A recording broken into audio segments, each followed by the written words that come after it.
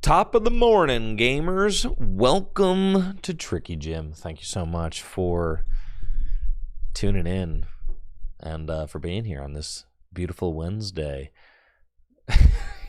Natalie, my wife Natalie, just got a notification over on Twitch. She has been a moderator for 90 months, baby. 90 months a moderator. Let's give a nice round of applause to Natalie. 90 months. Wow, that's a lot of months. It's almost 100. That's crazy. That's crazy. Welcome, everybody. We've got Pokemon cards to do today. That's crazy. Pokemon cards again? I know. Just what a blessing. We get to play Pokemon cards. That's what we're going to be doing today. But we got a couple of other very exciting things going on, like this weekend is the North American International Championships. That's NAIC, all right? And if you use the !NAIC command in the chat, you will have revealed to you that I'm planning on doing a watch party, restreaming NAIC this weekend. So that's going to be a lot of fun. It's not something that I've ever done before. Literally, I've been streaming for like 7 years. I don't think I've ever like restreamed or watch partied like a major event. A lot of major events I used to go to, but this year I'm not going to NAIC, so I thought that it would be fun to give it a try. It's one of the biggest events of the year. I'm not going to be here streaming for the World Championships, as I am going to be attending the World Championships as a hashtag Pokemon partner, hashtag paid trip, hashtag sponsored, hashtag free trip for the Pokemon World Championships. But yeah, I'm just going to be here this weekend. So I was like, well, if I'm just going to be here, I might as well be live. You know, if I'm going to watch NAIC, well, I might as well watch it with everyone else, right? Do I plan to cast over it or just yap with us? I imagine it'll be like a kind of fusion of the two, right? Where we'll do some like casting, we'll do some yapping. I mean, that's like that's like the appeal, I think, right? Is that it's not just going to be play-by-play casting. Like, I'll do some casting. I'll talk about plays. I'll talk about, the matchups and the things like that. But then, like, we'll also just do a healthy amount of yapping, right?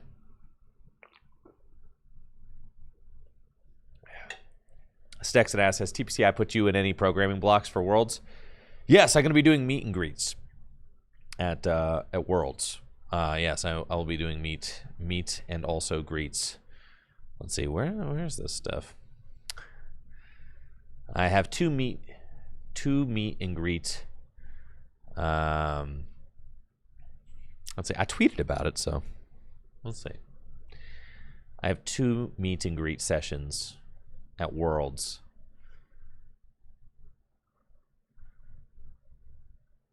Let's see.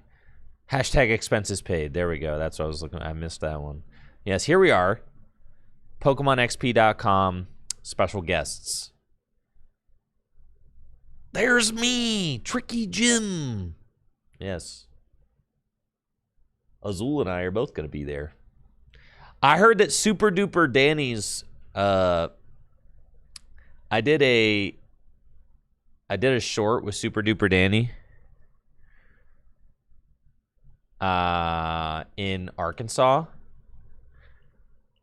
I heard that thing's got like 1 million views. What the frick, dude? Why my short got 1 million views? Like, yo, that's so beast. Yo, shouts to Super Duper Danny. You guys seen that? Yeah. That's cool. Pokemon fan guesses what I removed. Yeah, so shouts to Super Duper Danny. That's pretty cool. It just hit a wave on the algos, dude. All the normies watching my Pokemon swag.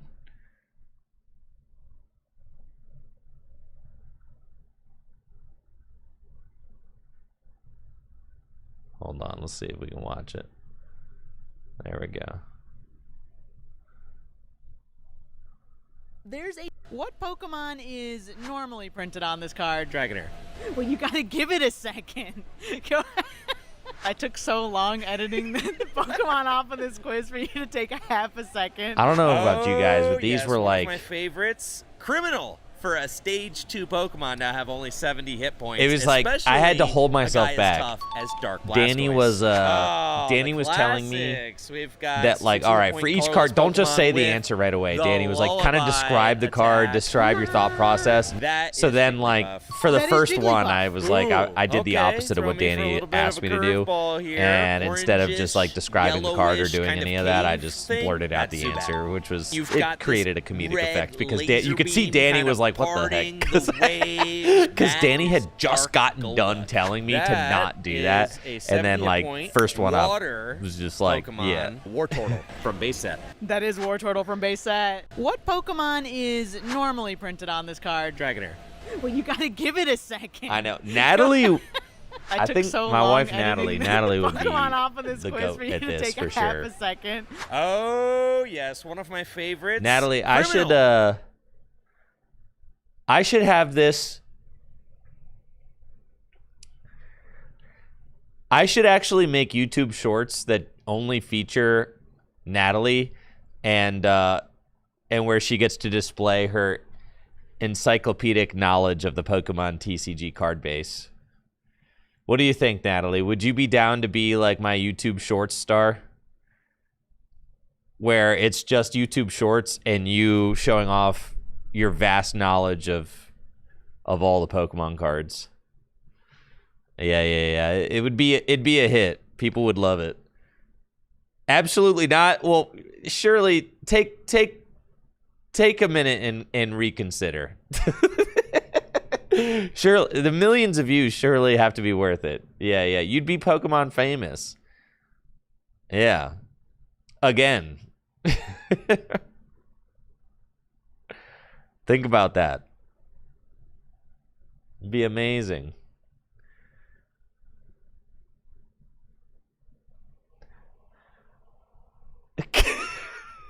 Shorts don't make money, that's for dang sure.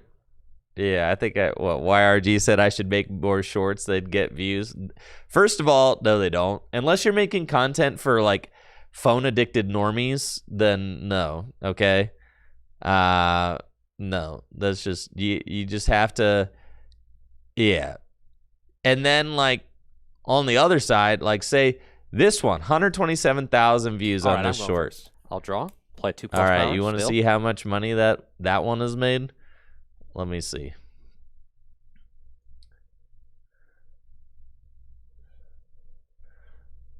They don't even make money. It's like hypothetical money. God, I love me some hypothetical revenue. It's so sick. All right, you want to see? Yeah. So this short, the pennies will add up. Yes, but it's work. Making shorts is work. Yes, I mean, like, that's the thing about content is it's a matter of, like, so this one with 127,000 views made me $19, okay? So if I made a short that has 1 million views, I mean, maybe it's a couple $100, but that's like, you know what I mean? It's really just not worth it, dude. It's so, you know what I mean? It's work. Shorts are, I think, like one of the biggest misconceptions about shorts is that they're just easy. How much more is a 100K view video? See, yeah. Now we compare that to like, let's compare that to a video. Sure. Want to compare that to a video? I got you, folks. You want answers? I've got them. Let's see.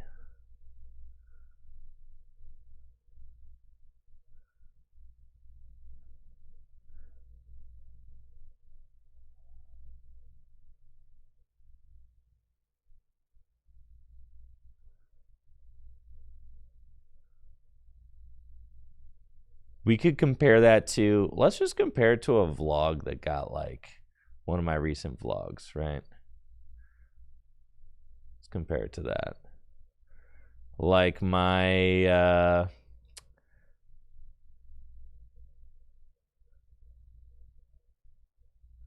Milwaukee regional vlog. All right, it's got 83,000 views.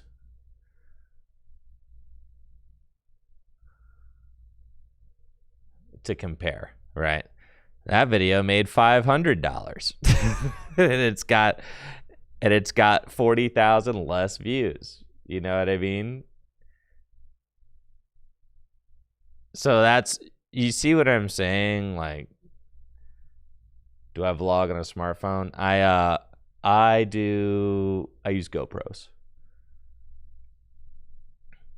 So like, I don't know. I usually say like a good video of mine can get, make, a few $100. That's what I would say. Shorts is a numbers game. Well, you see how that's soul sucking, right? You're like, oh, well, you just need to crank out shorts like every day, right? Well, you see, as a creative person, you see how unfulfilling that is, right? You're just like, it's not about how good it is, bro. It's about feeding the algorithm, bro. We just need to crank these suckers out like they're freaking hotcakes. You know what I mean? We gotta crank these suckers out like they're McDonald's cheeseburgers. We just gotta crank them out, baby. Crank them out. We gotta feed the algorithm machine. Feed the machine, baby. We gotta feed the machine. Of course, we had this exact conversation last month because every time I talk about shorts, people are like, you should do them. And then I'm like, no. No.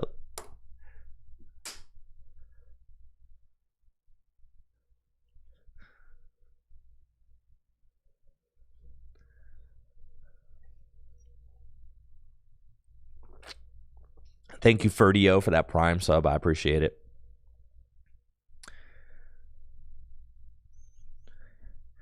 Lucky Penny Benny says, I apologize if you commented before, but have you ever considered working with an editor who could clip the shorts? Okay, so the thing about working with an editor, and I've worked with like editors and all that before, is that,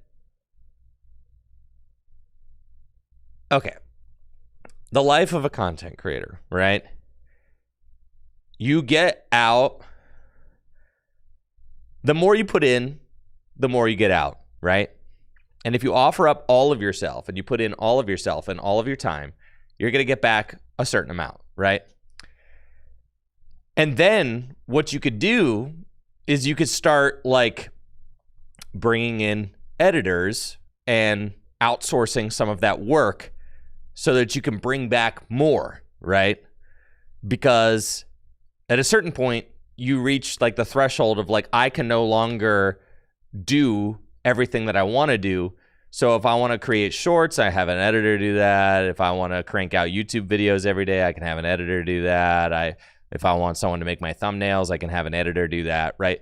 But then you're not just responsible for yourself, you're responsible for the team, right? And financially, your channel is not only paying your own bills, but you're also sustaining a team that works for you.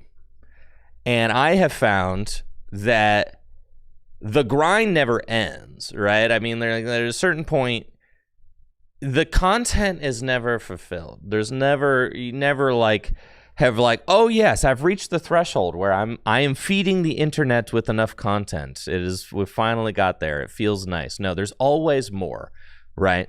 There's always more to be had. There's always more content to create. It's infinite. The scroll loop is infinite. People never stop scrolling. There's millions and millions and millions of people addicted to their phones, and they're just scrolling constantly. There's always more content to create, right? And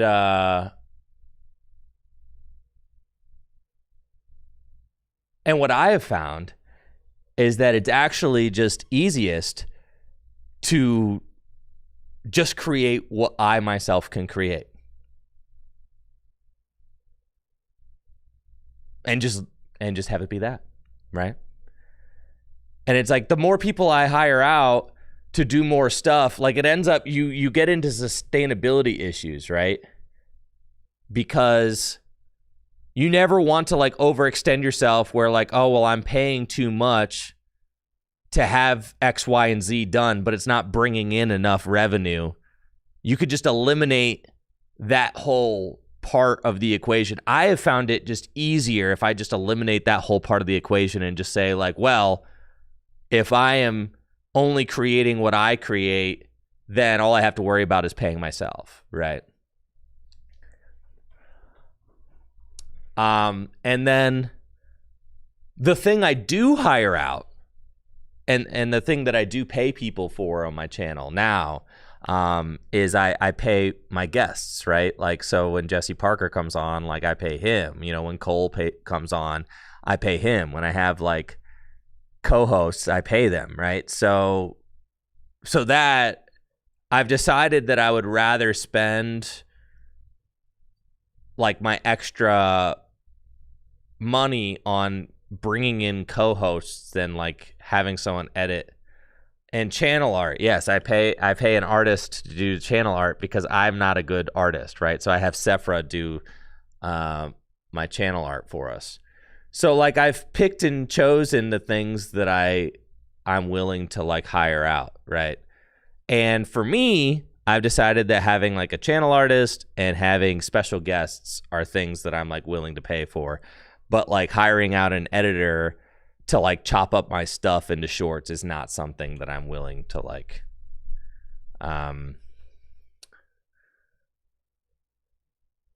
not something that I'm willing to do right now. Because at a certain point it's just like it's just not worth it, right? It's not worth it. Yeah. I don't know. And maybe I could be bigger and maybe I could be more successful if I did, but like I just short form content has never clicked with me. I think short form content is somewhat of a disease. Okay. And I think that, I think that people are too addicted to the scroll and too addicted to their phones and stuff like that. So I don't even consume social media like that myself too much anymore, really at all. I've been kind of moving away from it because I think I don't think it's healthy, right? So if I don't think that scrolling on social media and algorithms, I don't think they're healthy, right? I think they're actively bad and damaging for mental health and for like humanity as a whole. So why would I create that content if I think it's bad for you? Like I think short form content and like the infinite scroll loop of social media and algorithms, I think it's literally bad for you. So I create long form content because I think that's much more reasonable and healthy. And like, you could listen to my show like it's the radio, or you could listen to my show, while you're at work. And I think that that's fine. Like that's totally cool. Right. But short form stuff where it's like, you're not building any sort of relationship with the content or any of that. You're literally it's like smoking cigarettes. You're just trying to get that little blip of stimulation, that little like, or that little, whoa. And then you're on to the next, right? You're just on to the next, on to the next, on to the next, on to the next, on to the next. It's like, it never ends, bro. It never ends. It never ends. So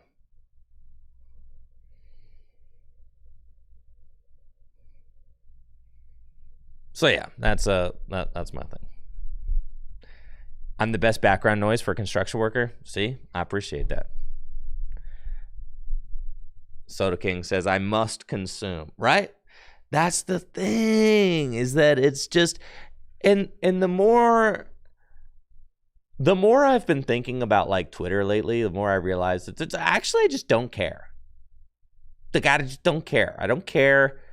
Like the way that the world used to work, right, is that people whose opinions were worth reading, right, were people with jobs, like in journalism and stuff like that, right? Like people you wanted to hear from, those people got paid for their positions, right? And they would end up having jobs like writing for newspapers or things like that, writing for magazines, all that kind of stuff, right? Like journalists. Like Twitter is like the antithesis of that. It's all the people whose opinions you don't really care about with self-inflated egos thinking that you should care about them. Like that's like, it's the opposite. It's literally just mind rot slop. It's like the worst place ever, right? It's the worst place ever. So like I've now just kind of like, and I used to tell myself that it was like, that like, oh, well, I need to stay connected to like what's going on. Like, no, I really don't, I don't.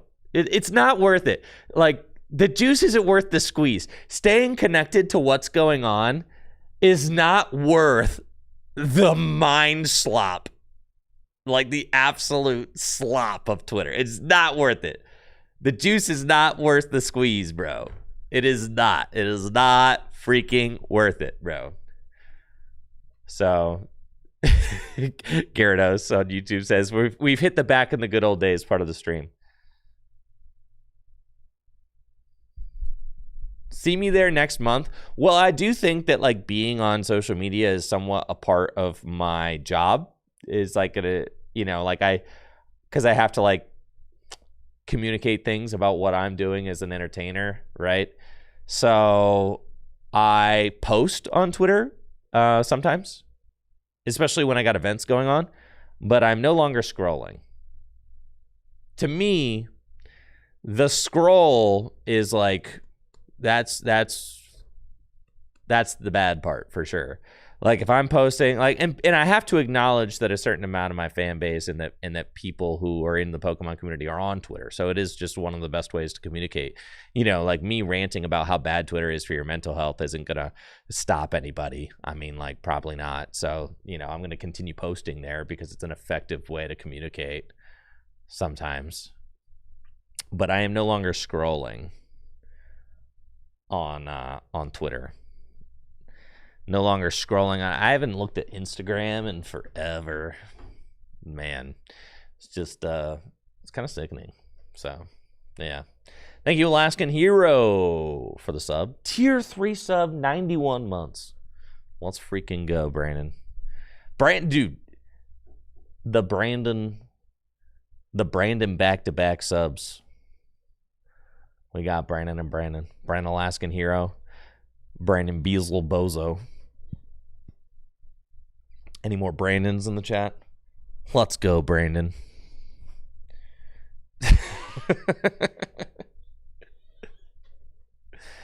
Let's freaking go. Thanks for the subs, y'all. Quentin Carlier, the 5 gifties. Let's freaking go. Appreciate you, Quentin. Yo, while we're here, I also wanted to shout out, you guys, the Tricky Gym community, absolutely incredible, have raised nearly $4,000 in support of the Trevor Project. We did our marathon Pride Month stream on Friday. It was awesome. We sold out of the sleeves, the Pride sleeves, to support the Trevor Project. That money has been deposited now to the total here that you can see reflected. We've got almost $4,000 raised for the Trevor Project. Absolutely amazing stuff. So heartwarming and amazing to see the outpouring of love from the community to support a great cause.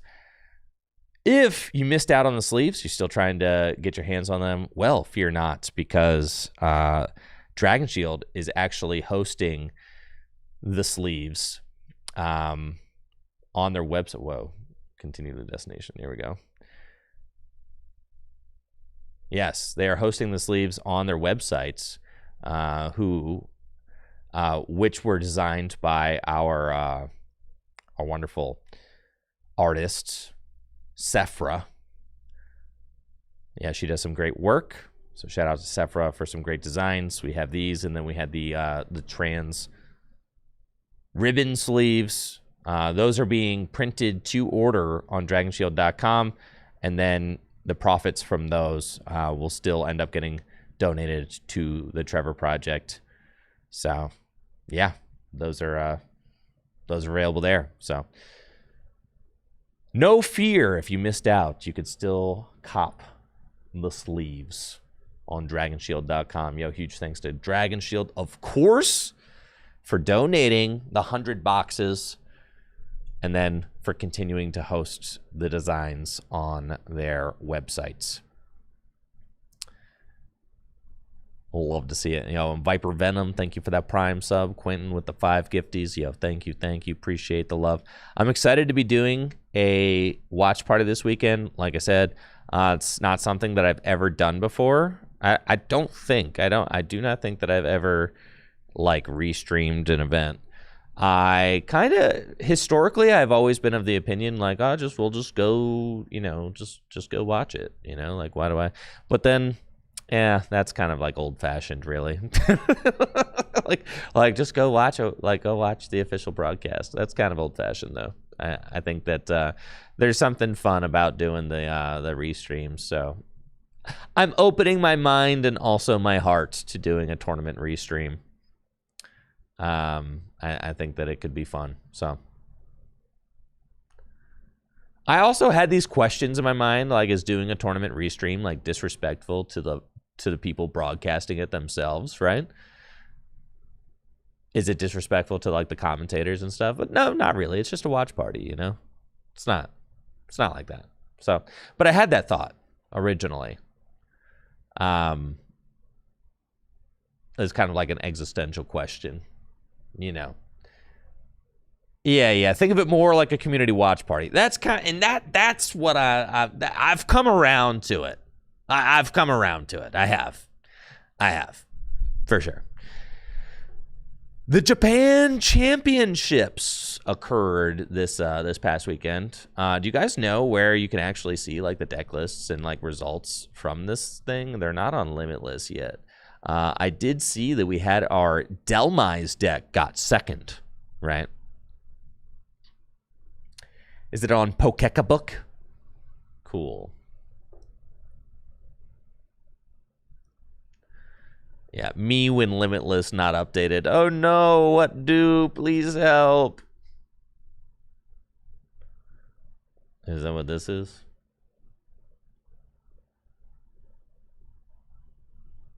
Translate.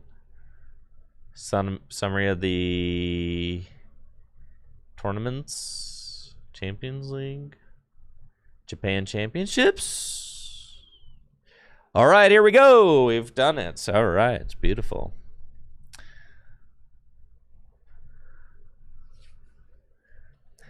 I did see that that the hide and sneak deck got second place. Whoa, that's crazy. Yeah, dude, absolutely nuts. And freaking slot box won, dude.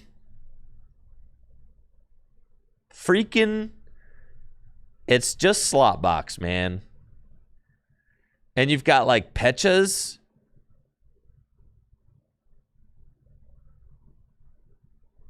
What's this Pecha Runt doing? Why is the Pecha Runt? What's the Petch doing here? Retreat, lock, and poison. I know that's what it does, but what's the application of the Pecha Runt? Like, in what application are we using the Pecha Runt effectively? And, you know, I'm asking this because obviously there have been many a slot box decks, right? And this one is kind of like you got your 4 Teal Mask Ogrepons, your 4 energy switch. You've even got like the ends thing to like move 2 energy at a time if you want to. You've got your Teal Mask. Like, all right, you got your Lily's Clefairy. You got them like the major players here. But then the Pecha Runt is surely like the wrinkle, right? In that it's slightly that's a slight innovation on the slot box formula that we've seen so far. That's not something that we typically see, right?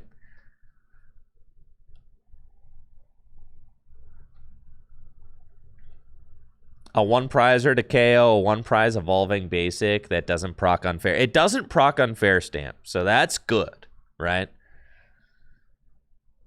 So, like, actually, I see a major strat would be to take a knockout with Poison Chain, and then your opponent goes to use unfair stamp, and they shuffle their hand into their deck, and then you'd be like, well, looks like you lost the games. Sorry. I see. Yes, I see. So your opponent goes to play unfair stamp after the Petch knockout. They shuffle their hand into their deck and get a game loss. Dude, broken strats right there. Broken strats. That was a joke, by the way. All right. It is both players' responsibility to uphold the integrity of the game states. But yes, Poison Chain, 10 damage, can't retreat, 5 more damage counters on poison Pokemon. Poison Chain also, as the name implies, poisons. So you're going to be doing, is it like 70 damage? Yeah, because it's 5 more, 10 plus poison, 10 plus 5 more, that's 70. That's crazy.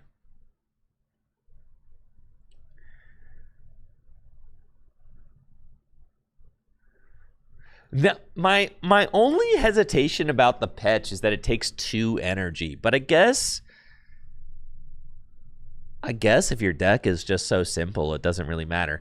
The thing that I really like about this brand of slot box is that you're playing 4 lilies. Something that I really don't like about the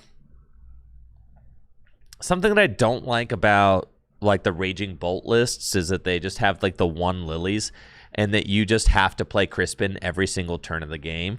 That's actually something that I really hate about the Raging Bolt list. It's terrible, right? Like you just are like, God, I got a Crispin, every single turn, got a Crispin, can't play any cool supporters, got a Crispin, right? But in this deck, you're actually playing good supporters like Lilies and Cypher Maniac and Boss's Orders. So, yo, what's up? Peter with the sub in the 65 months. Let's go, Peter. Thank you. So that's cool.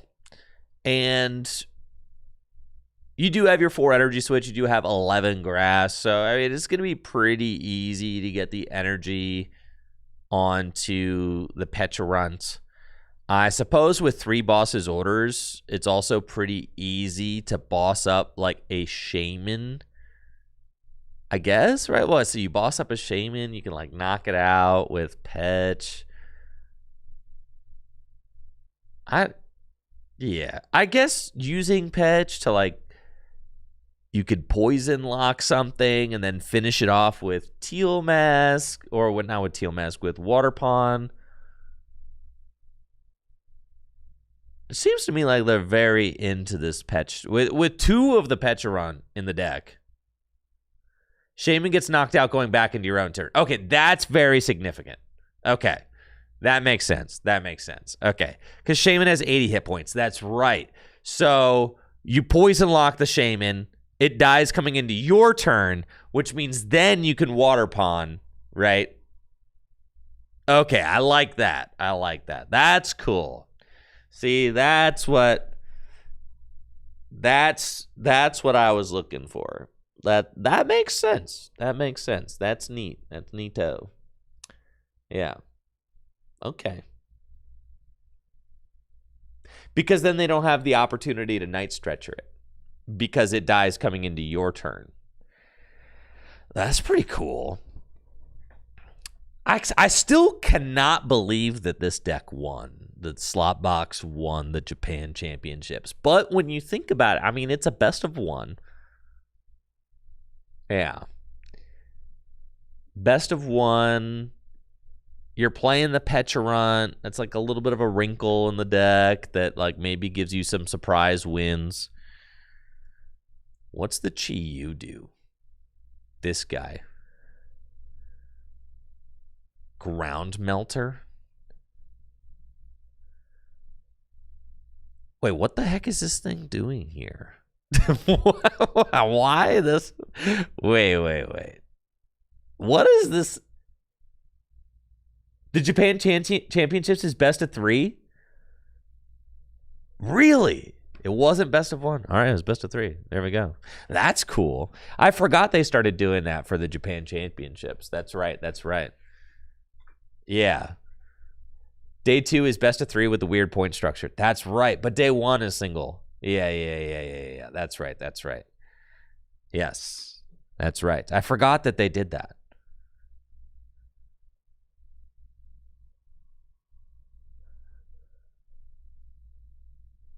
This thing can KO a Teal Mask and bump your own stadium. I suppose it can. That to me still seems... It feels... I still don't... I'm not with it on this thing. Moltres certainly seems better, right?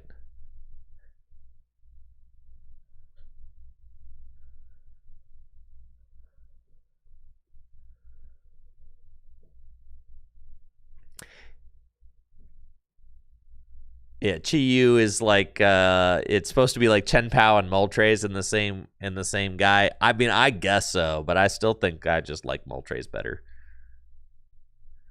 This card does one-shot Crustle. Okay, that I think is the best argument that we've got, right? Moltres doesn't draw cards. Sure. What's the site called? This is Pokeka Book. There you go.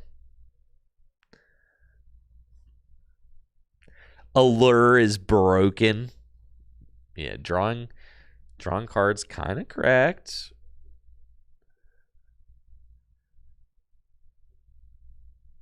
Yeah, so I think the Crustle tech is honestly, that to me is kind of like tilting the needle to where like, I see the Chi Yu now because of its utility against Crustle. That makes sense. It literally takes a matchup that's like an auto loss and flips it to an auto win. So I get it. I get it, right? Like that just makes sense. That's cool. Sure. Fine. And then it like has some other uses to can knock out festival leaders, can discard your stadium so that you can then remove liabilities. It can knock out Teal Mask, right? So to me, it's the Crustle matchup diff that really sells me on this card, because everything else I'm kind of like, like Chen. You could just play Chen Pao, you could just play Moltres, like, but the Crustle matchup to me, I think makes sense, right? So I like that. That's cool, and it draws cards. Just draws cards. It's pretty cool.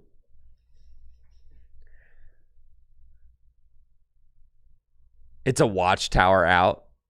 I suppose so. Do you suppose so? I think with this list, you also just are doing a fair amount of that retreat locking, right? Because you've got the Petch and you've got Sob. So I think with that and 3 bosses orders, you could just be very annoying with the retreat lock. And then, of course, the big story of the Japan Championships is that we had the freaking hide and sneak deck getting second place. Hide and freaking sneak, dude. Hide and freaking sneak. All right. Now, if you are excited about the hide and sneak deck, hashtag sponsored, hashtag full grip games, hashtag you should come to Akron, Ohio for the Pitch Black release weekend double header taking place on July 18th and 19th. We've got $6,000 in cash prizing up for grabs.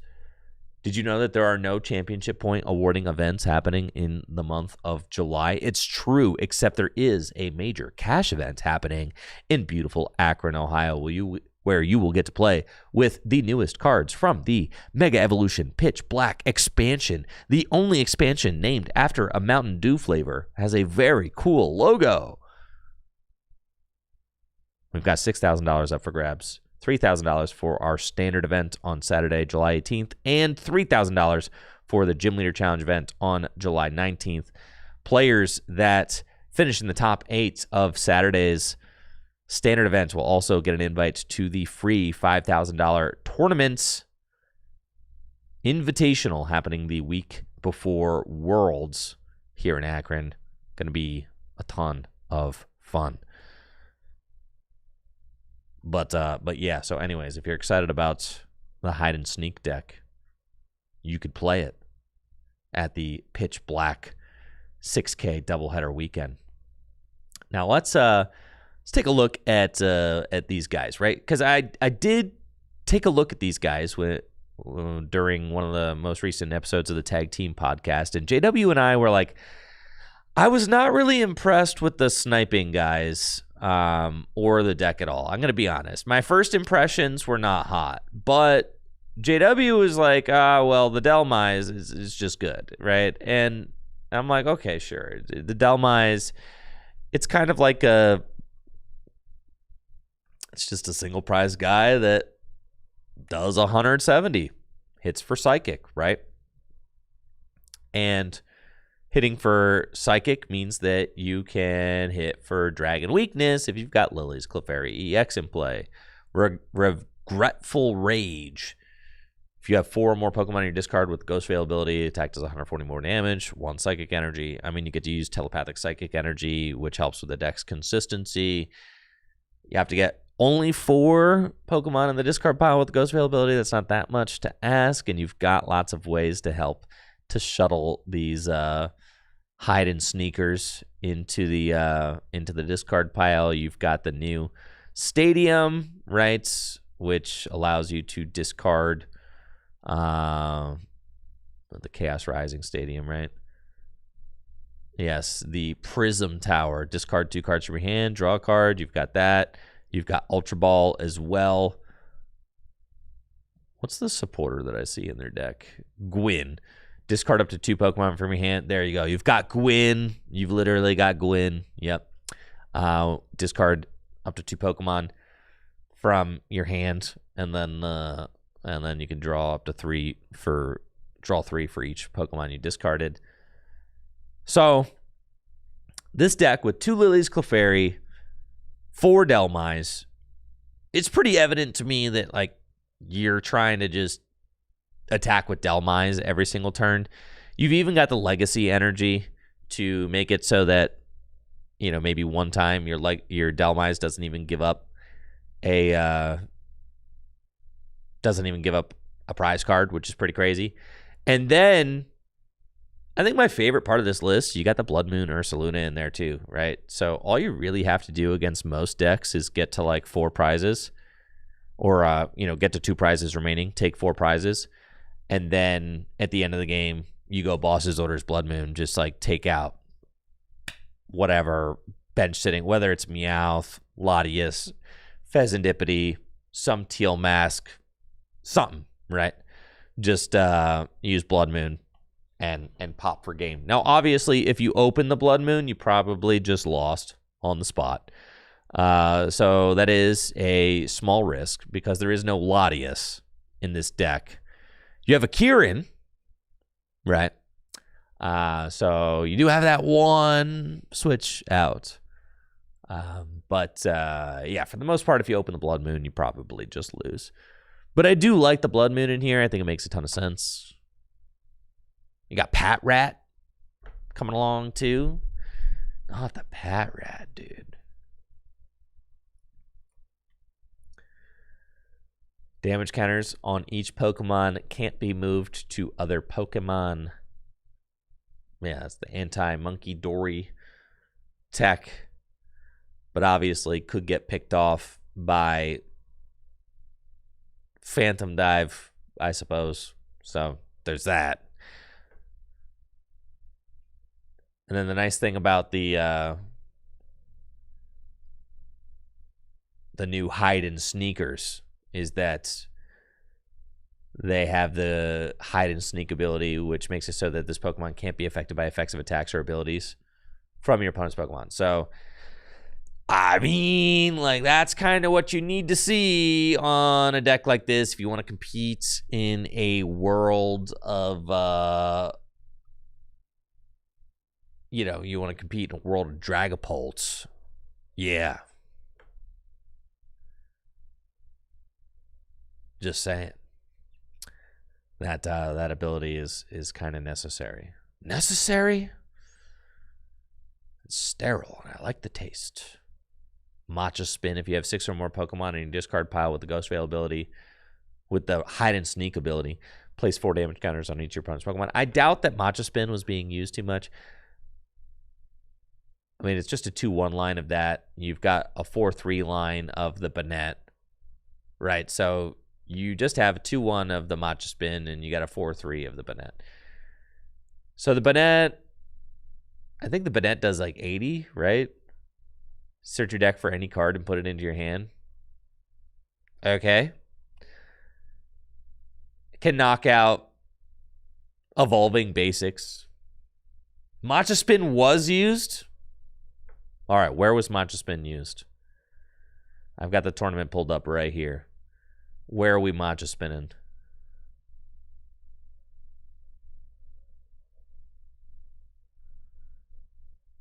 I guess Matcha Spin can help soften everything up.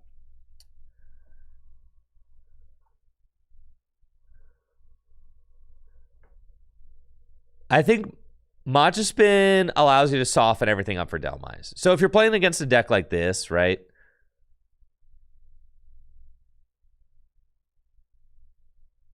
You could Matcha Spin, and then all of a sudden your like Teal Masks and stuff can be knocked out.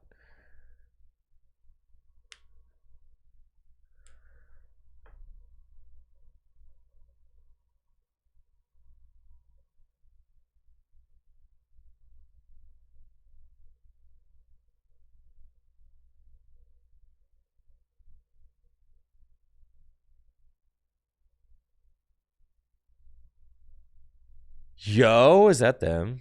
You got. Wait, where are those? Did you have like the actual cards in your hand there? The new celebrations cards? I thought. Here they are. Why is the camera not focused in a moment like this? There they are. Wow. That's so cool.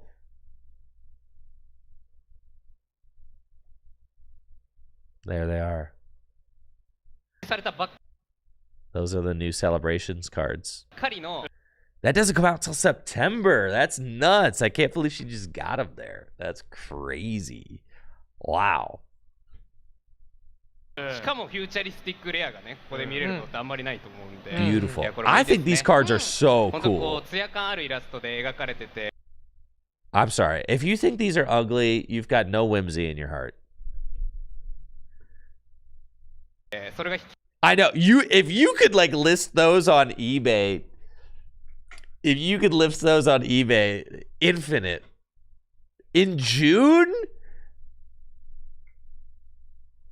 These don't come out for like 3 months. That's crazy. Wow. Look at that. They look so good, dude. They look so good. Lubu says, I guess I'm whimsless.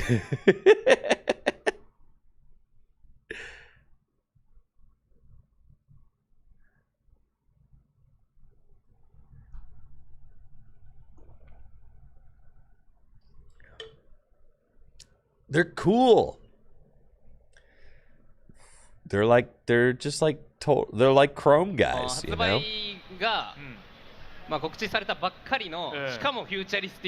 Oh yeah. Look at that.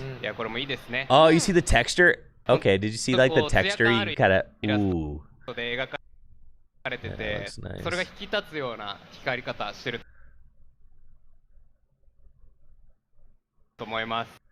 Not to mention, I think the 30th anniversary stamp looks so much better, like in kind of this rainbow.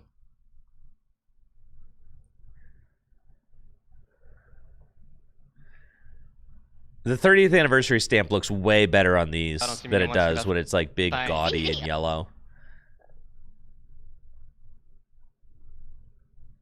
They remind me of Pokemon Break.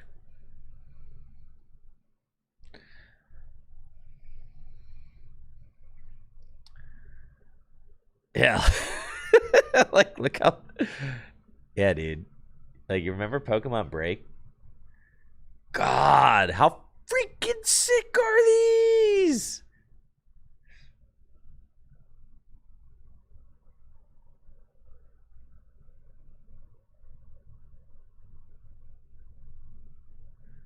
Yo, what's up, Brady? With the sub in the 80 months. Appreciate you, Brady. What's up, my dude? Hope you're doing well. Enjoying the new Pokemon Champions. Got Pokemon Break. I'm just saying, Pokemon Break. I mean, extremely cool cards.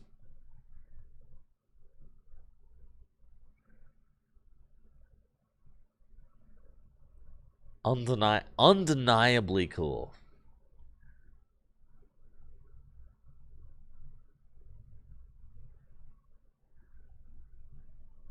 Look at the lightning bolt.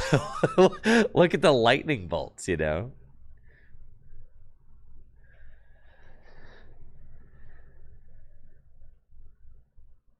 Brady says, hello, friends. I will not be playing any more TFT. You're done with TFT, Brady? Dang, dude. Done with TFT. What did TFT do to you, Brady? It's never been a better time to start playing the Pokemon trading card game again, Brady.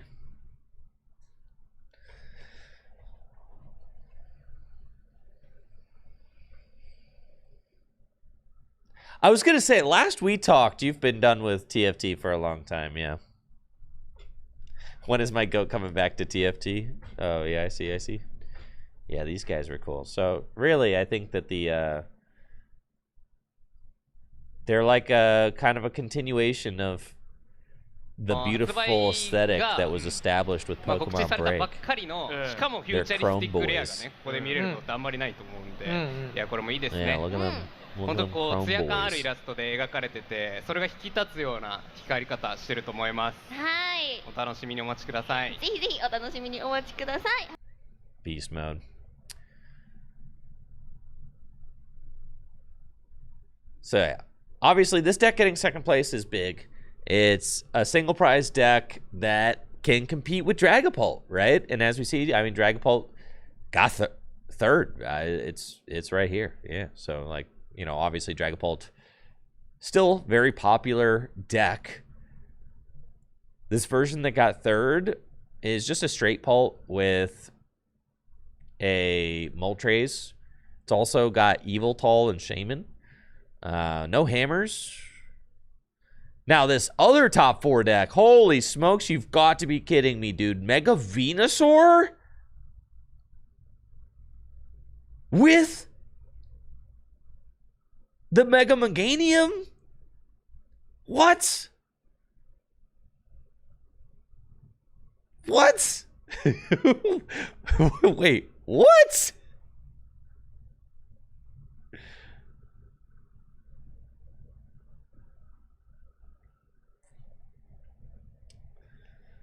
Oh yeah, dude. We got the Brady Classic Vision for quick ball, I guess, because I could just get rid of the bead. Which makes a lot of sense. Playing bad cards is broken because then you always have a discard target. Right, for sure. God, dude. 6 years ago.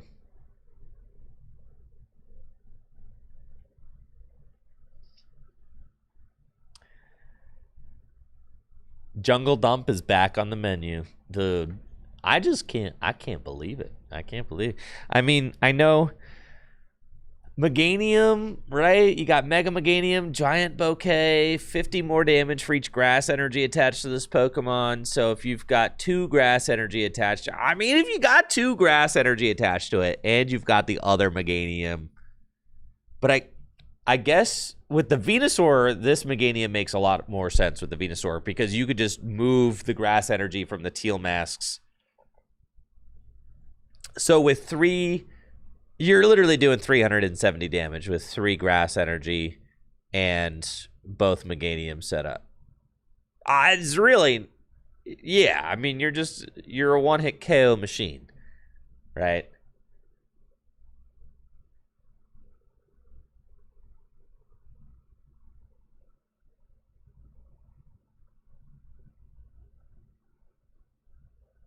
Yo, Brady, the Brady feature.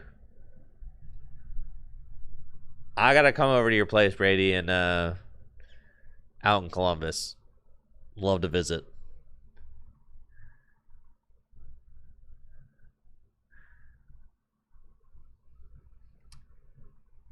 So yeah, this Mega Meganium can do a ton of damage. I mean, I guess, right? What else? There's nothing else to explain. You set up your stage 2 Pokemon, you go kablooey. I feel like Hydrapple is just better than this, right? Because Hydrapple also, oh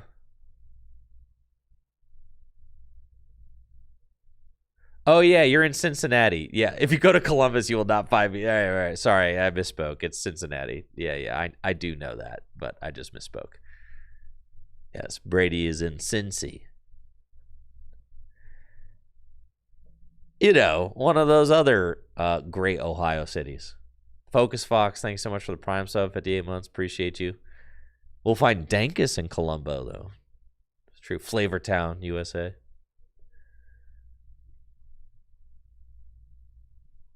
Yeah, Cincy. Would love to come visit you in Cincy, Brady.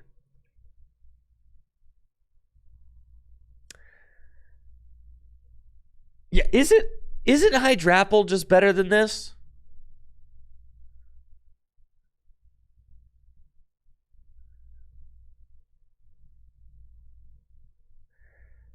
When JW moves back. Yo, JW's never moving back. That's just a pipe dream. He's never coming back. JW's gone, never coming back. Alex Holt's gone, never coming back.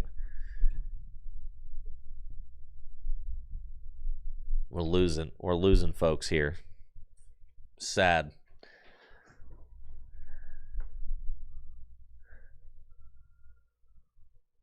Yeah, Hydrapple's got to just be Riley gone, never coming back, owns a home in Madison.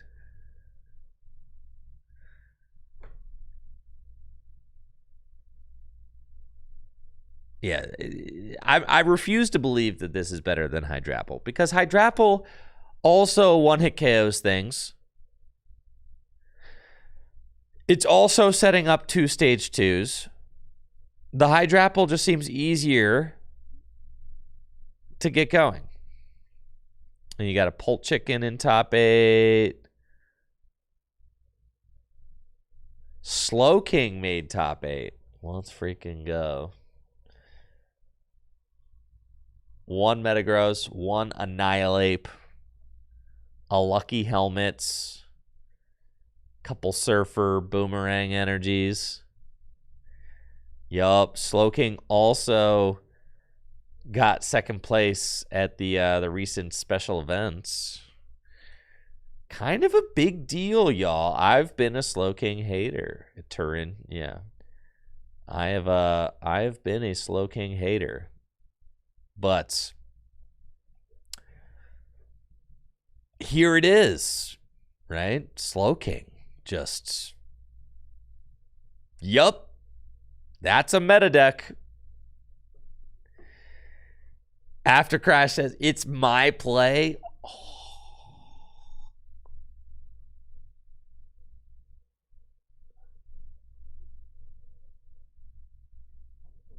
It folds to 1 Shaman. That's my beef. I think this deck loses to anybody playing Shaman. But if that's not true, then I'll have to reconsider. But that would be my critique of it, was that it seems like it's just was a great meta call for people not playing Shaman. But if people are playing Shaman, then maybe you have to reconsider. I got beef with one prizers? No, actually. I love one prizers. You were also an Alakazam hater, but look at where we are now. I love one prize decks. I do.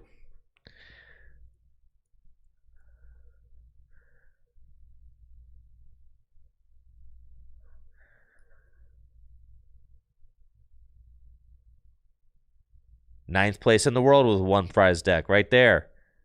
Top 32 regional with a one prize deck right there. Zoroark Drampa, top 8 NAIC, mostly a one prize deck. Zapdos, top 32 to regional, one prize deck right there. Baby Blacephalon, second place at the Players' Cup kickoff, that's a one prize deck. I got the one prize deck receipts. I love good single prize decks. Now, what's the difference between this single prize deck? That's a basic Pokemon single prize deck, basic Pokemon single prize deck, basic Pokemon single prize deck, basic Pokemon single prize deck. Zoroark was a stage 1 deck. Okay. Now that was, but Zoroark was also broken. I'm just saying. So no, I love single prize decks. In fact, if I could play single prize decks all the time, I would. But these single prizers suck, bro. They suck. They suck. Look at them, bro. None of them are good. They all suck. They require that you do crap like put things on top of your deck and do silly crap like that, bro. You have to play terrible cards in your deck. Like literally you have to play nothing burger cards in your deck. You have to play like... You gotta play freaking Academy at Night. 4 of them. 4 of this terrible, terrible card. You realize this card does nothing. It's terrible.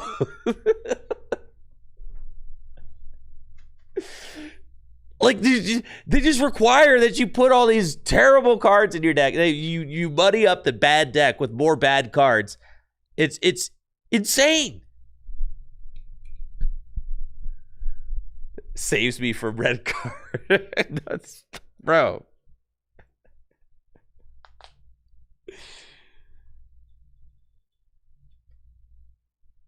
I'm just saying, I'm all for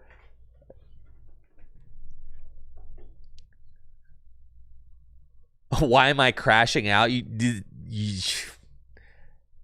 That is not a crash out, please. I've crashed out many a time. Specifically when the Pokemon Trading Card Game Online was being replaced by the Pokemon Trading Card Game Live. There was about 2 years of solid crashing out happening on this channel. But that was not a crash out.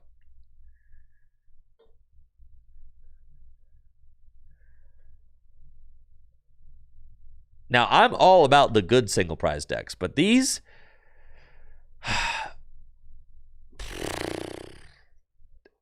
just am not impressed.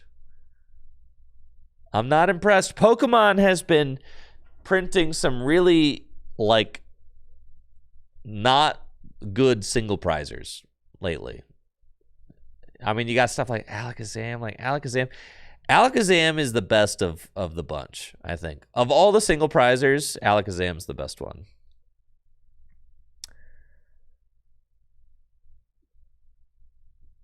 What made good single prize decks good?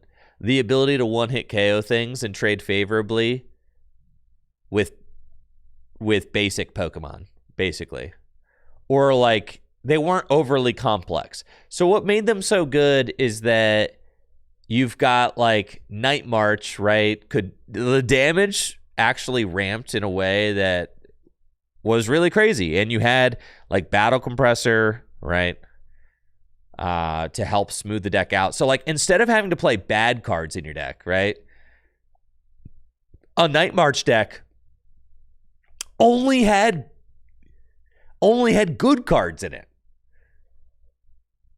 Soda King says, one prize decks that do nothing but lol, I swing, big damage, get one shot is the worst archetype ever invented. Yes, maybe, but now they just, like, make it so that you have to do really cringe stuff in order to get there, right? So, like, now, the Night March deck, you had to get Pokemon in the discard pile. But they gave you, like, Battle Compressor, you had Trainer's Mail, you had Verse Seeker. I mean, like, you actually had a, like, good deck. You had cards. Every card in the deck was good. That actually helped the deck to function, right? So, I mean, I'm not saying they should print another Night March, but that's, like, why that deck was good. Now, to counter your point there, though, Soda King, Zoroark from Breakthrough was one of my favorite single prize decks ever, right? Kevin Baxter actually won a state championship with this deck back in, like, 2016. He kind of had his own single prize Zoroark deck. It eventually evolved into, you know, like, there was Zoroark Break with Drampa GX is kind of like a, you know, supplemental attacker in the deck. But the Drampa Zoroark deck that I top 8 at NAIC with was mostly a single prize deck. And it wasn't just like the silly, like, oh, I one-hit KO everything, go burr, you know, it wasn't that.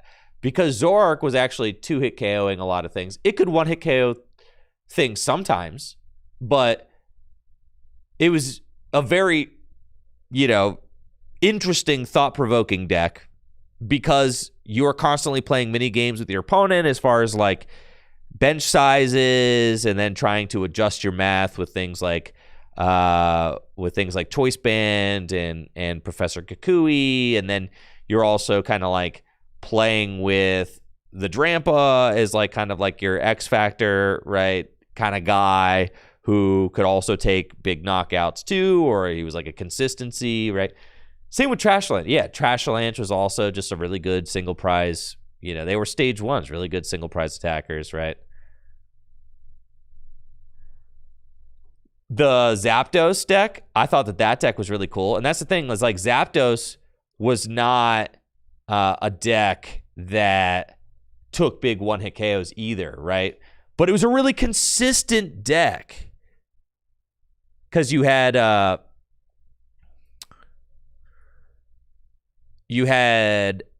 Jirachi engine, right? So this Zapdos deck right here, right, that I got top 32 with, This tournament was actually extremely cringe. I was like 8-0 or something, right? And then I played against Danny Altavilla in round 9, and he absolutely destroyed me. And then I played against Danny Altavilla in round 10 because it was Danny Altavilla was like one of the top seeds with a deck, with this Zorik deck that just completely countered me. And I played against him round 9 and round 10 and got absolutely destroyed in both those rounds, which was like extremely cringe because I like couldn't beat his deck. So I got paired against him the last round of day 1 and the first round of day 2. It was like, hi, Danny, ready to just like win your next 2 rounds so easily? Yeah, that was crazy. But anyways, this deck was also not a one-hit KO deck because you were just kind of like chipping damage with Zapdos, right? And taking key knockouts with Kuzma and using Jirachi's Stellar Wish. So like this is another example of just a really good single prize deck, right? And then you kind of had your like, there was like your Buzzwole variations of this that could like hit for, you know, for weakness, Zap Beasts, right? These were cool, good single prize decks. They were consistent. They were super consistent. They were not overtly gimmicky, right? They just traded favorably. I'm not saying, listen, I am a Baby Blounds enjoyer. I also was a Night March enjoyer. But like, you know, there's a time and a place to go, you know, blow something up with like your convoluted single prize deck. There's a time and a place to do that. And I think that those are cool. I don't have any hate against them. I think they're chill, right? There was also like your lost zone deck, right? Like your Lost Box, right? Lost Box was also, I would say, was a really cool single prize deck, right? So you got like Tord. God, having to scroll through Tord's Limitless page. Holy cow, man. Oh my God. Holy crap, bro. All right, where is it? Oh my God. There's so much here. Where's your Charizard Lost Box win? When was that? Here it is. Yeah, this deck. This deck was a really cool single prize deck as well. Right? This was like your Lost Box, just your pure single prize deck, right? So yeah, this one was really cool. And again, it was like a thinker, right? I mean, you're using Comfy. It's a very consistent deck as well. You're using Comfy. You're using Sableye. You're using Cramorant. Cramorant really felt a lot like Team Up Zapdos, and then it's kind of just poking things and setting them up. But you had Sableye to like clean up everything. And then, of course, you've got like the best single prize attacker of the time, the Radiant Charizard that can just come in and just smack for 250. Just an incredible deck, right? So to me, like, this is another example of a very cool and good single prize deck. And then you're telling me to like look at Slow King and tell you with a straight face that that deck is good? Like, no, bro. I'm still a hater, dude. I'm still a hater. This sucks. You've got so many bad cards in the deck, bro. So many bad cards. You've got to play freaking Kangaskhan just to draw anything. I just can't. I can't, bro. I can't. All right. You're a stage 1 and your attack costs 2 different, like your attack costs 2 energy on a stage 1, and then you can't just use your attack. You have to actually stack something first. Slow King is not the same deck as Lost Box. That's crazy. No way. It is absolutely not. What are you saying? Absolutely not.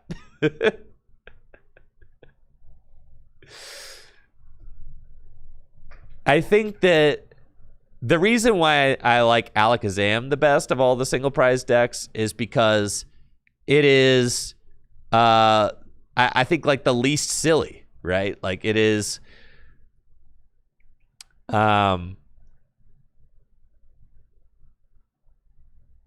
mean, it is literally your guy draws cards, right? So it's not like you're playing all these bad cards in the deck. Like your guys draw cards. That's great, right? So you don't have to play all these bad cards in the deck. Now you do end up having to play a million techs just to like keep up with Dragapult, which that's just kind of the world that we live in, I guess. So I guess the bad cards that you have to play in the Alakazam deck are the techs, right? For various things. But it's okay because your guy is like the consistency guy. He just draws the cards, right?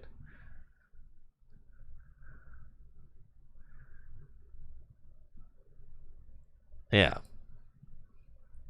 Listen, I can't hate every single prize deck, okay? Or people are just gonna say that I'm a single prize hater, okay? So I have to pick one that I say something nice about. And I'm picking Alakazam. That's gonna be the one I say something nice about.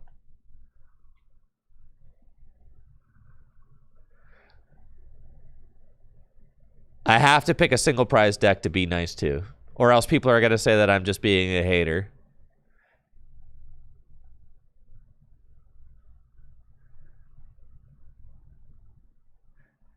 Yeah, if I really hated one prize decks, would GLC exist?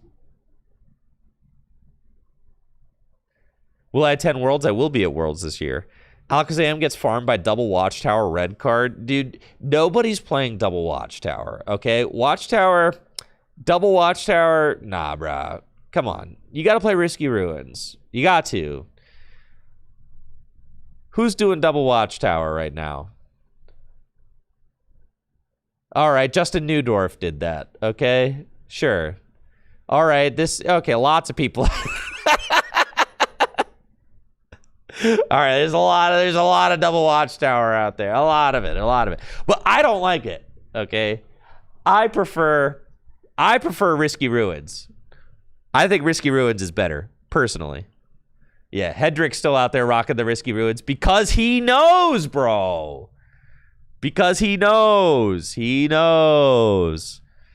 The Risky Ruins are crazy. They allow for the crazy plays. Hedrick just player diffs everybody. Well, yeah. Isn't the goal to player diff everybody?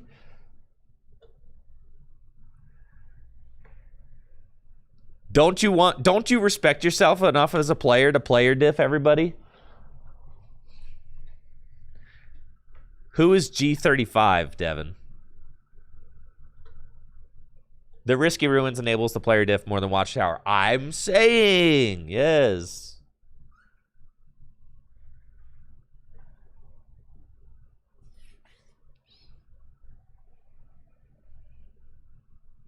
G35 is Newdorf. Why is Newdorf G35? Why is that his name? Is that like his screen name or something?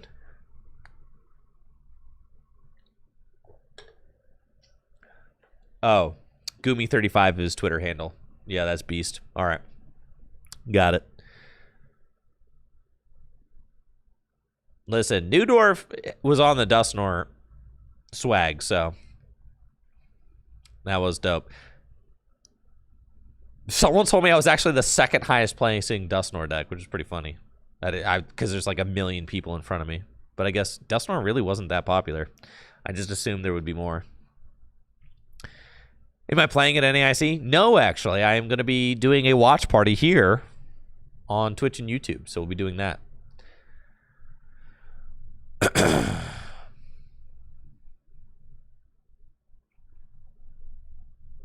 Freaking Collinsville, man. Regionals will never have again. But I do think that once the Delmise deck is out, maybe the Delmise deck will be my favorite single prize. I think it will be, right? I think that this will be my favorite single prize deck once it's out. So that's cool. Now this is not legal for NAIC, obviously. We are playing in Chaos Rising format. So, but for Worlds, I would expect this deck to show up. I think it's really good. Because you're just going in. I think that to me, the hide and sneak deck seems like, of all the things that I've been kind of telling you that I want in a single prize deck, I want it to be a basic Pokemon. I want it to be consistent. I want it to be no nonsense, right? Like, to me, the Delmise deck is that, right? It's got options. You can spread damage. It's got consistency. It's got, you're leveraging your basic single prize Pokemon. I think that one of the things that I like the least about a lot of the single prize decks now is that they have to be evolving, and I think it's just a bad time to be an evolving single prize deck because of like all the spread shenanigans that are going on and stuff. Obviously, the hide and sneak deck can mitigate a lot of that because of the hide and sneak ability, but then also Delmise just being a basic Pokemon means that at any point in the game you could just like slap one down and start swinging. I also like that it only takes 1 energy. I think that for a single prizer, kind of like inherently with the Pokemon TCG, if you've got a single prize attacker, right, it's going to get knocked out every single turn of the game. It's never going to live, right?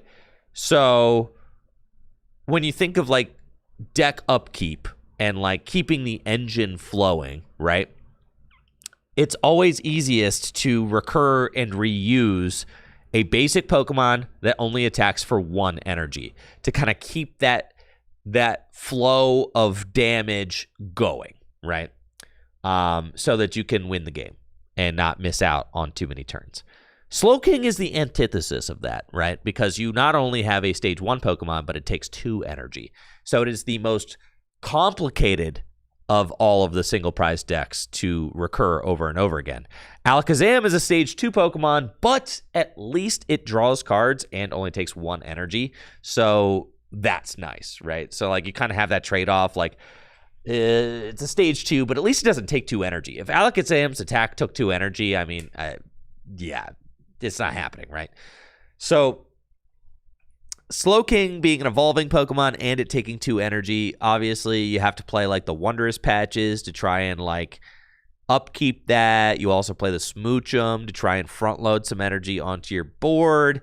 And, you know, and I mean, and you play Kangaskhan and you kind of assume that maybe the Kangaskhan will get knocked out. So you can sack, you only really have to power up maybe 3 Slowkings tops. So do I have these cards for next week? You betcha, Jesse. I do. Welsky asks, what gaming is happening today? Well, the gaming will happen when I am done yapping. Right now, we're in the yapping part. We're in the yapping session. Yeah. That's where we are. When does streamer play game? Good question. When does streamer play game? When do we turn game on? Top 16 festival lead? Love to see my babies. Poltnor. Love it. Ugh. Love Poltnor. Ain't no way a Greninja in top 32. Quit playing with me, dude. No way. An Absol box in top 32?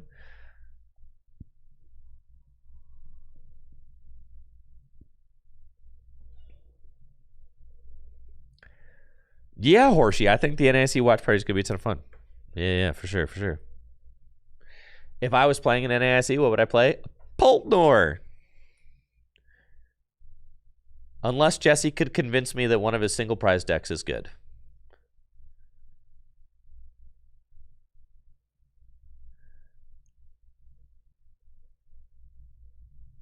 Prize Pack Series 9. Did you guys see this? Yo, we got Pokepad on the way. We got Telepathic Psychic on the way.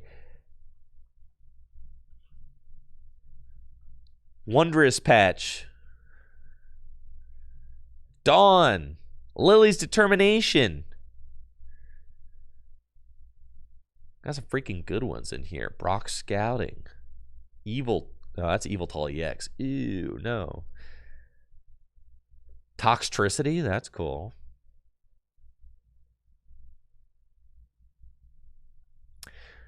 Dude, the Mega Charizards. Yeah, don't mind if I do pull those. Okay.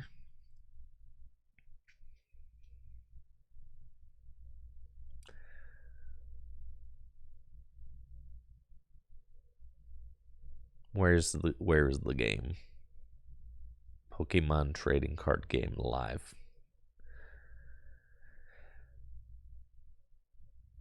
Oh, yeah.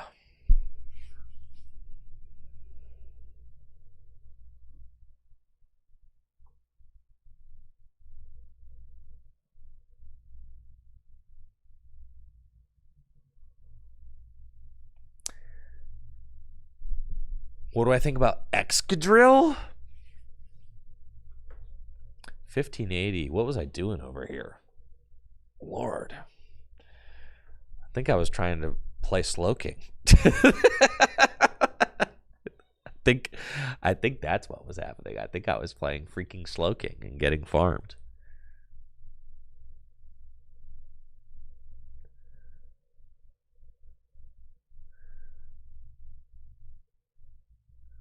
All right, what if we played...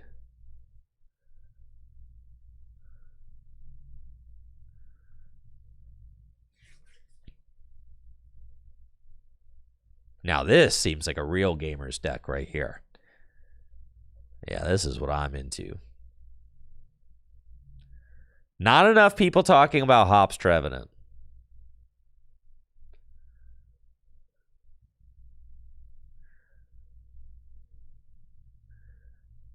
Listen, you guys are looking at my last week. That was not my first iteration of Slowking. That was the last ditch effort of Slowking when all previous iterations were not doing well. Don't judge that. That list is trash, bro. That list is trash. No one is defending that list that I ended up with, okay? I was only starting to do horrible things to the Slowking deck because I was getting farmed, okay? Because I was getting farmed, so I started doing crazy stuff to it. Got nothing like Slowking experts in the chat, dude. Some things never change.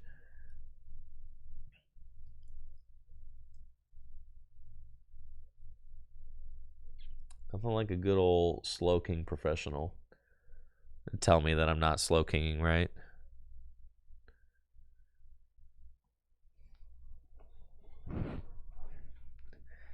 Slowking is harder than Night March. You get it, bro. Don't you even, Jesse. Jesse, you've never done anything at a tournament with a single prize deck. I have. Multiple times. So get after it, big boy. Let's go. Do you want to go first?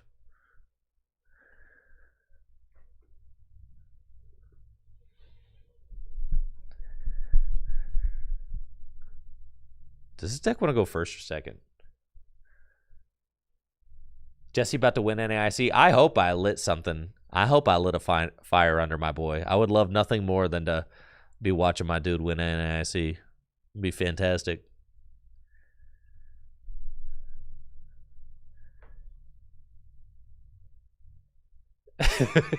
Grandpa was playing single prize decks when that was all we had. Back in the day, you had to play single prize decks.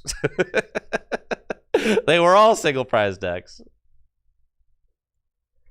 Jesse says I need top 32 for my invite. I'm saying, then go get it, bro.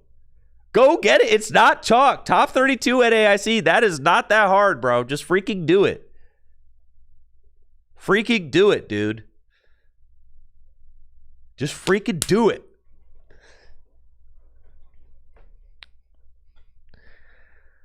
All right, what does Hansel do? Look at the top 8 cards, put 3 of them in your hand. You can only use it if Pokemon was knocked out. Well, that was not the case. So we got to get out one of our boys.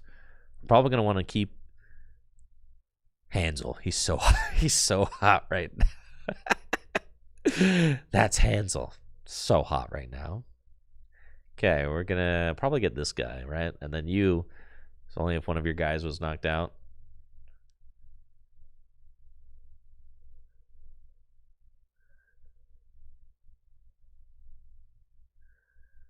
Telepathic psychic energy.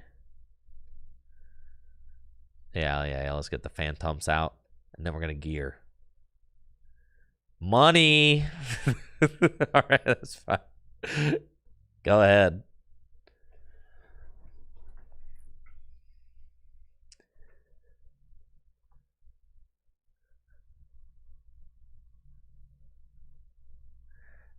Lucky Penny Benny says, bro, they come with the knives out in the subreddits too.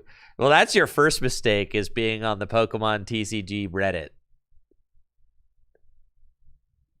That was your first mistake.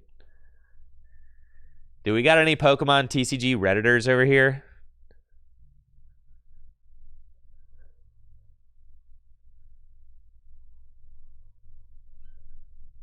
Pretty much the only social media that I'm into these days is Discord. To me, Discord, love it. It's great.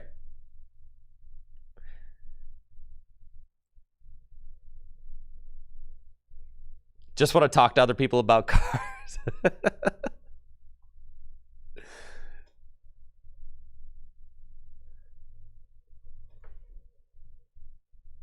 All right, I'm getting item locked. Yep. Go ahead. I'm gonna have to wait till I can use my Hansel.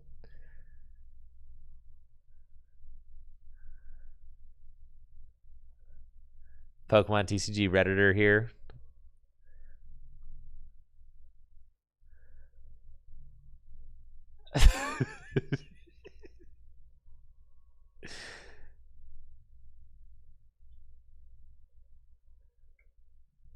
Well, you know, the best place to play the Pokemon trading card game, or the best place to talk about the Pokemon trading card game, Tricky Jim Discord server.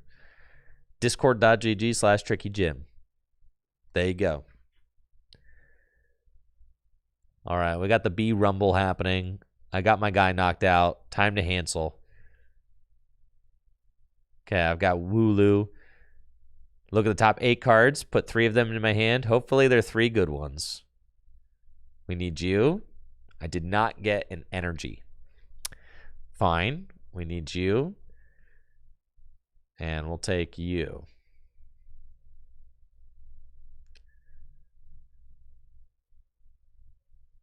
It's fine. It's fine. So we didn't get... Can I even, like... This is so bad. I think I'm not going to be able to keep pace because I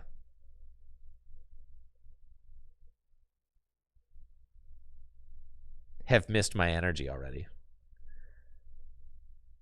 Oh, I guess... Oh, I could just attack with the Hop's Choice Band. Oh, we're chilling. Yeah. Okay. 190. I forgot about that whole part. Where, like, the Hop's Choice Band is the energy. Forgot about that. Yeah. Okay, well, this deck's pretty good. Here we go. I did 190. Wow, look at me. I'm going, dude. Yeah, we're cooking now. Horrifying Revenge.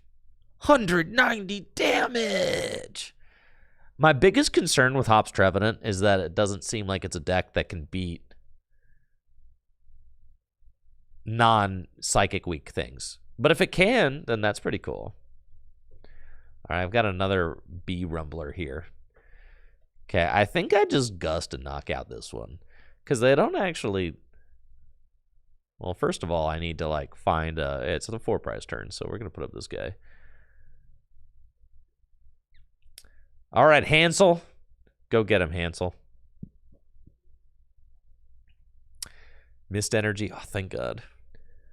Postwick. Night Stretcher. And I've got a Petrol in hand. Oh, my God. This freaking deck, dude. This thing is stressful to play. That's fine. You're constantly on the edge of your seat. Let's see, I'm doing 120, 150. How much HP you got left? 120? I don't even need the Postwick, dude. But the Postwick counters the Stadium, which maybe makes their life a little bit harder, so...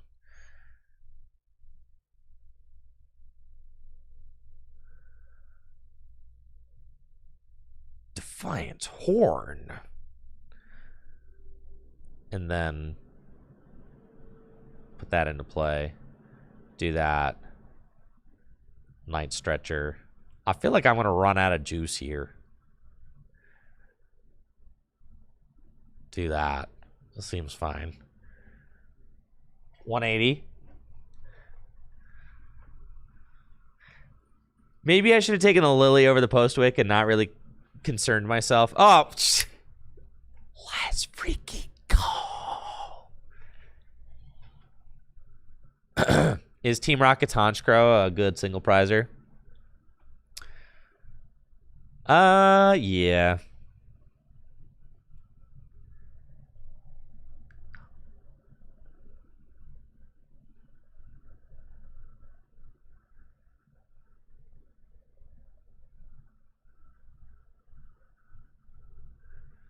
Yeah, kind of. Yeah, the Hops Trevenant deck, it's kind of good. Or not the Hops Trevenant, the Honchkrow deck. It's good if you're Joshua Zapdos TCG. It's really good if you're him. But if you're anybody else, probably not.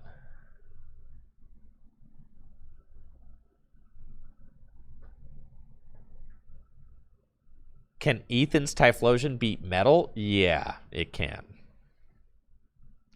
I mean, I don't know. If you look at like Jesse's if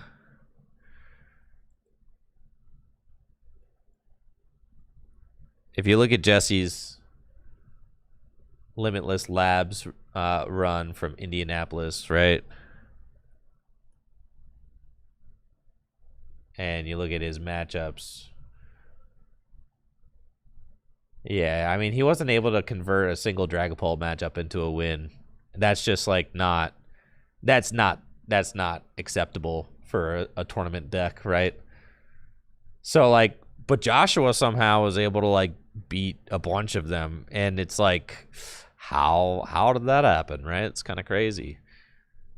Let's see.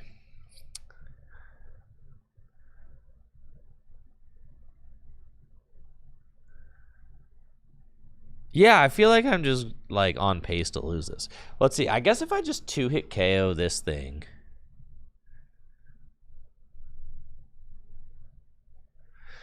Oh, no, I'm not on pace to lose this. All right. So right now we're doing 160.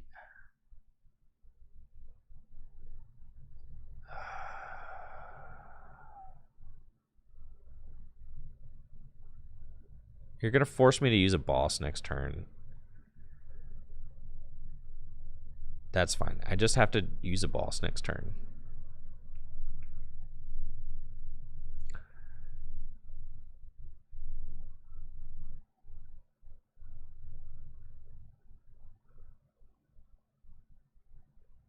Holy crap. The secret box.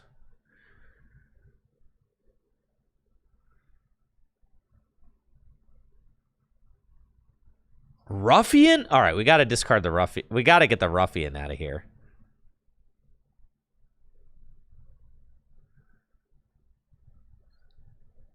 Surely.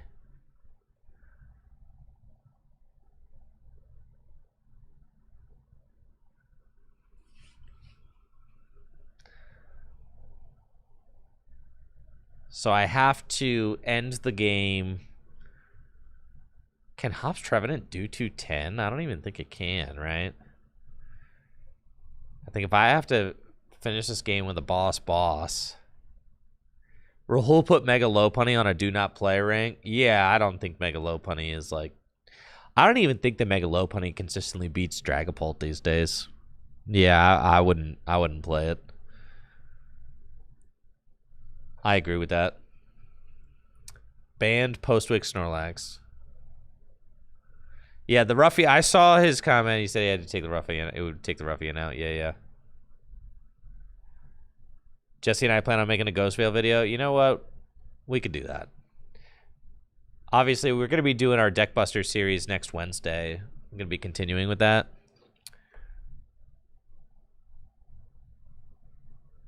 We can do a good old-fashioned Ghost Veil video. Yeah, I don't think I can win. I don't think so. I don't think it's possible. Well, the Night Stretcher top deck was certainly a card that was good to see. I think I'm out of Phantoms. Yeah, I am out of Phantoms. So, like, the Telepathic Psychic Energy doesn't even do anything. Here, 2 prizes remaining. I have 4. The fact that I have to go boss is like really annoying.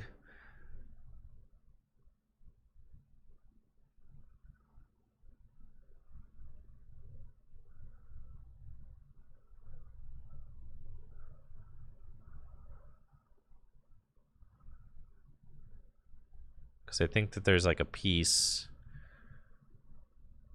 that I'm just going to be short, right?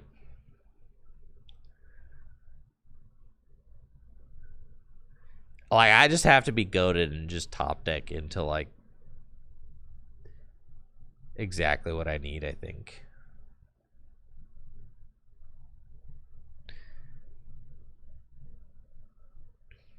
Because I can get like the Hops Trev. And so right now you're doing 160, so I could just boss and take this. Actually, I could just take the whole KO right now on the Dragapult with Choice Band Postwick. Yeah, sure. Because I have it. And then I need to boss KO Beedrill for game, which is like not gonna happen. All right, now if I top deck, I need to if I top deck Hops Trev, then I get it. Okay. Okay. I just need Hops Trev off the top.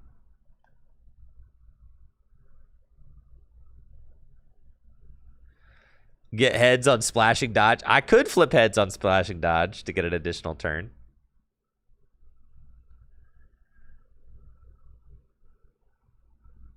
Man, this freaking ruffian, dude.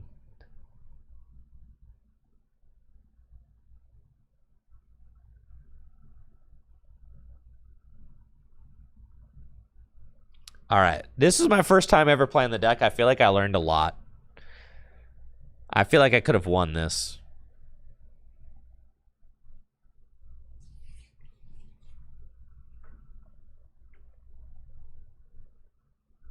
We were kind of close.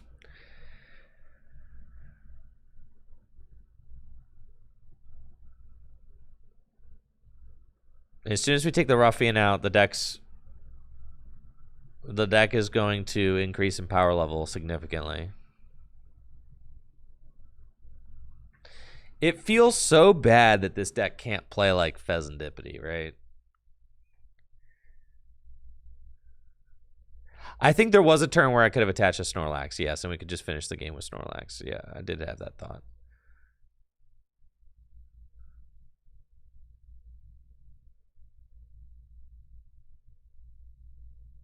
Come on, don't make me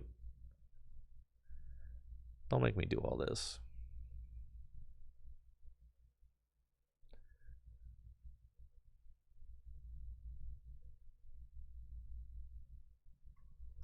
Maybe KOing the bee was better, but I did have all the pieces. I mean, I had all the pieces in hand to knock out the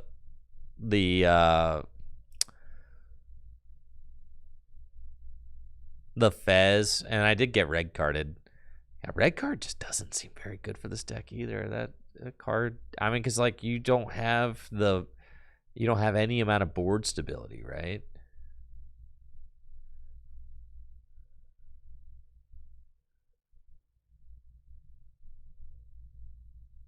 Okay.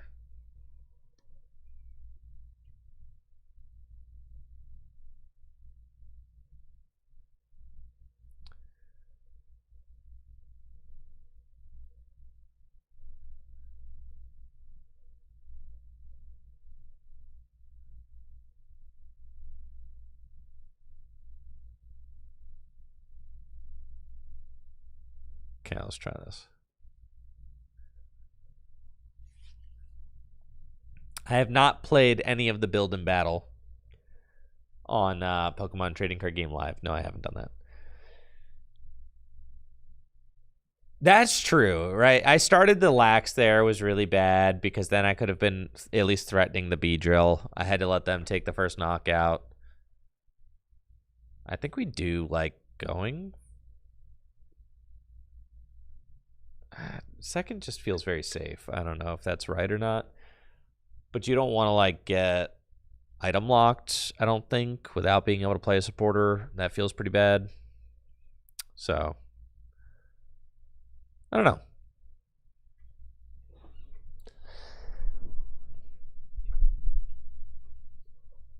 Right, so I'm choosing second because I think... I guess you could splash a... Wow, you could splashing dodge a Badoo? Okay, this is crazy. Because with Snorlax down, you just pop that thing. Yeah, dude, going second is actually pretty good. It's a donk deck. Like, low key... nobody told me that this was a donk deck, dude. All right, is Hops Trevenant the play for NAIC? Wait a freaking minute, guys. What are my thoughts on Pitch Black? Like, what kind of thoughts are we asking for? I think we just go Secret Box. Yeah, discard 1, 2, 3. And we're going to get Lilies. We're going to get Postwick. We're going to get Air Balloon. And we're going to get another item. Another Hops bag. Just get all the whole gang here.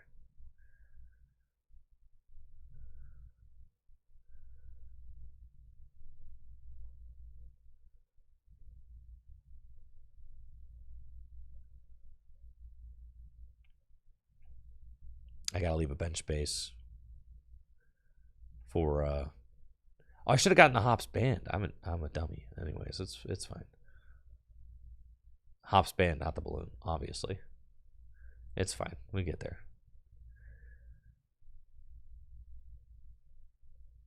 It's fine. It'll click for me eventually.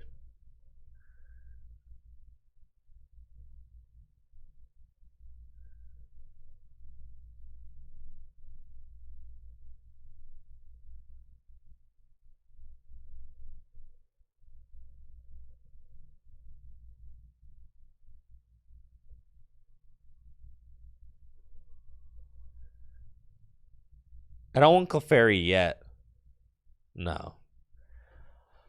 I don't want Clefairy yet because I don't think you want to put the Clefairy down until you're ready to use it. Right?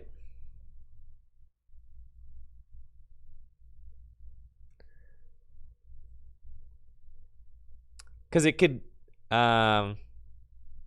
I don't know. I guess maybe I'm being a little stingy with the Clefairy because Horrifying Revenge only works if a Hops Pokemon was knocked out. So I feel like you don't really want to put it down until you're ready to use it, right? Yeah, that's what I'm saying. Like Erratic Assassin, you only bench Clefairy when you were 100% take a knockout with on Dragapult, right? Oh, Snorlax can get trapped, so you don't want to put... Okay, that's a good thought. Yeah, Snorlax can get trapped, so you really only want to put the Snorlax down when you have to. That makes sense. Okay, got it. Yep. Because, right, like, a retreat cost of 4, I mean, that thing can get very stuck. I guess if you can get one energy drop on it, like, this next turn, I'll probably try to put an energy onto Snorlax. So that it can swing if it has to.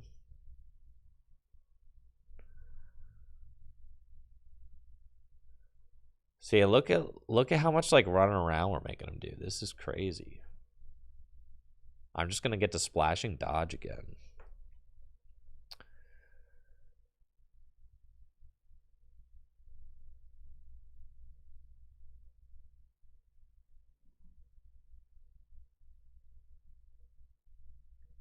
This hand seems pretty good. I feel like Petrol's kind of what we'd rather do here. I'll just Petrol for an Ultra Ball so that I can get the Clefairy when I'm ready. I think that seems fine. Okay.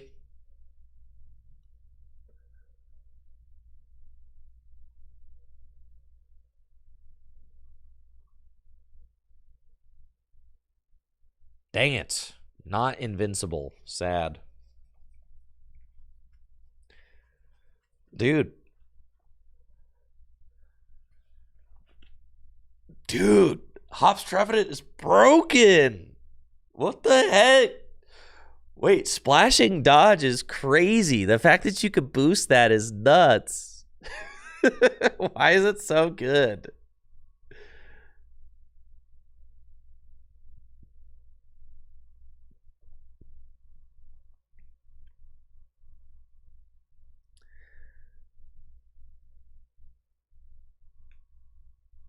Now, the real killer here is if I get, like, red carded, right?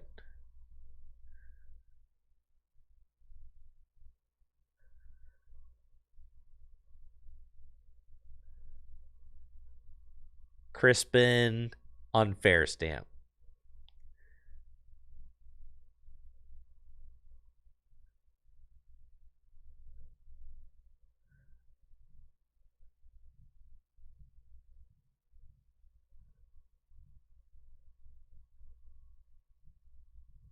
Oh, not the dark on the Dracula. No, not the dark. No. What have you done?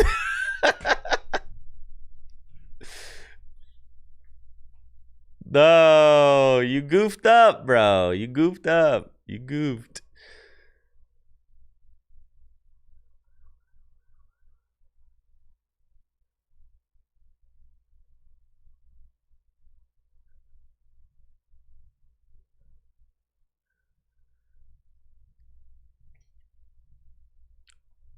I think at a certain point, yeah, we just have to evolve this thing up.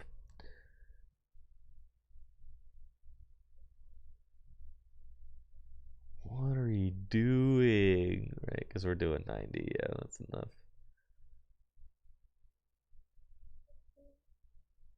I feel like let's just bring this Dracloak with the energy up. Clearly you're having problems.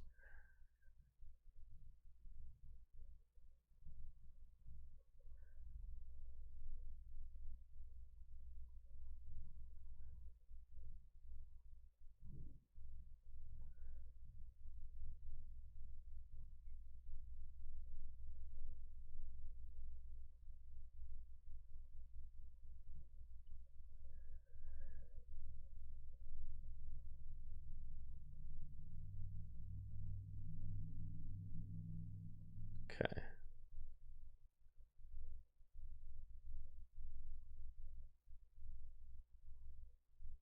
Seems fine.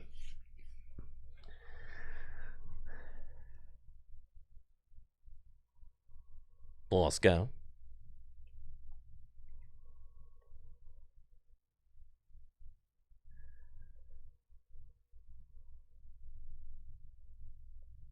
But yes, I like this Hops Trevenant deck because I feel like it's no nonsense. I mean, I don't know.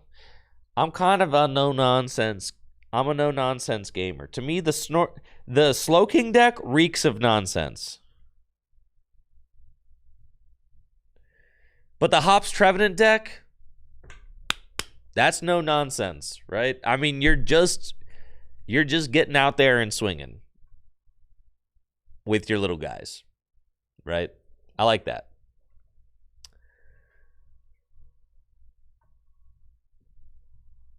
I think the Hops Phantom being able to attack on turn 1, that to me feels like a kind of difference maker with the deck.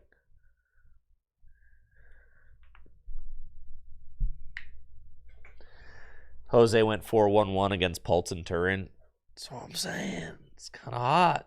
Kind of hot.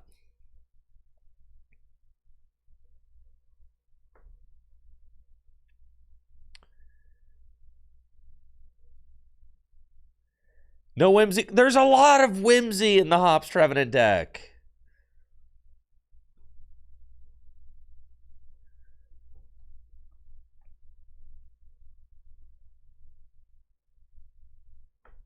We started Snorlax again. I think we got to cut to 1 Snorlax. Gonna be honest. This is not tenable here. Oh, whatever is happening on my opponent's side of the board, it is going to destroy me.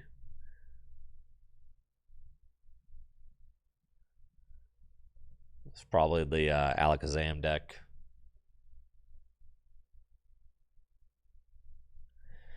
And we could beat the Alakazam deck. I just need to not start my Hop Snorlax. I guess they didn't get a... Maybe this is just control. That would be kind of nuts.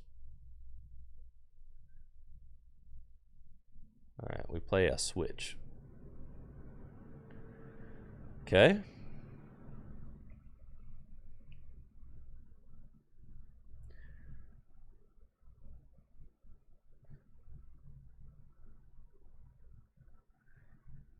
Quick gear into... Well, let's go.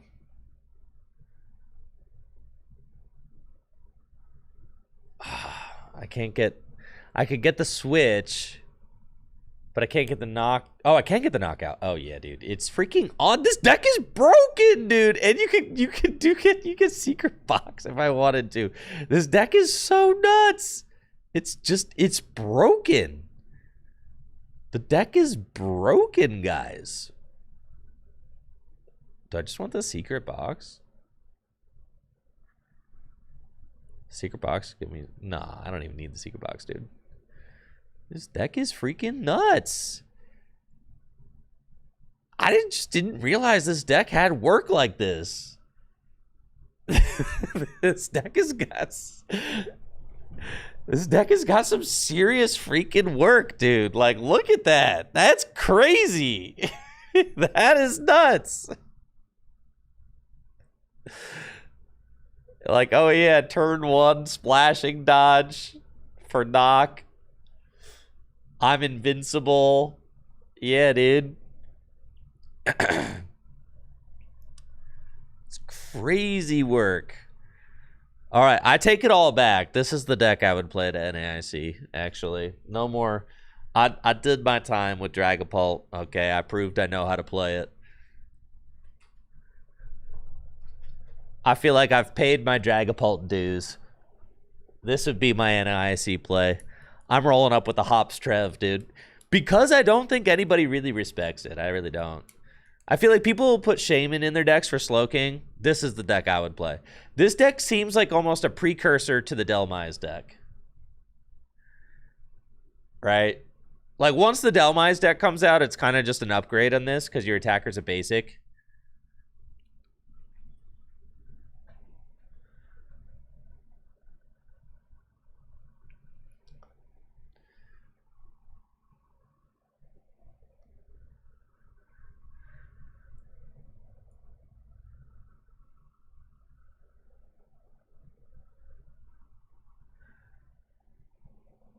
I'm saying there is no one card counter. Like, you could play more healing cards, I guess, but people aren't going to be doing that. I don't think so.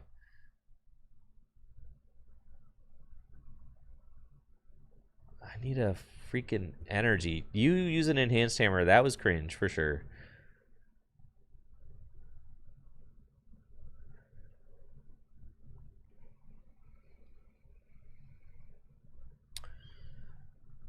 Okay, so we go Hops Band. Take the KO. I could be invincible. Is it just by damage from all damage and effects of attacks? Holy cow. 100 damage. You could do 100 damage, dude. Literally 100 damage.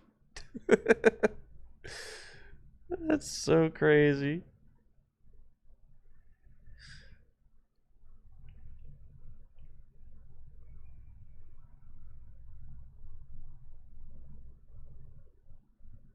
Go invincible, dude. Invincible. Yes, dude. All right, this is the deck. This is the deck. This is the NAIC play, dude. Jose figured it out.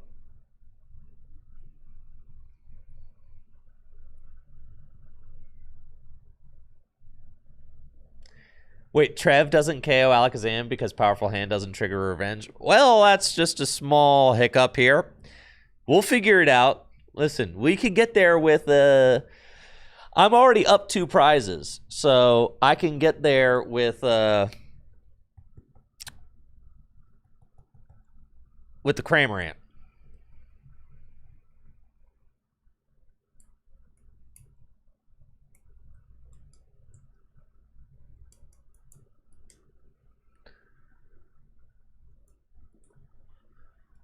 But yes, Horrifying Revenge. That is unfortunate. You do not get procs by Alakazam. Has to be knocked out by... Guess we're going to get to use in corner, right?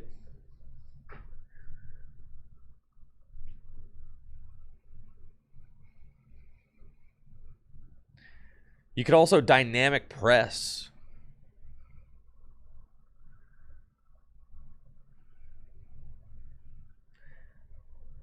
Kyle says building Hops Revenant for locals tomorrow. As you should. Deck is correct. Look at that. You didn't even have any attack. It's over for you.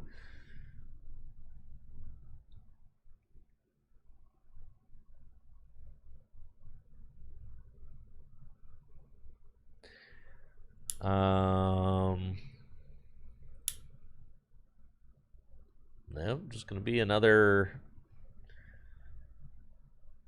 splashing dodge. See if I can go invincible.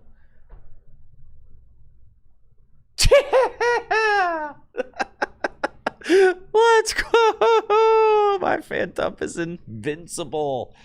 He's literally invincible, dude. Oh, yeah, we do play 4 Mist Energy, too. That's true. Thank you, Custom Shelf Games, for the Prime sub. Appreciate you. Thank you. Thank you.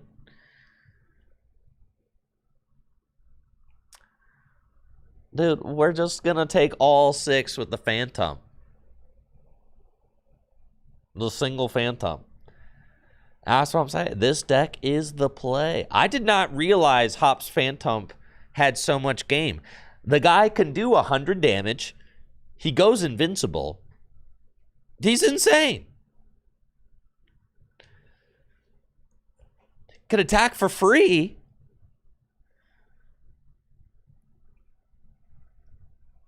Can attack on the first turn of the game. For 100 damage, make itself invincible. That's crazy. I didn't realize that you were going to be doing splashing dodge was like the best thing you were going to be doing. I get it now, though. All right, now this is kind of cringe because I can't actually take the knockout on Alakazam, right? So I have to try. Oh, look at that. Just what the doctor ordered. Okay, we need to put Hops Cramorant down. And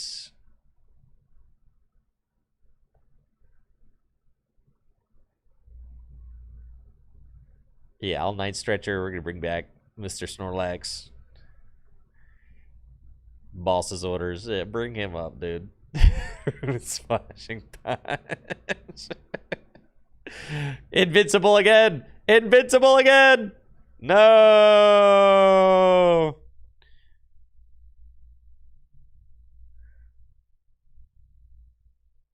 Dude, not my Phantom. Not my Phantom going for 4 prizes.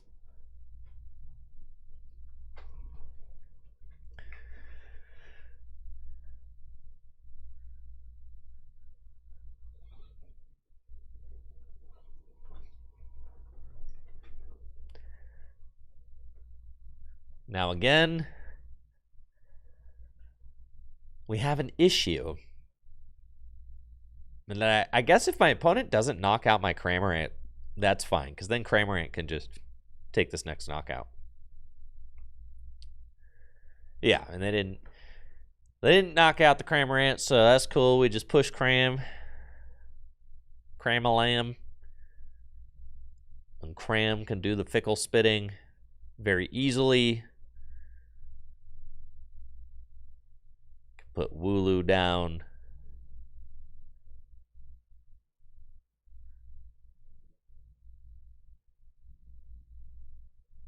Can do Choice Band here.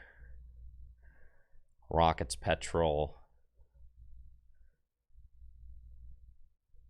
I feel like it's Rockets Petrol for like Secret Box and then save that for next turn to win the game.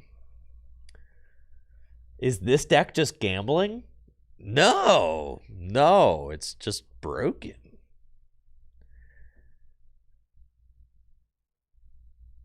Okay, let's do a little think.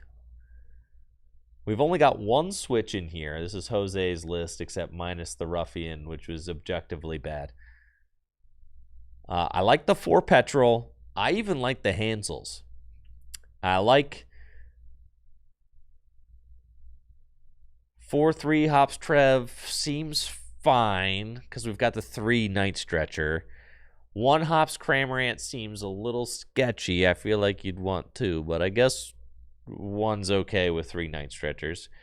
But the thing is that you kind of need the pivot, right? So you got the 1 Air Balloon. You're like, you really have kind of just enough of everything to get by, really. Yeah, you have just enough of everything to get by. It is definitely a tight list. Everything feels considered. I mean, we could go. I mean, it was 2 hops bags originally. I just kind of put the 3rd hops bag in there because I feel like getting set up early before the item lock kicks in is gonna be very good. We could cut a Snorlax. That was a thought that I had. Yeah.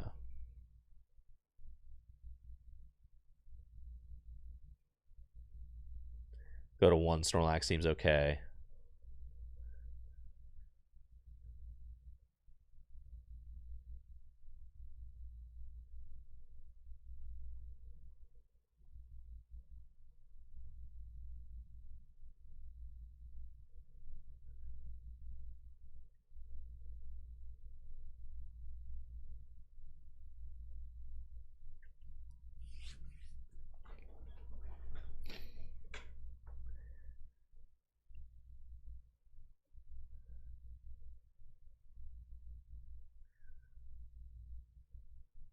What does Cram do better than Trev? It's a basic. That is, it's a basic. And its attack is not conditional. So as we saw against Alakazam there, I mean, like, Hops Trevenant doesn't actually get, its attack doesn't get procced by the damage counters being placed by Alakazam. This is crazy. I'm literally just taking a crazy turn 1 knockout here on Badu. And also potentially going invincible. I cannot believe it. I still am just in absolute awe of this deck. I just cannot believe it. How broken it is. It's freaking nuts, dude.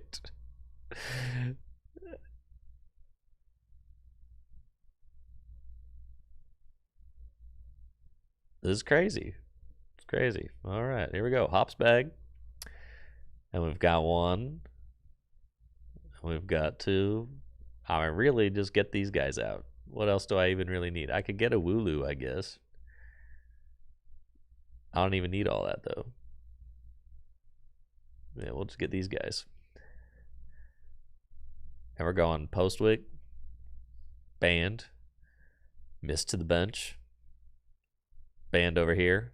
Lily's Day. Like, is this not the most intimidating thing you could be looking at? Oh my god, dude. Like, I'm just coming in so crazy hot. Like, look at this, bro. Look at this. Look at this. It's crazy.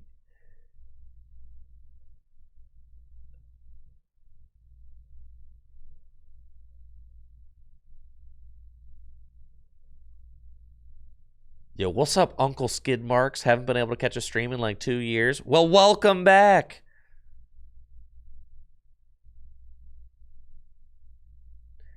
Yo, what's up, Bofades? Hello. And we're invincible. Again. I can't believe it. The turn 1, that's what's selling me on this deck, is being like a really good single price deck. The turn 1 attacks. I was not anticipating that. When I originally saw the Hops Trevenant deck, I didn't really, I didn't really compute that like splashing dodge was such a good turn 1 attack, right? Like my dude just tried to mind bend me and failed.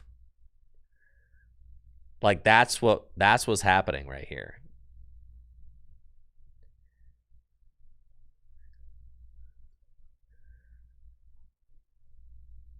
Okay. So now we say, I don't think that there's a single thing I can petrol for that'll get me there to like, I mean, I could petrol for a gust and just knock out a Dreepy.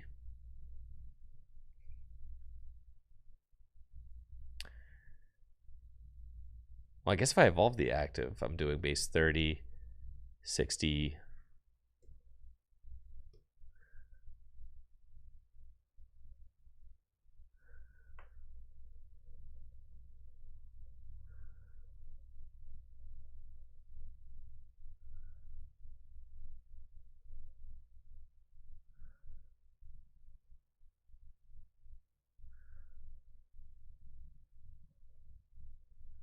Seems fine.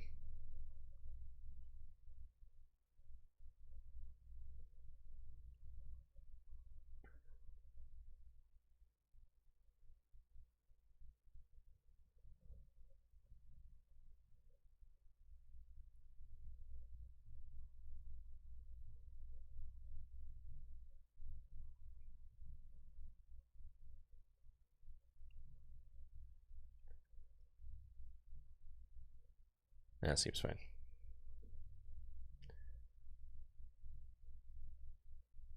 God, again. I know. Why is this deck good, dude? The deck is nuts. It's so good.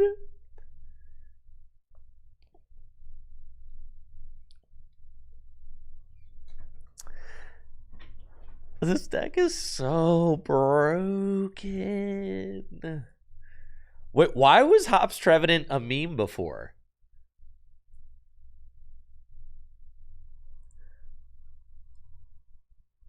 Why was this deck such a meme and like taken seriously by nobody but Jose? Why? What was the thing, dude?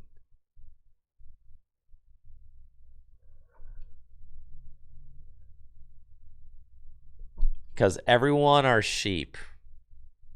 True. So true.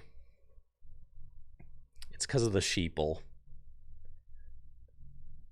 Can't think for ourselves. You know who did think for themselves? Jose.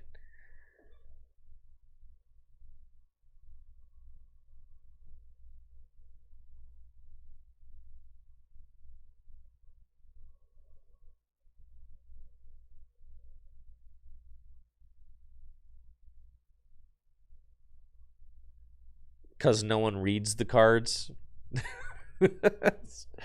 There's just not. There's a lot of Pokemon TCG players. There are far less Pokemon TCG deck builders out there. Let that sink in. Okay? Let that sink in. There's a lot of Pokemon TCG players. There are far less Pokemon TCG deck builders. Let that sink in.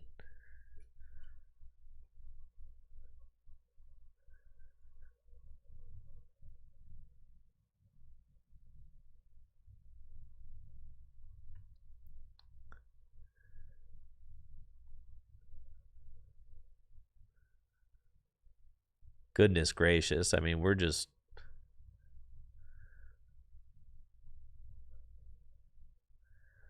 going for splash and dodge again, you know?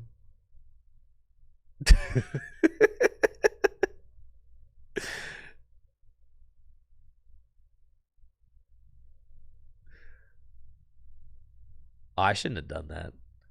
It's fine.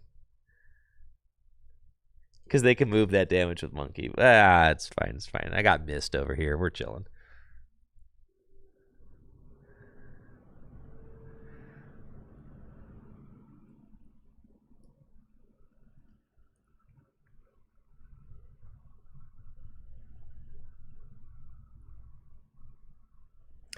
But if that makes you sad that there's a lot of Pokemon TCG players, but not a lot of deck builders, fear not, because the deck builders get rewarded. You know? Yes, see, I made this misplay. I should not have I should have literally just passed.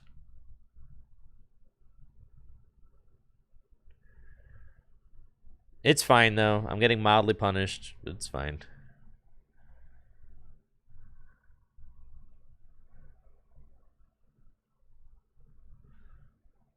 I mean, this Dragapult's about to get absolutely far. You did not try to place damage counters on that thing.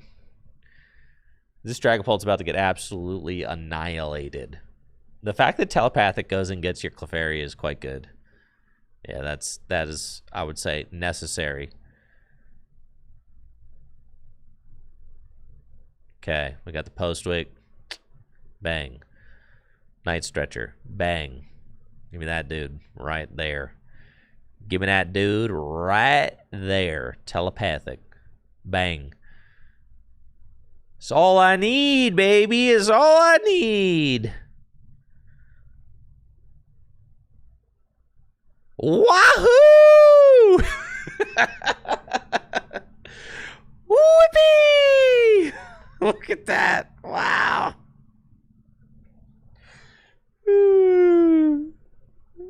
Let's freaking go, dude.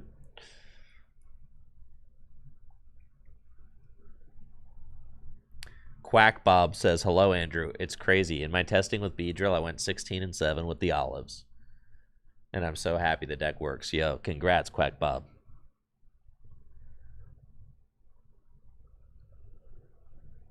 Let's freaking go, dude. Let's freaking go, dude. Hops Trevenant. Let's freaking go.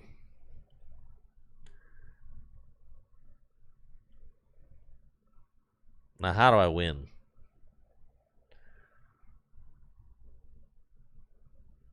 I guess they can't Crispin and boss my Clefairy, so that's good. I am having fun. I didn't realize, well, because I'm playing a single prize deck that's good. Not the freaking Slow King thing.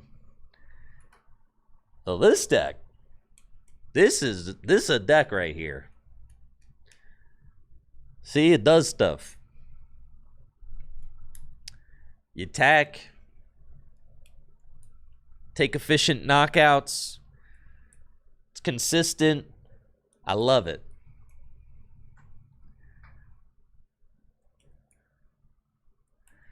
Alakazam, I'm going to be honest. Playing Alakazam on Pokemon TCG Live, or just in general, having too many cards in your hand, annoying.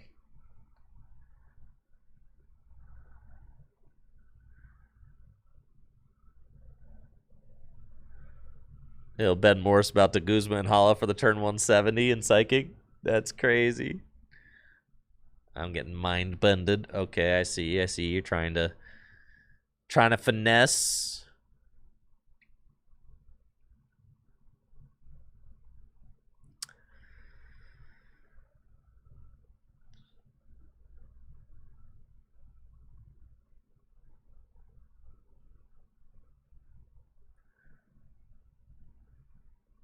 Okay. Lilies.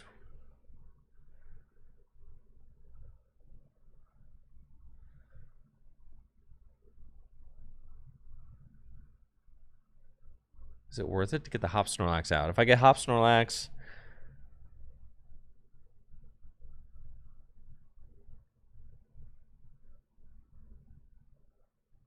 seems fine. I misplayed that, whatever.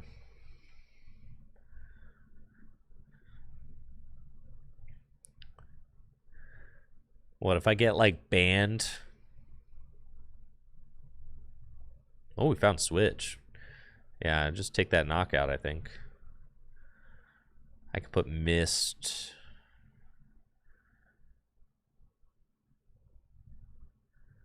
Here. I'm only doing 90, but if I switch into this other one. That's a knockout. Bang! Let's go! But what if I get my Hop Snorlax stuck?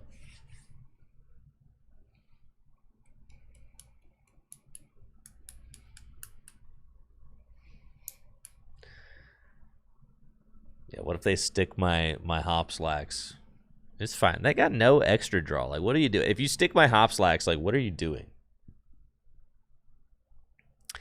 Eventually, I'll just get enough energy to retreat it with the air balloon. Because it's only retreat cost of 2 with air balloon. Or I could attack with it, right?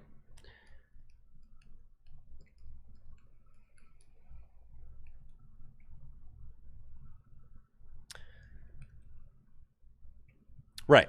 Okay, so this is... I was wondering what you do here, right? Because they're going to knock out my Clefairy.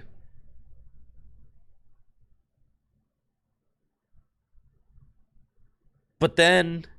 Don't I just lose? Because it doesn't proc Horrifying Revenge.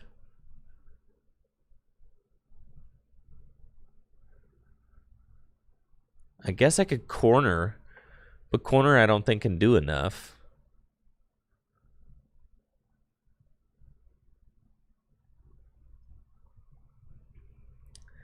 Can corner do enough? I guess it can. I got boss anyway. All right, so that's exciting. But can corner do enough? 1-8. Oh my god. You could just do it with corner. Wait, what? You can Night Stretcher corner? Oh wait, there. Oh my god, I have no more Night Stretchers left in my deck. I just lose now. I was being greedy. I could have just bossed.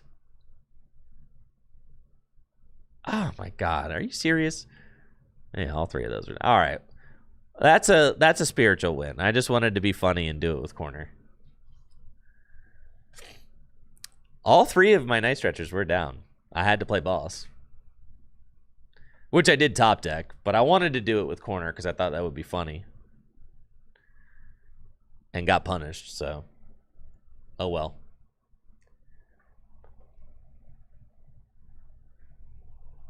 It's good to know, though. You gotta save those Night Stretchers for the Clefairy at the end.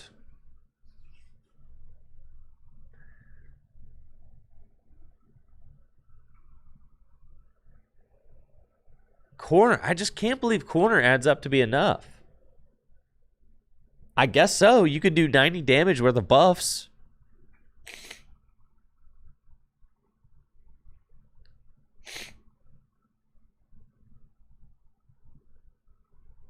Win streak 1. Dude, I gotta stop starting this thing. We should cut to 1 Snorlax.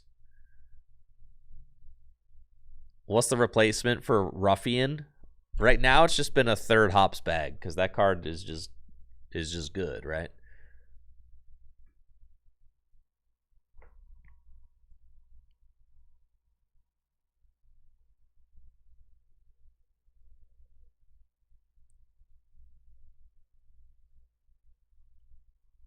You guys ready to knock out this Toxel?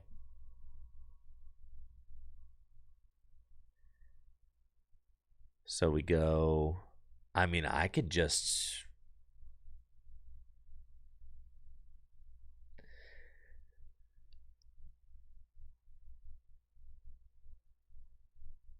Ultra Ball away these to thin my deck 1, right? And then I can get Hops Phantom. Thin my deck more than 1 because we get Phantom and I can Telepathic to go get a couple more. And then we say, like, okay... I think I discarded a Night Stretcher early on in that game, last game too. I need to treat those, I think, with a little bit more. And then we see if we just find the Petrol here. We didn't find Petrol. All right, so we're going to go switch and Lilies. So we saved that 1 Pokegear just to try and find Petrol, which would have guaranteed it, but it's cool because we got there anyway with the band.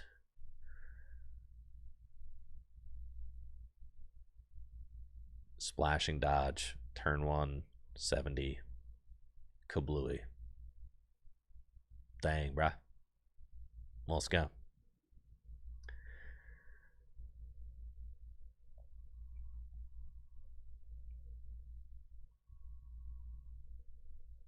Yeah, another gear could be good. Another Poke Gear. I could see that. I think 4th gear probably is the best card to have, just because you're wanting to like find those game-winning bosses orders off of red card and stuff, and the gears help you to do that.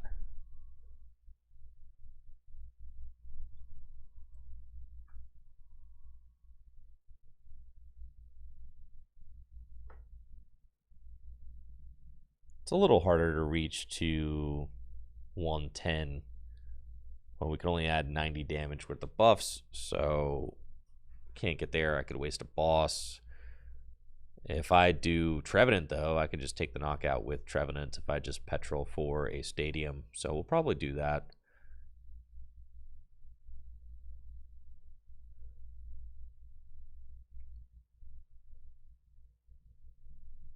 And then I think we just take the knockout with Horrifying Revenge, yeah. Or I guess I could have gone for the corner. That's true. Probably should have attached to Hop Snorlax, but it's all good. And I can put a Wooloo down. And we'll get there with a Horrifying Revenge.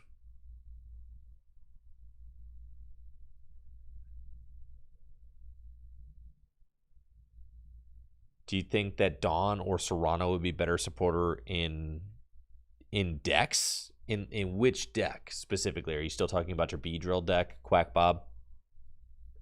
I would say Dawn, absolutely. Serrano only gets EXs. Mulligan MD says, any general tips? I'm used to the one-hit KO decks of the Sun and Moon era. You're struggling climbing in the current meta. If you like one-hit KO decks from the Sun and Moon era, then you might like Raging Bolt EX in the current metagame. Raging Bolt EX, it's like big basics, kind of one-hit KO strategy. Hydrapple EX, yeah, it's another good shout. I would say if you've taken a few years off and getting back into it, Hydrapple EX, that's another good shout there. You set up like your 2 stage 2s. If you played in the Sun and Moon era, you probably remember Decidueye, right? And you had Forest of Giant Plants to set it up, and break the rules of evolution. That card is kind of back with Force of Vitality, and you can break the rules of evolution to set up your powerful stage 2 grass Pokemon. So yeah, Hydrapple, I would say. Good choice, good choice.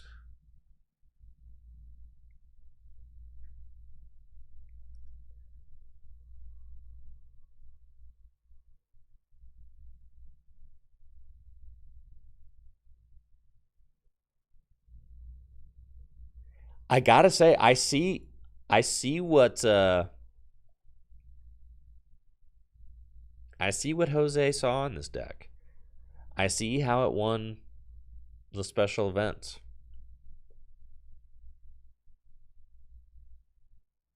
You feel like the monkey lines make math so awkward to what you're used to? Yeah, I mean, right. No, I get it.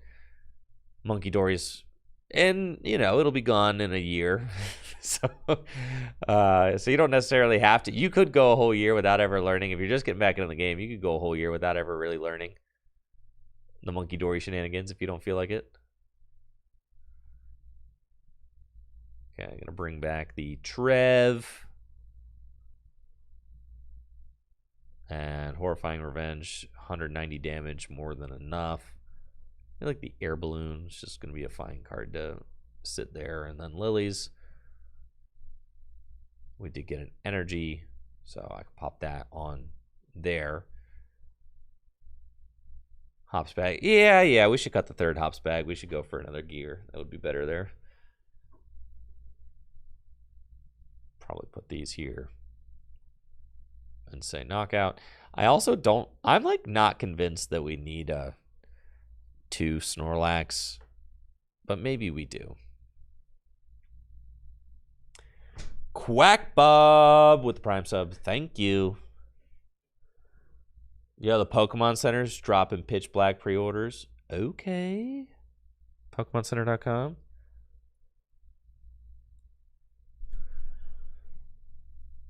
Actually, one of the perks of working at Full Grip is that we are each able to get one of each product at MSRP on release week if we want. So that's pretty cool. So we don't have to I don't have to stress about pre-order trying to get.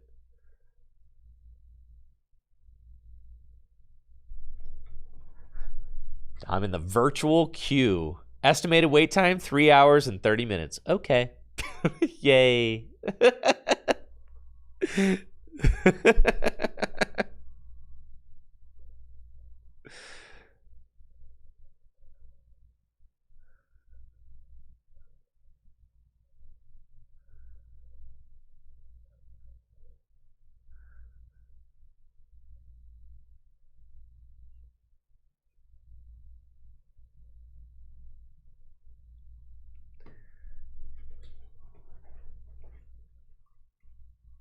We got Mega Absol. Okay, did I just are we getting the unfair stamp or red card, special red card, Mega Absol treatment? Yeah, I mean, surely you can't get it all, right? There's no way you have a retreat for your monkey, too.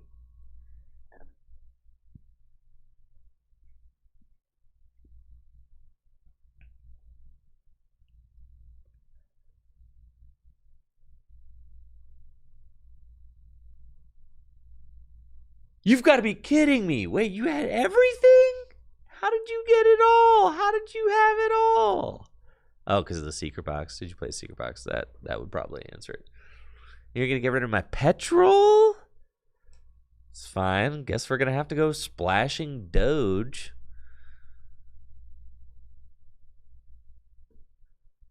Guess I'm splashing Doge, dude. I don't think I have any.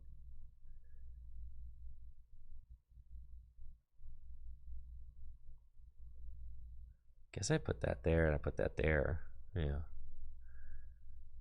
Splashing Doge. Flip heads. Dang it. All right, so then if you take this knockout, then I can go Hops Kramer Amp for 180, which takes the knockout. So that just wins me the game. I don't even need a hand. I don't even need it.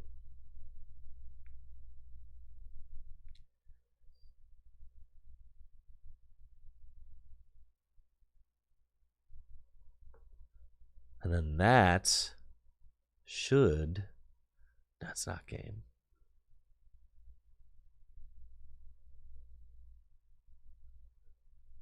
It's not game yet.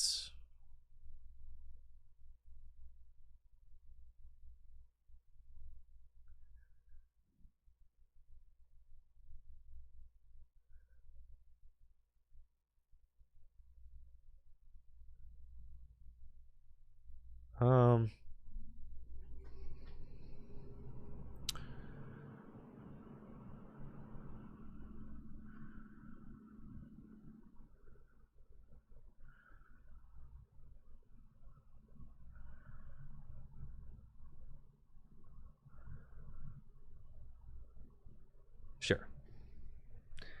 It's like I'm almost like, do I get anything, right? Because at a certain point, they could just remove it from my hand, but it doesn't matter if they come up with this, then I just win. So I thought about Petrol for Pokemon to get the sheep, but I don't win because I'm only doing 100 with Phantump right now. That doesn't win me the game. I have to do 140, right? So I felt like getting a bigger hand would be better. Like, if you bring up the Mega Absol, I win, right? So going to get a bigger hand, I think, is fine.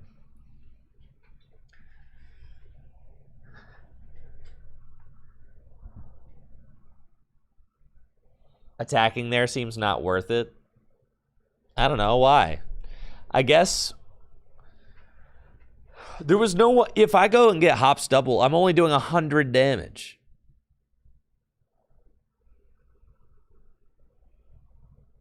Why not Petrol for boss and pass, win next turn with Cram? I can't win next turn because well, unless they take a knockout on my active, right? Because I can't, this thing's got a retreat cost of 2.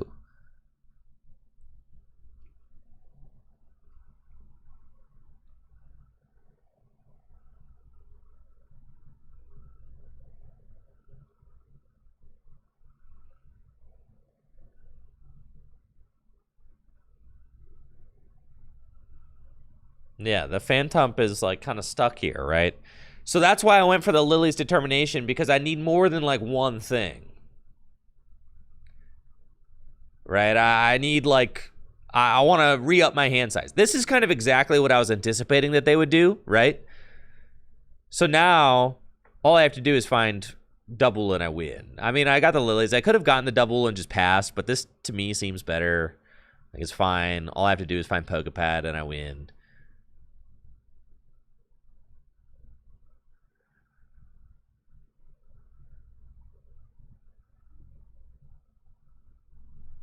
We missed it. It's pretty freaking sweet. It's fine. Still very much on track to win.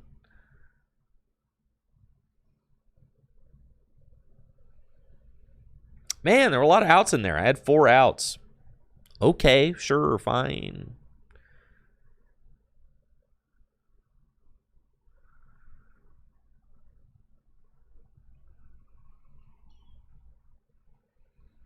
I'm about to dynamic press for a game. Hansel. So hot right now.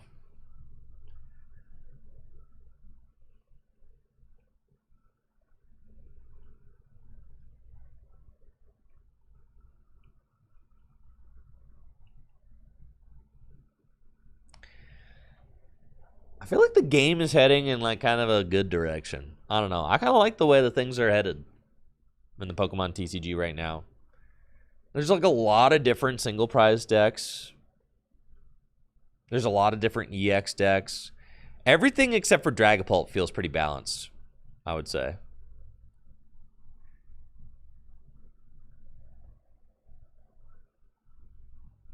Yeah. Everything except for Pult is like pretty good. But that means that there's good. The Welsky on YouTube says it's hassle. There's no N. Yeah, I know. I'm quoting Zoolander, dude. It's a Zoolander joke.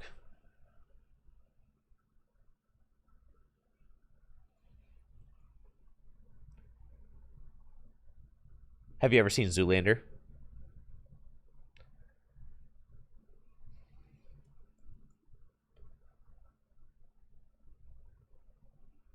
I would like.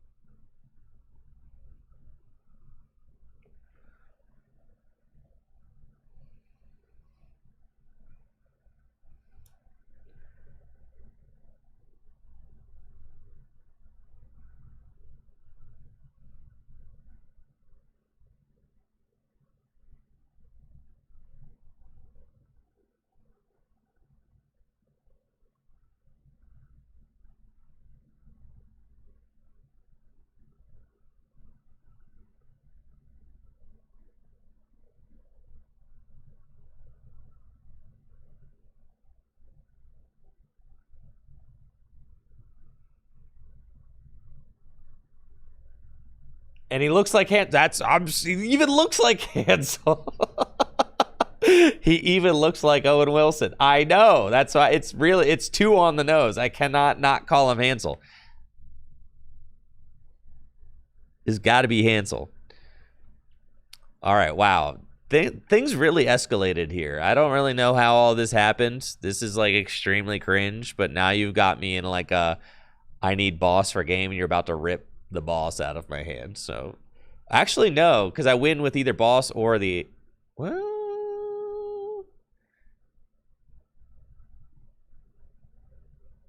see what they take. Because the Mega Absol's got 120 damage. So they take the Hansel. That is not the right one. Hansel, no! Yeah, you just lose. I hit you with the dynamic press, boy.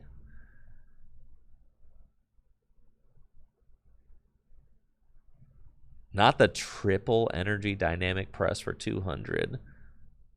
Boyo, let's go. Thank you, Hash Brown Jones, for the Prime sub. Appreciate it.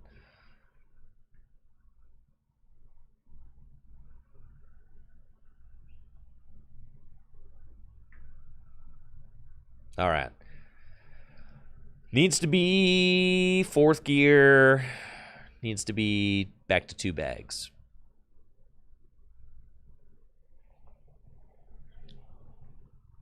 Snorlax for game. The triple attachment to Snorlax.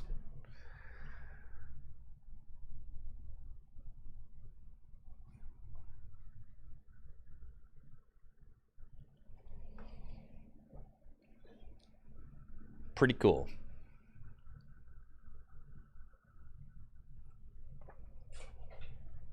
I'm going to have to update the thumbnail to have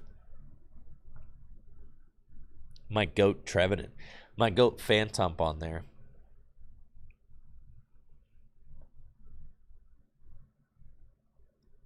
I got the cram start.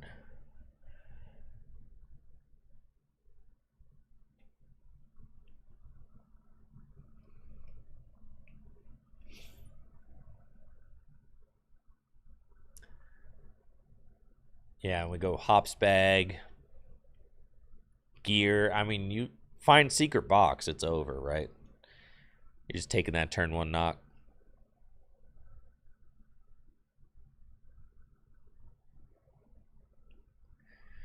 Well, there it is. Okay, so can we take a turn 1 knockout?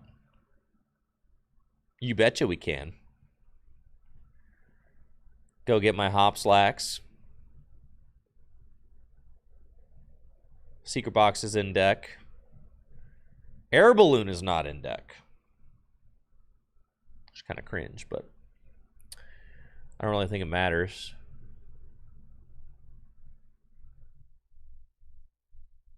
Because I'm going to get the band anyway. And go get those. And then you say petrol. I can't just get switch because that won't be it. So I need to get switch band, which means that I need to get the secret box.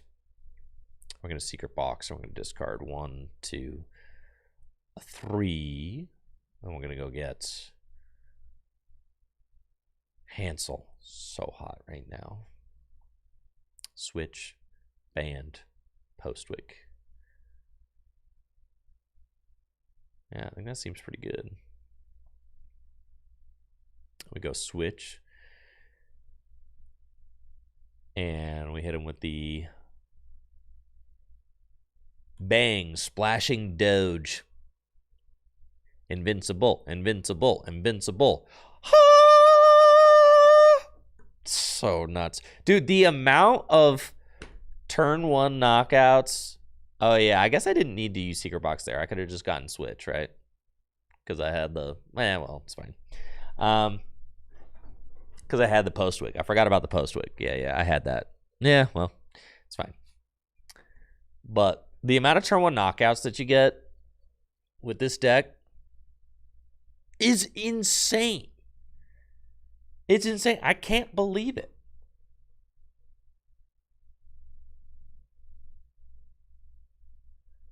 Wait, did I never put a thumbnail on the YouTube? That's crazy. Man. Just left it going with the default thumbnail. That's all good. All right, well, we got it updated. Dang, you're just cooked, man. You cooked. I could just go invincible all day.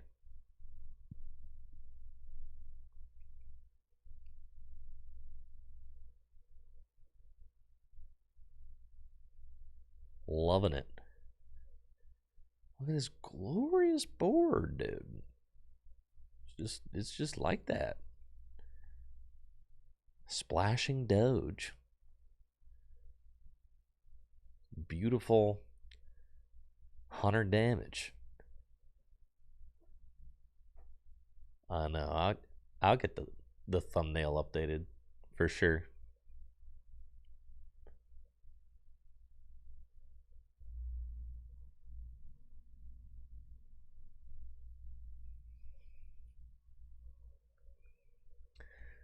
Put put Hansel in the thumbnail.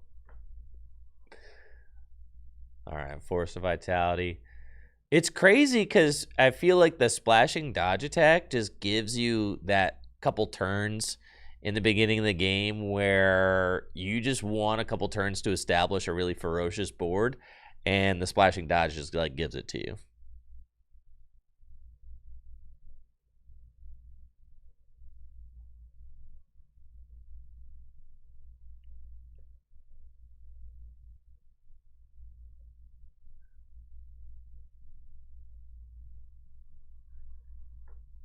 All right, they got the knockout. That's cool. We're going Horrifying Revenge, easy KO. And then at a certain point, you're just trading so favorably that it's like, dude, I mean, I can't lose, right? I just can't lose. Got another energy under my Snorlax? Sure.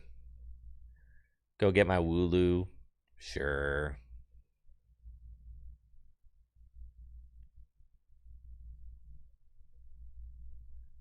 Hansel. So hot right now.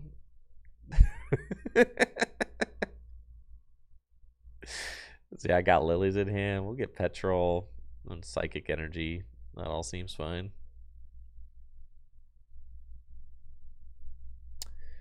Seems good. Got another one of these. Aw, yeah. Bingo. Take my 2. Hopstabulski? No. I don't think I've seen Zoolander 2. No. I don't think so. Is it worth it?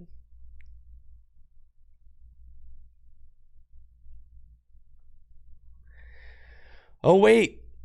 No, I'm bodied. Wait. How do I not have... I should have attached one of these. It was too greedy. I should have attached one of these energies to a bench Trevenant. Oh, how is this red card hand so bad? Come on. We're right there, dude.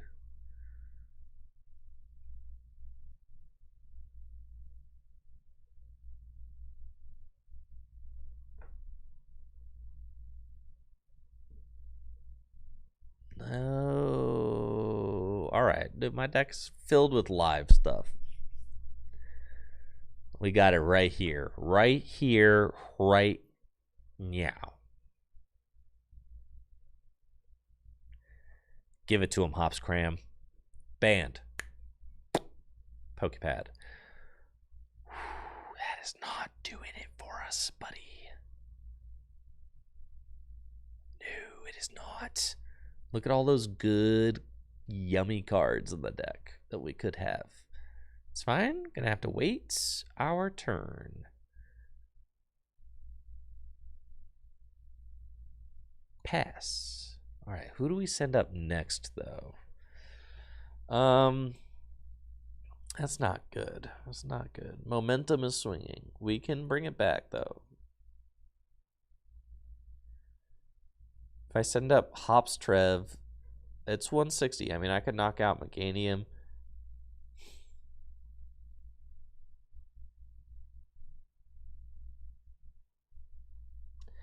I just need to find like the full combo.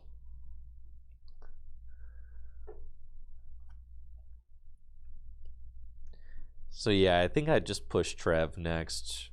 Hop Snorlax is like a good knockout on Teal Mask if I get a band, right? Because it's 140, 170.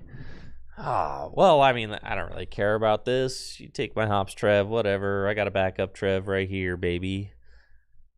Okay. I got one more turn of potential cram. A missed energy. Okay. So we're doing 150. Notably, not enough to knock anything out. That's fine.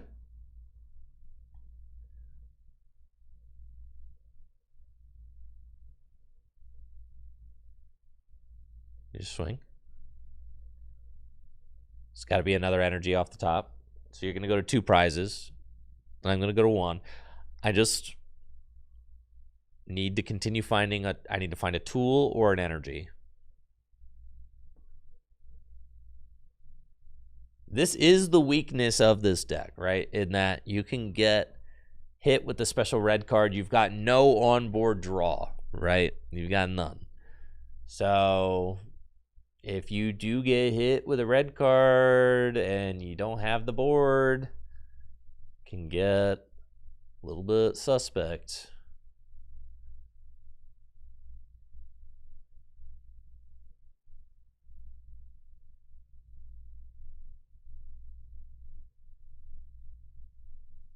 If I top deck Band, the Snorlax is like taking a knockout on the Ogre Pawn.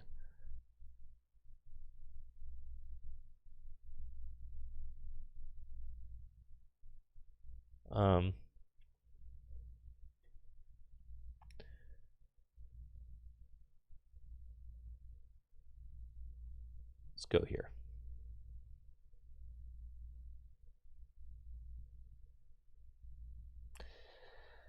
Okay.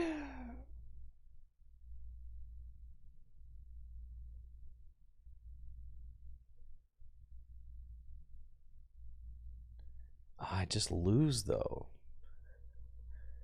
Because Trevenant, I guess if I get all the buffs, Trevenant can like get there, right? I would need Band. Yeah. It's possible. And see, if I hadn't wasted my secret box earlier, maybe we could have just gotten it.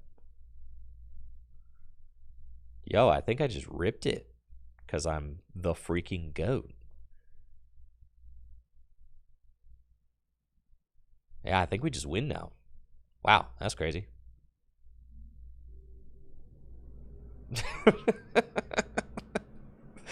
Wow, I think we just win. Yeah. Just like that.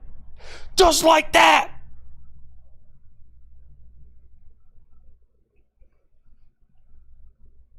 It's like that. Let's go. Let's go. Absolutely insane. Dude, Hansel's so hot right now. So hot, dude. All right, so if they can attack with Hydrapple and Unfair Stamp me, that's the concern, right? But then I win with Daboul. So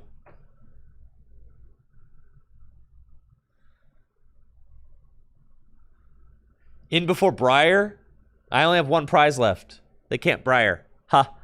Ha ha.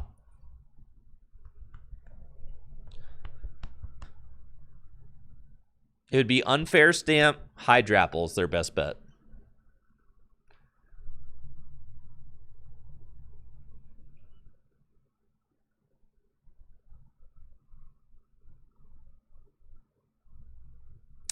There it is. Need a boss or a Pokepat. Just that easy, folks. It's just that easy, folks. It's just that easy. Pika Poncho, you got the business. Hop Snorlax cleaning it up again. Can't believe it. Hops Dabulski showing up off the prizes.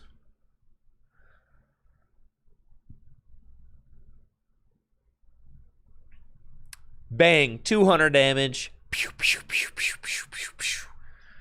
Let's go. Let's go. Broken deck. Absolutely broken deck right there. Let's go. Hops Trev, lead us. Take us there, Hops Trevenant. All right, we're going to work on the thumbnail real quick. Book my flight to NAIC. Win it with Hops Trev. Let's go. Yes.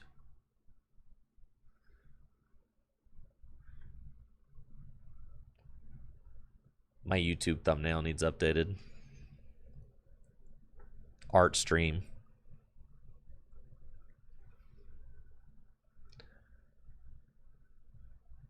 Oh yeah, that's a good one right there.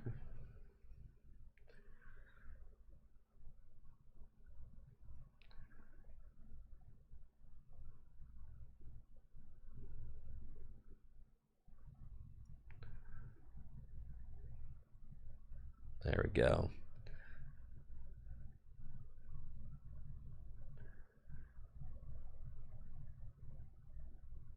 Scary good.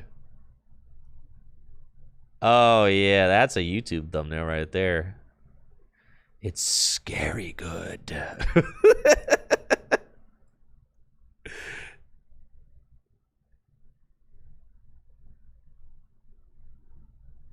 Wait.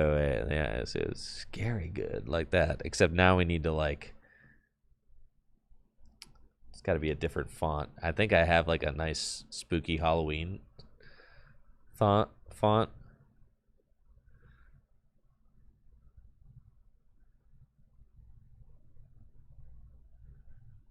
There we go. What was that? Yeah, some deadly poison.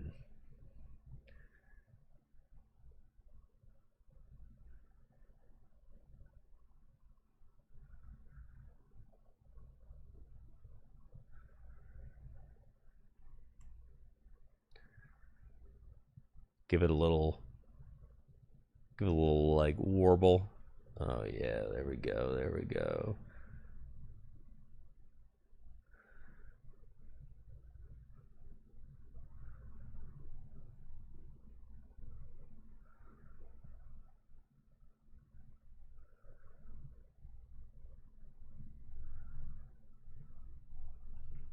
Yeah, look at that.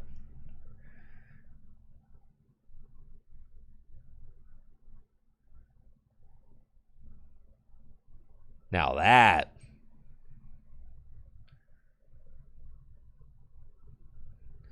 that's a thumbnail right there.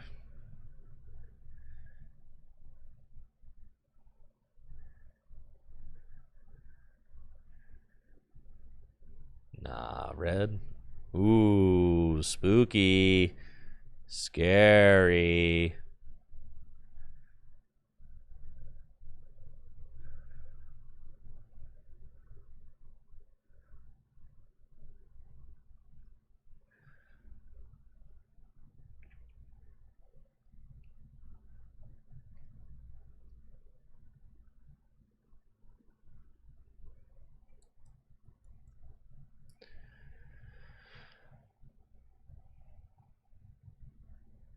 Graphic design is my passion. Thank you for recognizing.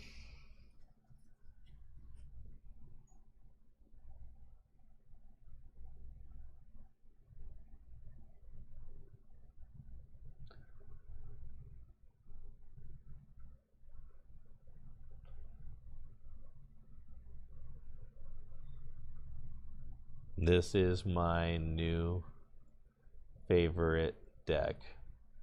Oh yeah. There we go. You know that. That is content, baby. Okay. Back to the clients.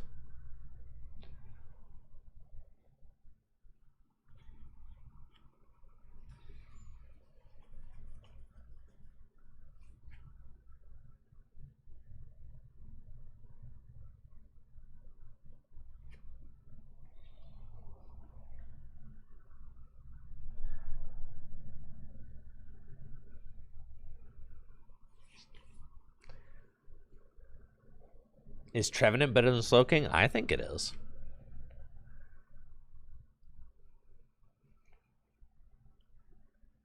Personally. All right there, client. Go ahead. Come on, take a deep breath, client. You can do it.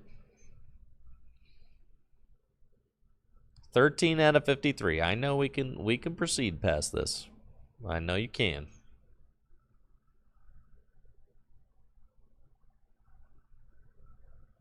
Wait, is TCG Live down? It's looking kind of down. It wasn't down a minute ago.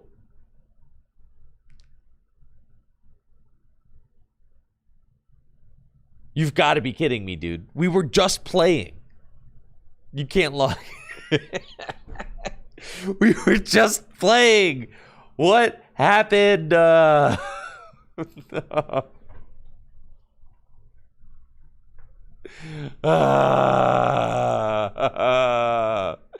No.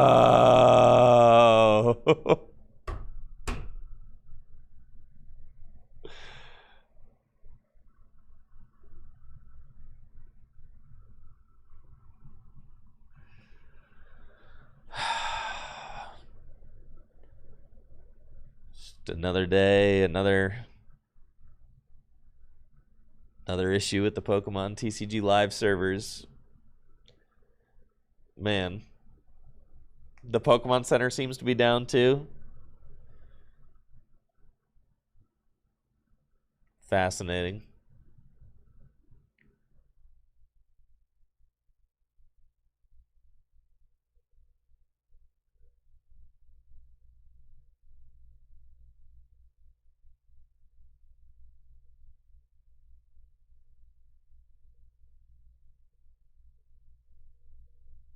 Okay.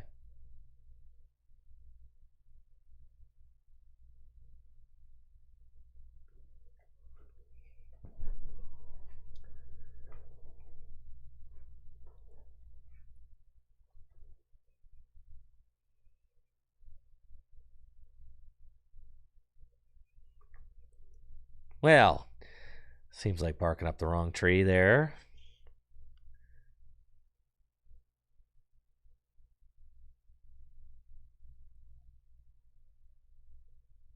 When does the Pokemon trading card game live come back? Please. Please. All right, we got Jesse Parker's going to be coming back in the studio for another episode of Deck Busters. Next Wednesday, he'll also get to recap how his NAIC experience went. So that'll be great to have him back. We're also going to be playing our new Pitch Black formats, which would be a great time to do so, right? Because after NAIC, I mean, Chaos Rising format's already kind of done. So Jesse and I are going to start testing Pitch Black formats next week. We did take a look at the results from the Japan Championships.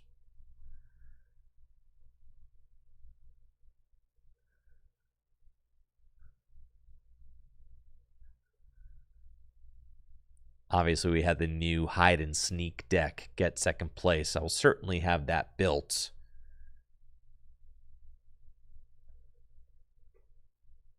Do I think Beedrill has a chance in Pitch Black meta? So, my thing with Beedrill is that I think that Hydrapple's just better. That's my thoughts on the Beedrill deck. They're playing Pitch Black format over in Japan.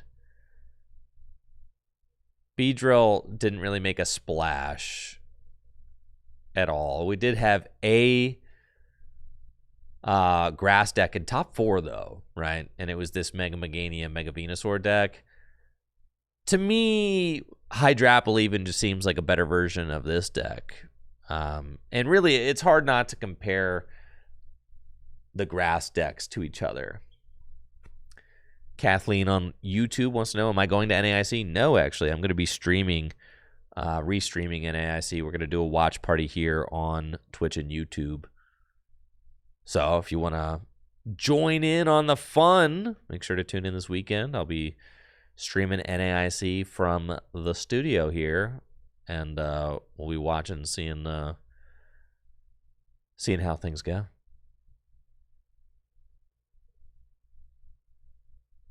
But yeah, the hide and sneak deck, Jesse and I'll be showing this off next week. Playing it against top decks. We'll be playing top decks from NAIC as well. Obviously, since many of those top decks from NAIC are going to be carried over to our pitch black formats. Am I a soccer fan? I enjoy soccer, but I don't really follow competitive soccer, no. My dad's team is Man City. Yeah, so my dad's team's Man City. My dad follows soccer a lot. My dad played college ball at the University of Maryland and got a scholarship to play there. A full ride, actually, when he was younger, obviously when he was in college. So, like, my dad's a big soccer guy. So I usually, like, follow along with him. I do plan on watching the first round of the World Cup on Friday. And I played soccer as a child, growing up. I played soccer all the way up until my freshman year of high school. But then I ended up quitting soccer to run full time, and then ended up being a competitive runner in high school and college. Kind of put all my eggs in that basket. I was a better runner. First games are tomorrow, yes, but the U.S. plays Friday, I think, right?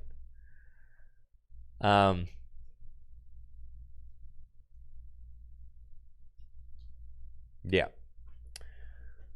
But I was a much better. It's 9 p.m. on Friday. Yeah. I was a better runner than I was soccer player, for sure. I was like pretty good at soccer. I mean, I would have been good enough to make my varsity team. I played JV my freshman year, but like I would have been good enough to play varsity. I was pretty good. Yeah, I played on club teams like my whole life. I was not like a standout, like one of the best, but I wouldn't have been making like my all county team probably, but I was solid. Part of why I was solid is because I could freaking run. That's why I'm saying, like, part of the reason I was such a solid soccer player is because I could run. I was a beast runner. Let's see. I'll pull up my TFers.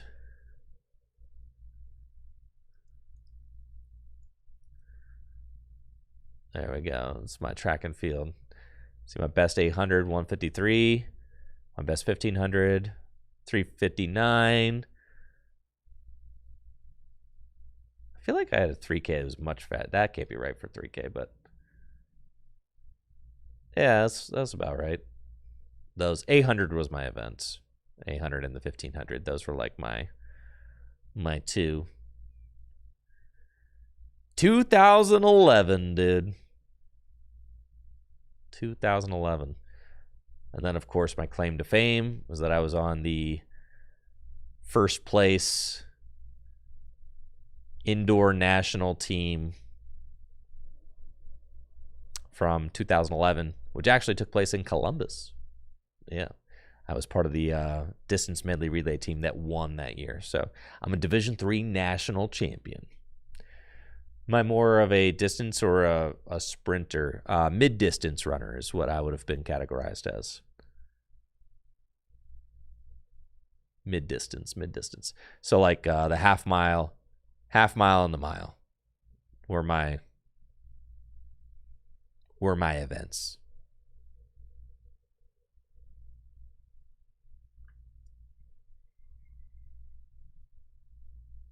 What happens when you launch PTCGO? Hold your breath. Maybe since TCG Live. Oh, man. Reality is an illusion. The universe is a hologram. Buy apples, buy. There you go. That's what you get. You get a special note from the developers. I need to figure the riddle out, but I don't know what the riddle means.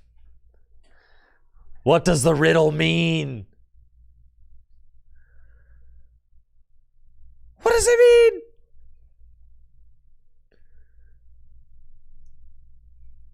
Man, good old PTCGO, huh?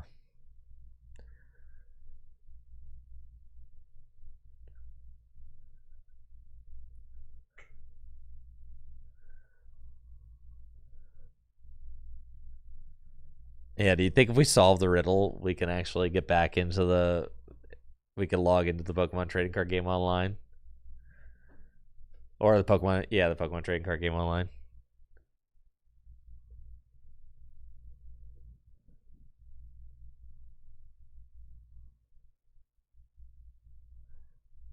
Oh, can I ask my former teammate why he traded Myles Garrett? Yo, that is crazy. Andrew Barry. I didn't realize this, but I was on the track team with Andrew Barry. This guy, bro. Yeah, man. He was on my track team.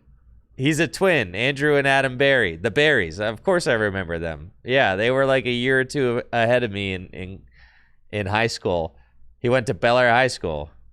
Bel Air freaking High School, Harford County, Maryland. Yup, that's my high school right there. I just didn't realize that the Andrew Barry, who is the general manager of the Browns, I didn't realize that was the same Andrew Barry that was on my freaking high school track team, but it was. We went to good old Bel Air High School, dude. Oh, yeah. Bel Air freaking High School, man. The old building. Yeah, I actually was the last class to graduate from that building, and then they demolished it. But, yeah, can I ask Andrew Barry why he traded Myles Garrett? Because the Browns need to tear it down and rebuild. You know this.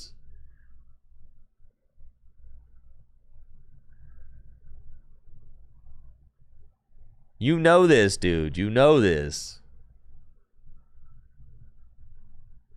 Do I think I'm on a list of famous alums from that high school? Absolutely not. No.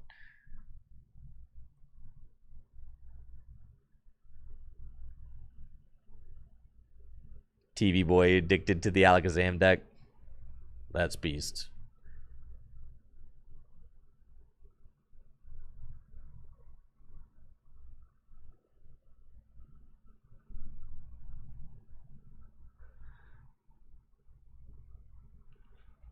How would I build my own Ghost Veil deck? I would probably start with the second place lists from the Japan Championships and go from there. To be honest, they've already done a lot of the work for you. But obviously, if you look at Japan's results, it's not always a one-to-one correlation, but this is probably a decent place to start. Does anybody know why the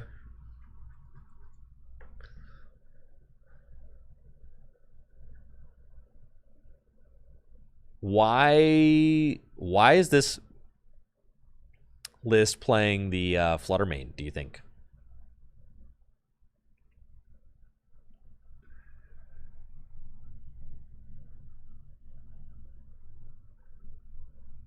What are we doing here? Oh, for Festival Lead. See? There you go.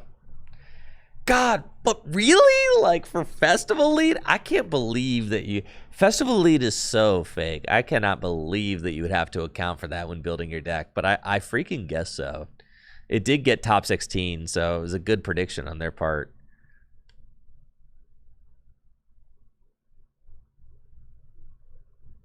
You beat Festival Lead with one simple trick. You gust up the Thwacky, and then you just can win.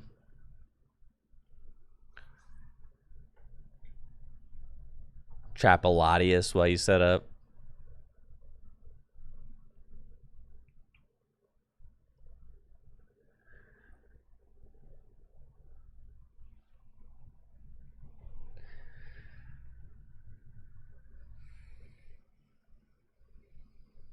Okay. Tools, deck builder. We're going to build the...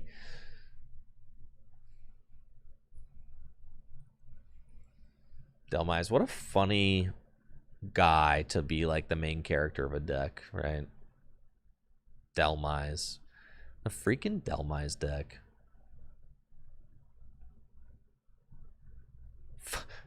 Four of them. Two of them. Two of them. One piece. That's funny. Four of them. Two of them. Yeah. What, Sinistra, and then what's that other little man's name? Poltergeist.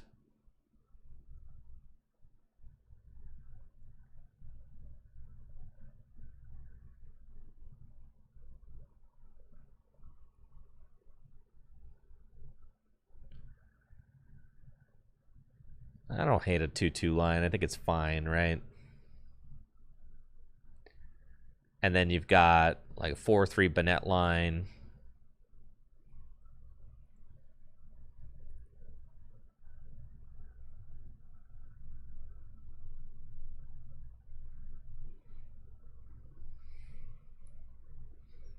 Shup it. They got a 3/2 to Dunsparce, which having the extra draw is obviously good.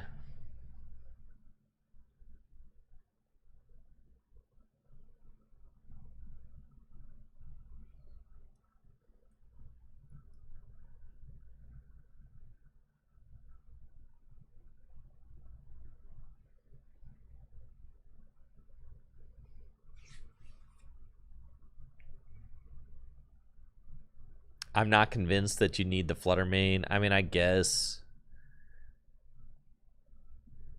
Because, like, they don't even one-hit KO your Delmines. I mean, I don't know. I guess. It's like a pretty severe tech there. I wouldn't be respecting. Personally, with my own deck building, I would not be respecting Festival Elite, I don't think. Pat Rat. Do you like the Pat Rat? In what kind of, like, world are we actually using the Pat Rat, right? What's the Pat Rat helping with? I feel like it's just... I feel like this is a woefully inadequate tech that the Pokemon Company printed. Right? Like, cool, Pat Rat, 70 hit point basic that makes it so damage counters can't be moved. Okay, but, like... also gets knocked out by Phantom Dive pretty easily, right?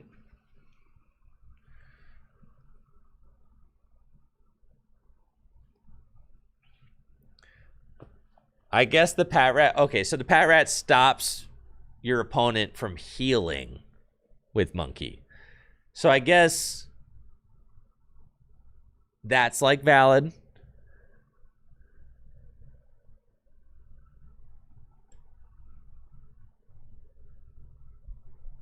Pat Rat doesn't really protect the non-hide and seekers because your opponent can still Phantom Dive to the non-hide and seekers. So it, like, maybe slightly slows it down.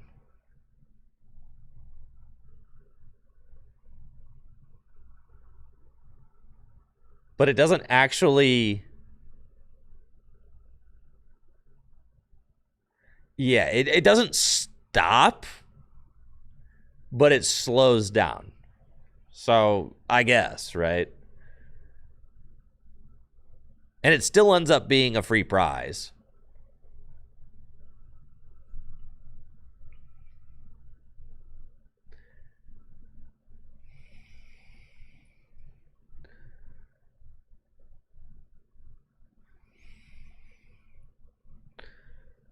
You want to put the Psyduck in here? I feel like we're Psyduck gaming.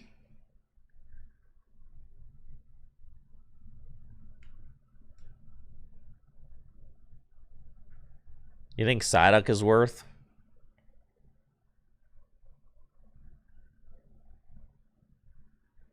Forest build with Rabska? Are we really living in a world where our deck has built-in protection from Phantom Dive and we're still putting Rabska in the deck? Is that really the world we're living in?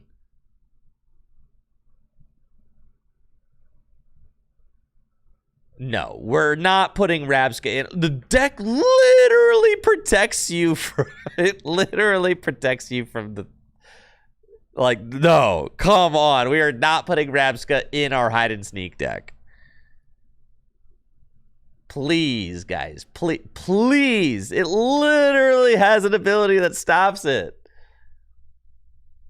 We probably don't need the duck. Now that I'm kind of like thinking about it, like Delmise has 140 hit points, so we probably don't need the duck. I like Blood Moon for sure. That's something that I really loved about this list. If you guys saw my indie vlog, you know I'm a Blood Moon truther. I love Blood Moon Ursaluna. I think it's one of the best cards in the game right now. I think it's just such a good card that's like barely played. I think it's such a good card. I don't know. Maybe I'm too high on it, but don't care. That card, it just ends games. It ends games easily. Extremely easily. 4 of them, Ultra Ball.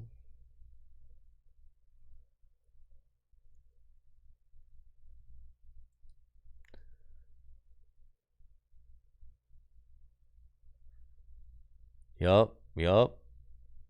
2 nice, 2 Pokepad. It's a little bit, you're on some wacky stuff with two Pokegear. Did I say Pokepad? I meant Pokegear. 2 Pokegear, that's a little wacky. Like either commit to the gear or don't, 2 is like, what are we doing here? An air balloon.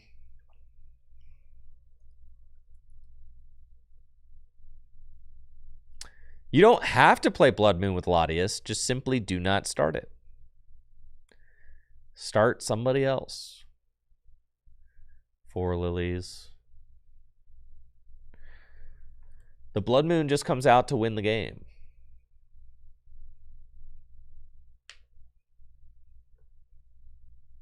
No, I'm not dirtying the list up with a Latias. You just play the Blood Moon to finish the game.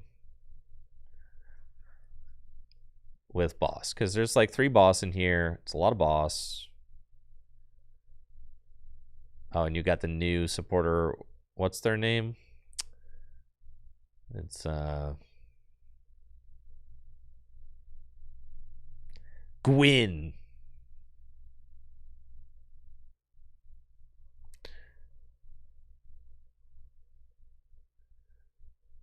Probably want some Gwyn.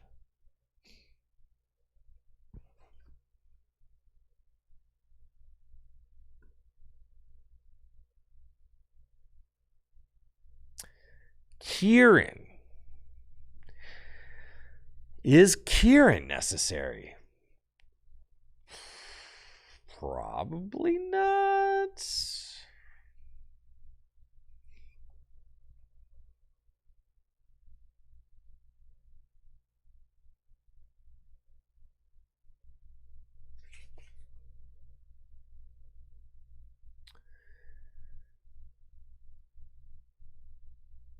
Kieran's kind of a weird one, right?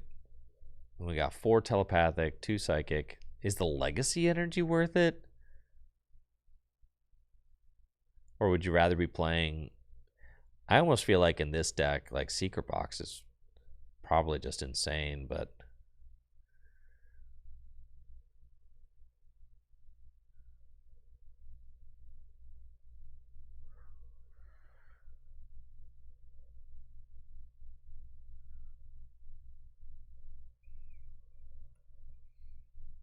You could do like a similar thing where you're playing Secret Box. And you could play Petrels instead. You could play like a couple of Petrels.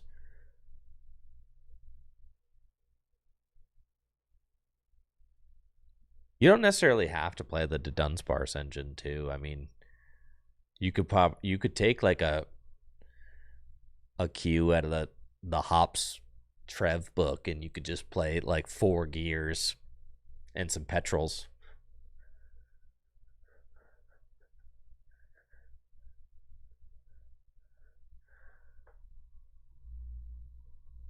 I mean, to me, you're playing a deck that wants to get things in the discard pile. The Secret Box just kind of seems nuts, right?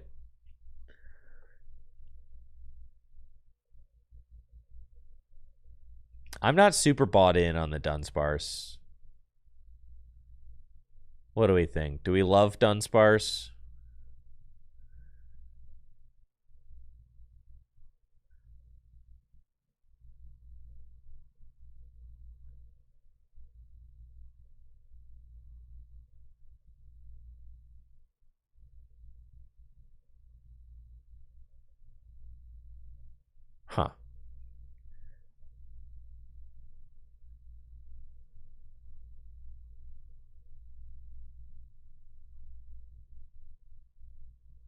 You could play Dunsparce. I mean, you could play Dracloaks. Yeah. You could do a little bit of all that. Is it back up? Are we so back?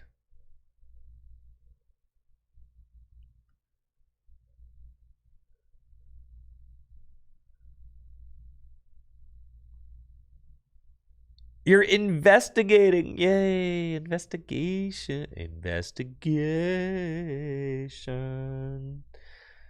Thank you, Darth Ree, for the sub. Appreciate it. I don't know. I'm not looking like I'm back online. I'm looking like I'm still offline.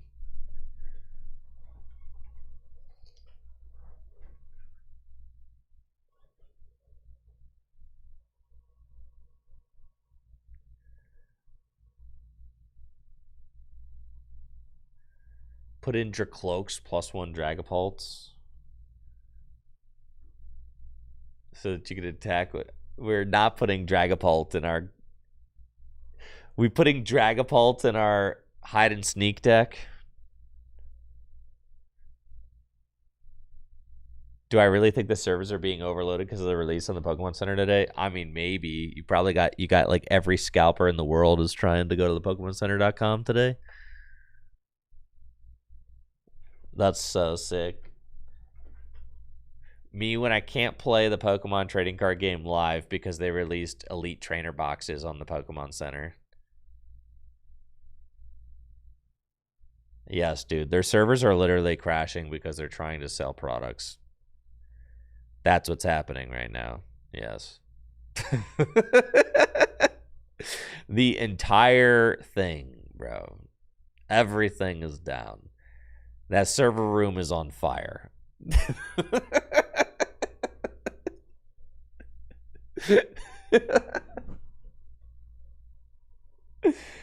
Yes.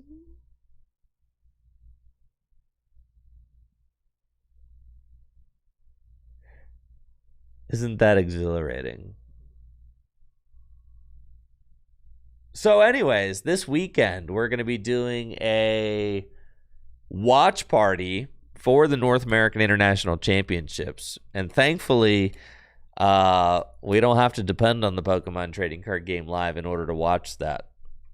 We just have to, really it just is down to the production team to put the event on. And I suspect that that's going to go off without a hitch. Paperlight has been doing an amazing job with those. So I've got no fear about that. So this Friday we're gonna watch NAIC. If people have fun doing that, you guys like watching NAIC, then we'll do a watch party on Saturday too. If ain't nobody here watching on Friday, then I'll probably be like, whatever, it's chalked, and just watch at home on Saturday. But if people are here hanging out and having fun, then we'll do it on Saturday too. But if nobody shows up, then okay, sure. I can take a hint. But the plan is to do the watch party stream on Friday and Saturday. I probably won't watch party Sunday because it's just the finals, right?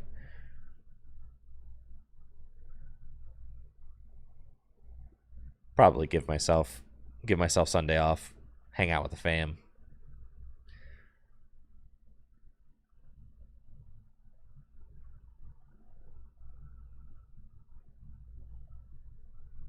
Well, I know Azul's been doing a great job with the watch parties, for sure, and I have no intention of ever streaming over Azul. Like Azul's the one who's going to be doing most of them. I have absolutely zero desire to stream at the same time as Azul, since he's kind of been doing that. But Azul's going to be playing at NAIC, so I might as well, right? Kind of pick up the slack, right? Rise to the occasion. Might as well be somebody streaming it. So, might as well be me. But yeah, I thought about reaching out to Azul and just like actually working something out where we could actually be in open communication about whether or not he's restreaming an event, so that like I could stream the ones that he's not doing, if he ever wants to not do one, right? Or play, so that way we can like kind of coincide our schedules. Because again, I have absolutely no desire to stream over, dude. So, you know, the community is not that big.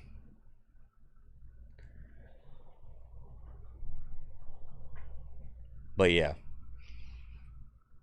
so that's the idea. Yeah, this is not working, guys. The Pokemon trading card game, it's not working.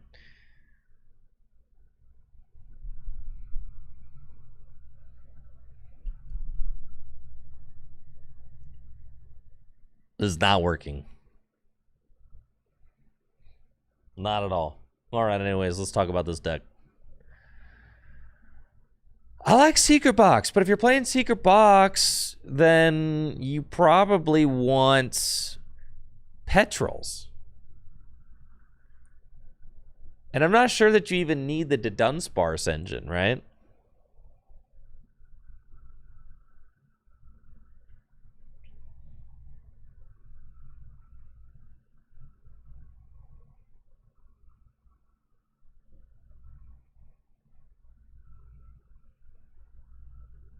The Dracloak engine? Is Dracloak better than Dunsparce? Is it just going to get knocked out?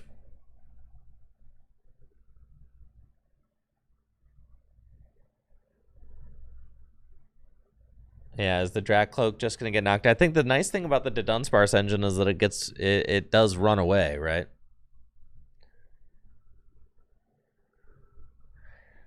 Dun works good with Gwyn. I think I like that, right?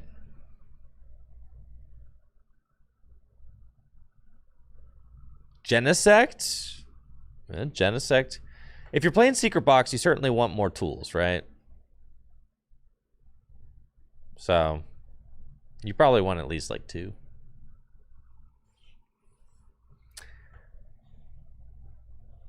The Dunsparce shuffles in, yes, but like at a certain point, you can use the Dunsparce pieces later in the game to activate Gwyn, right? Yes. It's like, since the Dunsparce pieces are going to be floating around in your deck, they work very well with Gwyn, right? You understand? Because like after you use it, they'll be yes, you're not going to like draw into them. Yes, but generally speaking, the Dunsparce pieces kind of live in your deck, right? So then like you'll be able to activate Gwyn more easily, since Dracloak lives on the board. That's where it lives.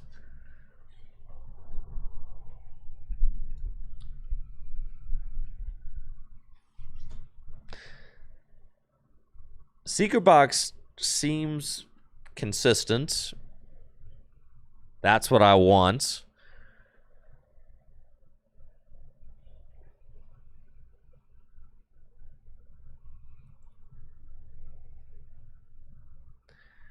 You could play Petrol. Let's see, what's the energy count in this thing? 4-2? That's not a lot.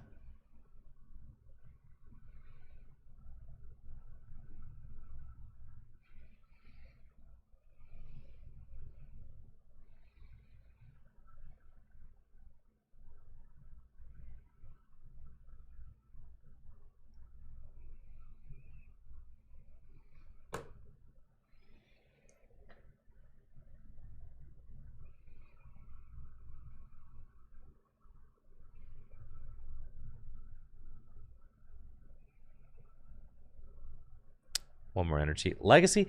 I feel like Secret Box has got to be better than Legacy.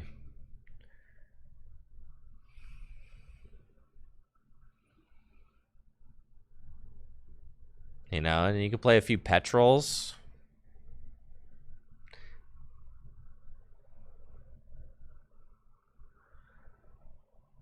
Secret Box has just got to be so consistent. I don't know. I've been playing the Hops Trevenant deck for the last couple hours, and Secret Box has just been absolutely bananas.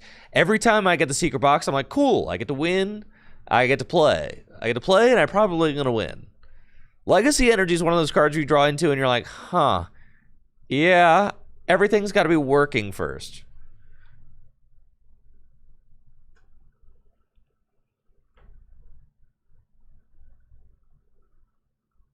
I feel like 2 Gwyn. I'm like fine with 2 Gwyn and like 4 Petrol.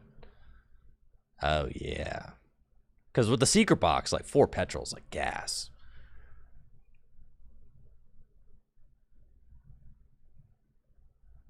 Especially since you have the draw of the Dunsparce. And getting the Pokemon in the discard pile is not going to be as big of a deal. How are you finding the Dunsparce draw engine? 4 Pokepad. 4 Ultra Ball. You could go 2-2. You could go...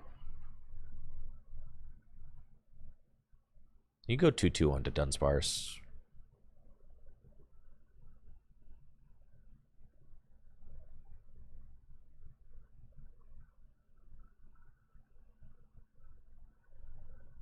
And 2 Air Balloon is like, okay. I mean, it could be...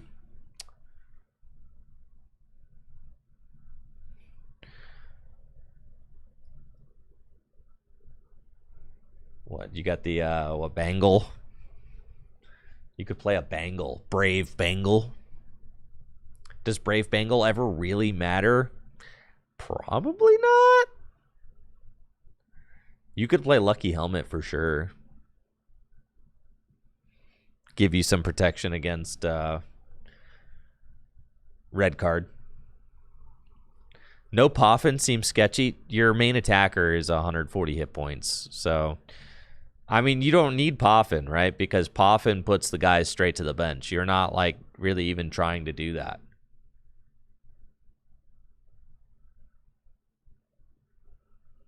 You have telepathic. Right, yeah, you have telepathic. I think 2 Prism Towers seems okay. Like, do you really need 3 Prism Tower? The card is not that good. And you only need 4 guys in the discard pile, right? And you've got, like... Secret Box is kind of like your 3rd Prism Tower, I feel like. Yeah. So we pinch a card there. And then... You could play a couple of gears. You could cut down to a 2-2 to Dunsparce line. And then we're back on the 2 gears. And it's like, okay, well, 2 gears is kind of annoying. 2 Night Stretcher seems like a little tight. But that's probably fine.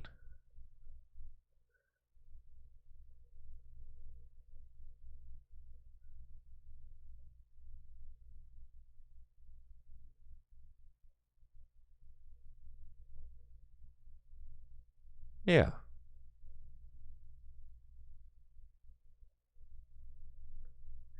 A Rockets Factory to work with 4 Petrol. No stamp. I mean, we could play a stamp. I just don't think it's necessary. You're a single prize deck. Your advantage is that... Your advantage as the single prize deck is that you are trading favorably into everything else. So all you're really trying to do is just keep the engine going so that you can trade favorably.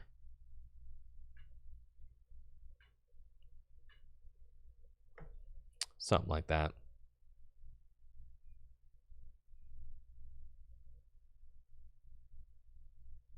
Why am I only at 2 boss? It should be 3 boss.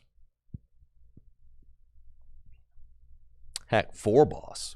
Now we're cooking. 4 Lily, 4 boss, 4 Petrol. Sheesh. All right, yeah, something like that. Anyway, someone said that they got into the Pokemon trading card game live. No shot. I'll believe it when I see it.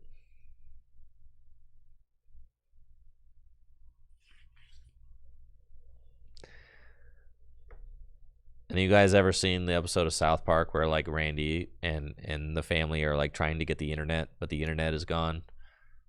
And they like are trying desperately to like log on to the internet, so they have to go to this like base camp where everybody can get access to the internet for just like, you know, like maybe a minute at a time.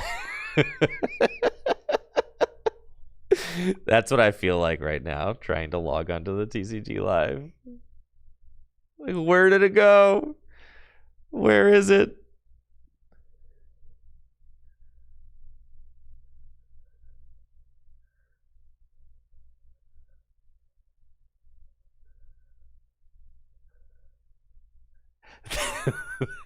That scene haunts my brain.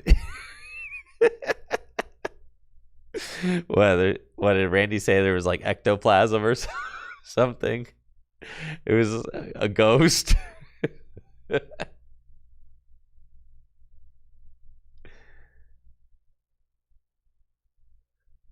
Surely we can log in. Surely.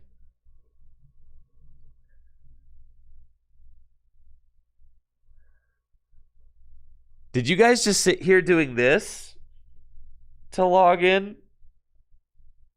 Or did it just teleport you straight into the client?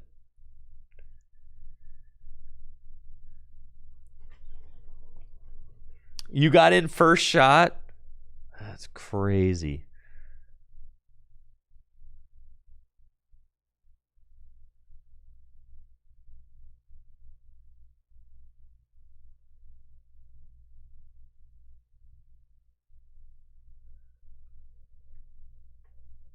Actively investigating, huh? What a fascinating piece of software. Riveting.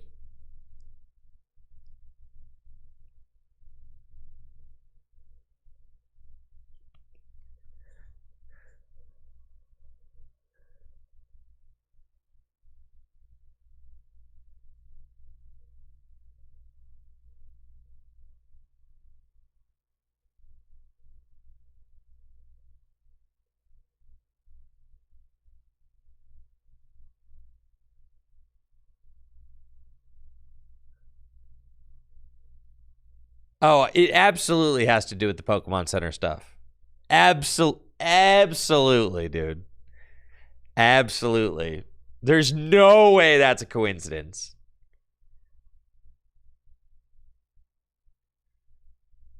I'm sorry to hear that, Darth Ree.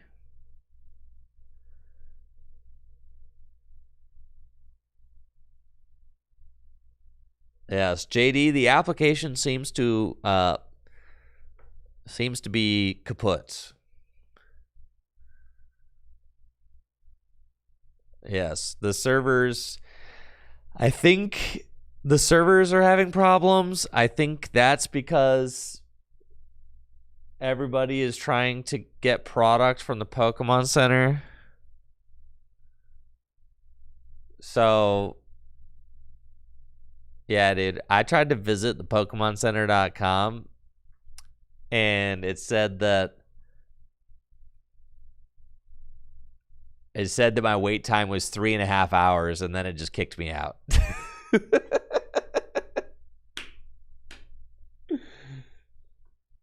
Yeah. Scalpers are storming the site like the Orkai at Helm's Deep. Yeah. Thanks for the nudge. Yeah. Good luck getting into the Pokemon Center, dude. None of this is working. None of it.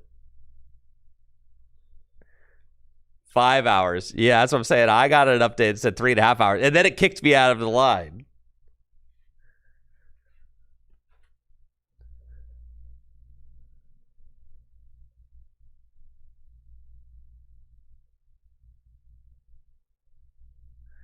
It says 7 hours and 30 minutes of wait time.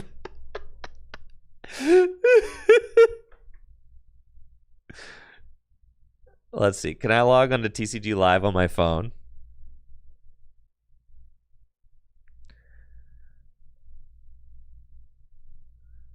I'll give that a try.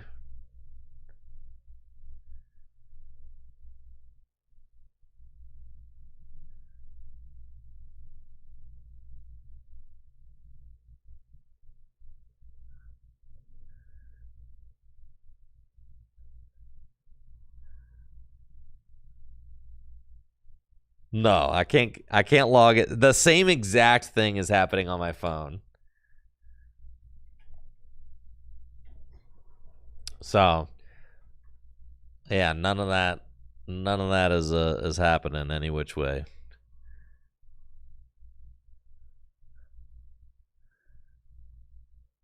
All right, what about Pokemon TCG Pocket?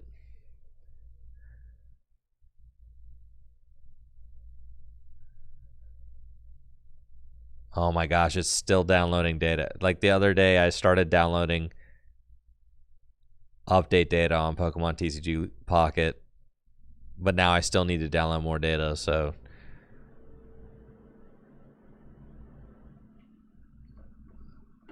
Life is like, it's just like one big, waiting simulator. when you really think about it. It's kind of like the whole idea. You got into live on your phone, no problem. It seems to be like pretty random.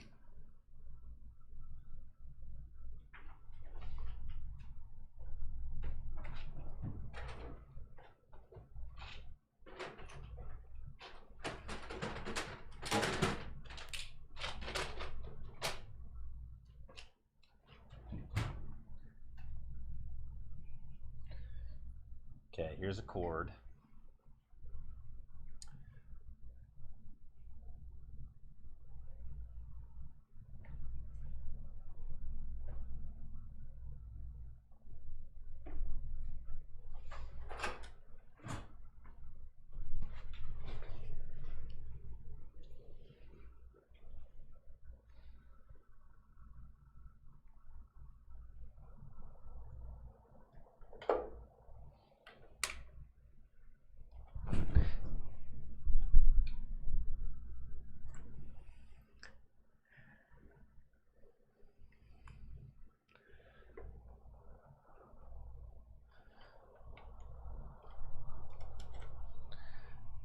Trust this computer? Yeah, I'll trust.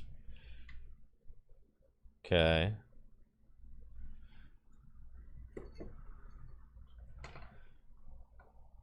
Let's see, and then I could like do this thing where your Pokemon Center queue time just went up. That's crazy.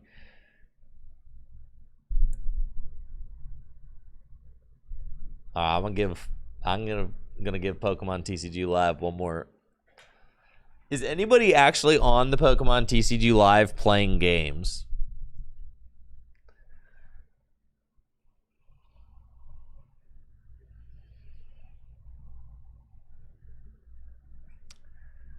Shaggy is. So is Chuck.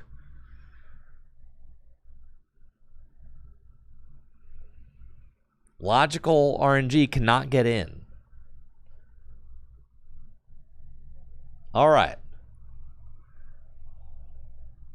Lots of people are in. But not me. Not Tricky Jim.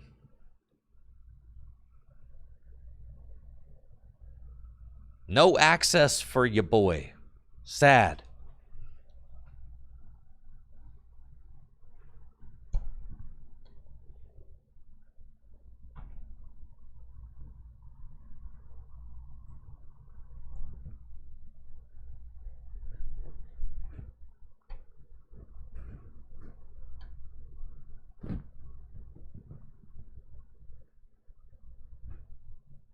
I know, no client for Jim, dude.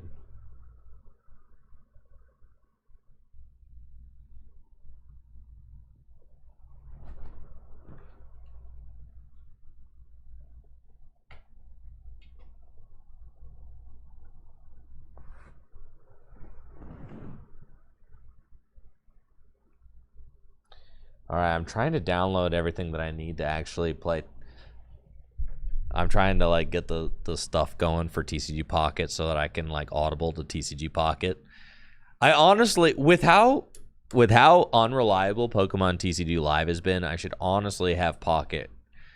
I should have my Pocket set up kind of like you know, locked in. Now that I'm going to be streaming more, I ought to have the pocket as a solid backup.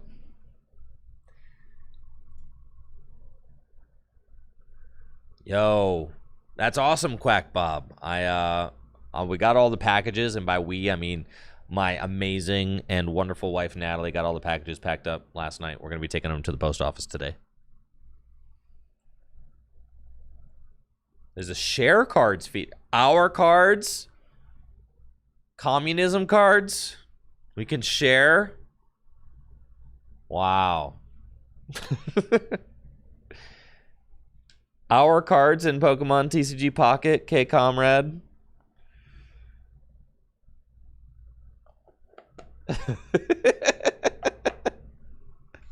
Wait. Well, those people didn't earn them cards. I remember back in my day, I used to pull myself up by my bootstraps and earn my own cards.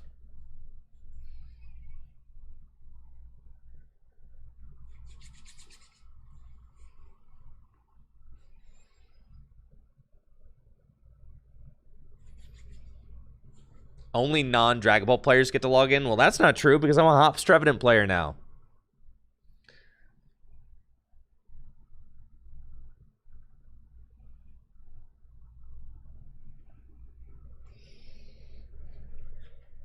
All right, what did I do to... It's like one of these things over here. You like do this, and then you're like, give me my phone, right? Like there's like a way to stream the phone to the one of these things over here.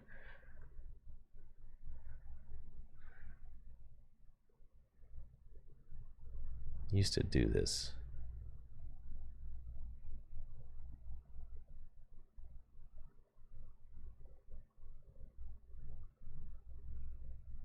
Wait a minute.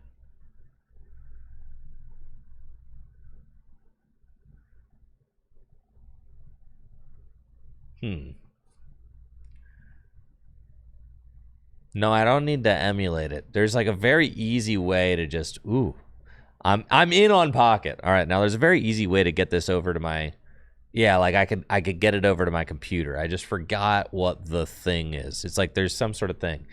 Mac knowers, are there any Mac knowers in the chat? It's like a very easy, it's like a one click and I'm doing it type deal.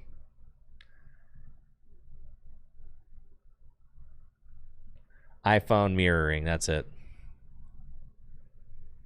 Bang, see? Told you. Continue.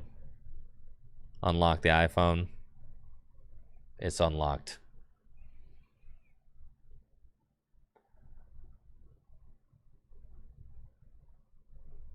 Sure, whatever. Okay, get started. Lock your phone to connect. Why do I have to lock it? First you wanted me to, oh yeah. Here we go. Bang. Oh yeah. Feels good, man. Feels good. See, can I enlarge it? Not my text messages. Come on, be serious.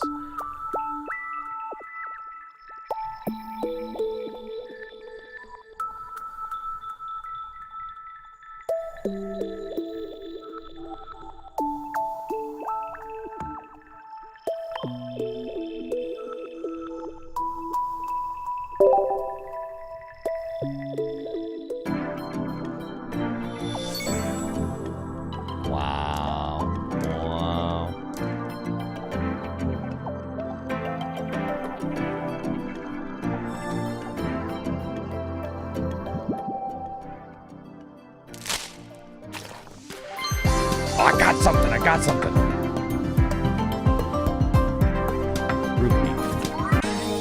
Right on, EX.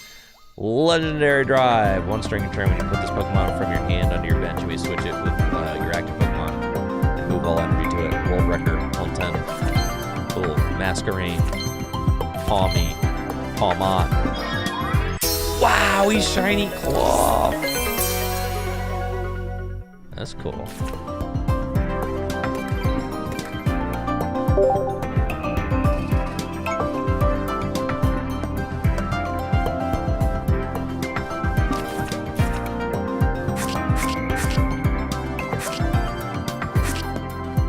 Too loud. I got you.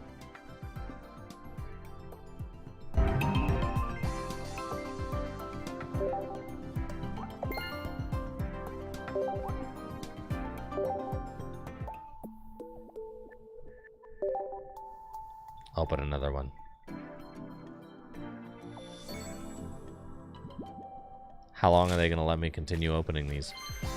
Honestly, I should get back on my pocket grind, because then they might give me like free credits through the ambassador program or something. That'd be pretty cool. The worst part about pocket is having to pay for it, so.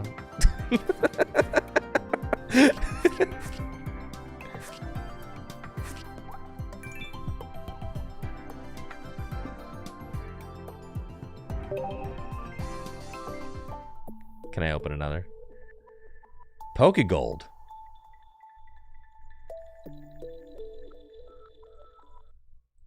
All right. Anyways, people say they're back on the Pokemon TCG Live.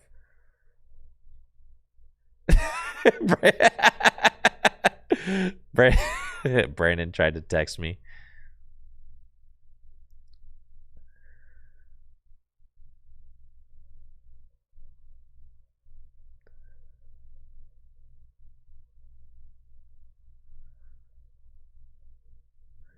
People said Pocket, or people said TCG Live was working. Me when I'm lying.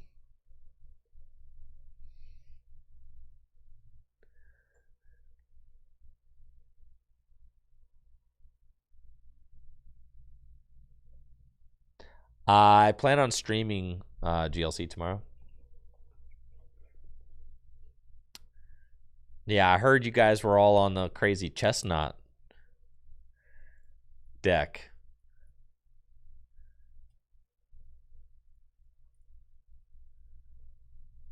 Got to broadcast that. Let people see the chestnut sauce.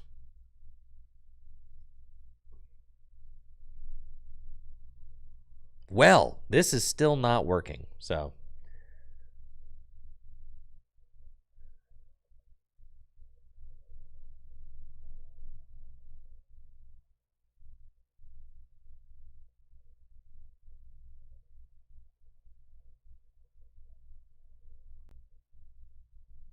Making desktop 2. All right, desktop 2 is like gonna have. I'm literally like talking to myself. Anyways, what I've done is I'm creating a second scene in OBS so that we'll be able to watch Pokemon TCG Pocket easier. Because it does not seem to me that that is working.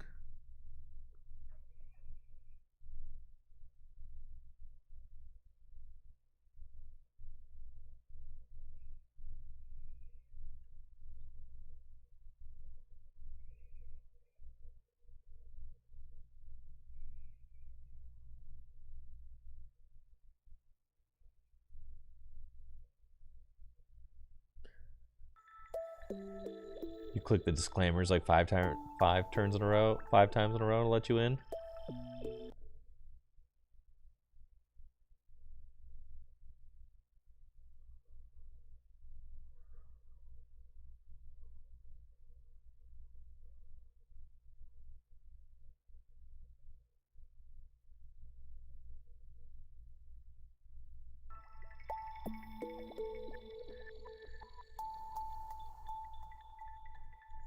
Alright, I'm just gonna keep TCG Pocket up in case this doesn't work.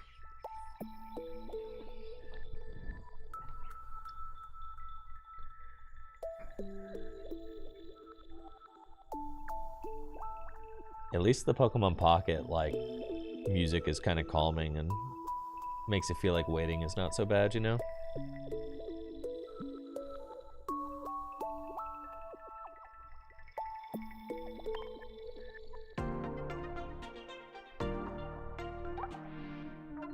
A new feature's been unlocked. Share. That's cool.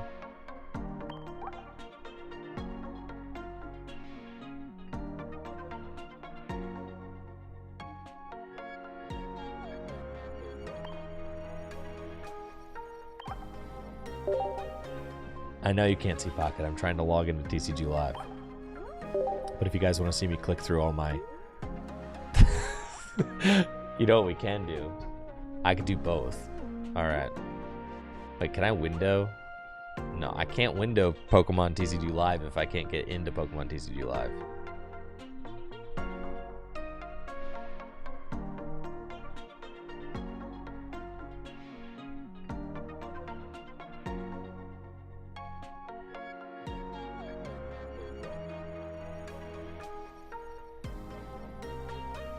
Beautiful.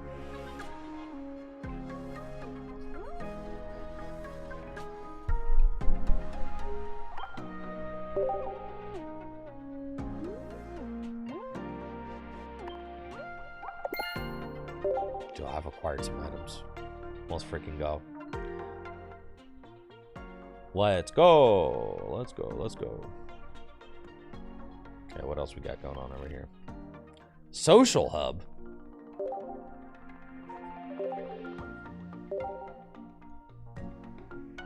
Trade. All right, what's the good deck?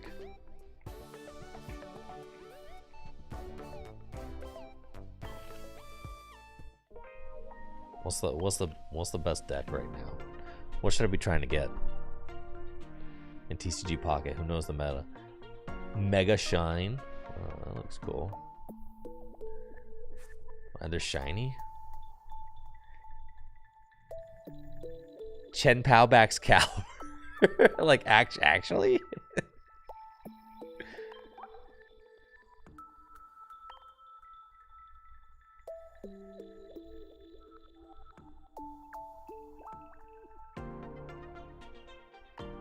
I'm gonna wonder pick. Ooh, Miraidon.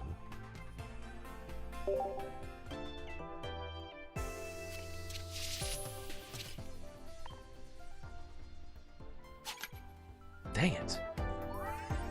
Scammed by the Nackley.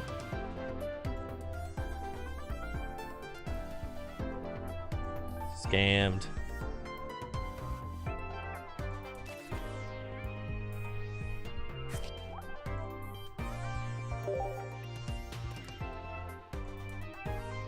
Open the Mega Altaria pack. What's so good about the Mega Altaria pack?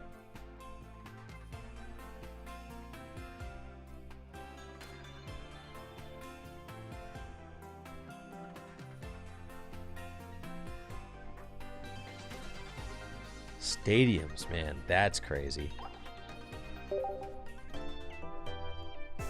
Oh, Portuguese Nackley, that's cool.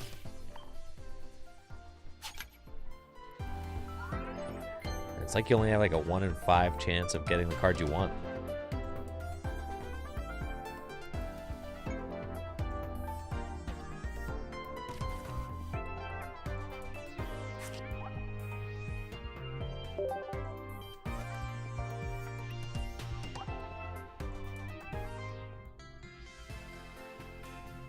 All right, we're done with those. I've opened my 2 packs. What do you got for me in the shop? Complimentary. I'll take it. Refresh. Yeah. I want these. Yeah, give me those. Okay. Very nice. Purchase Poke Gold. That's a scam.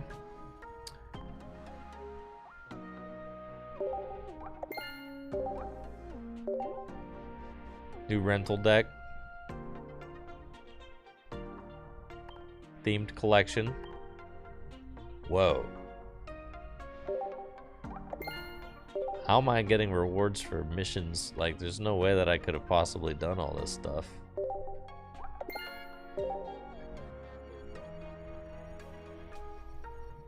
Sent a Chen Pao EX to my inbox? Did you really? How does that work?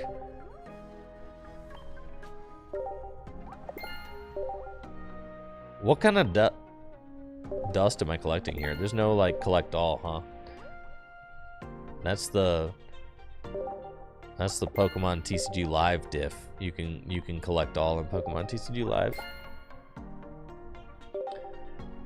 That's the diff. They haven't figured that out over there at Creatures yet.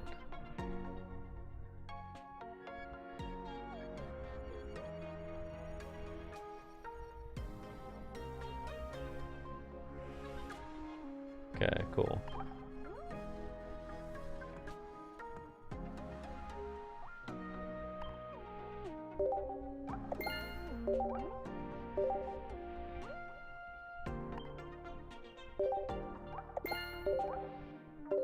Dang, I'm feeling so rewarded right now.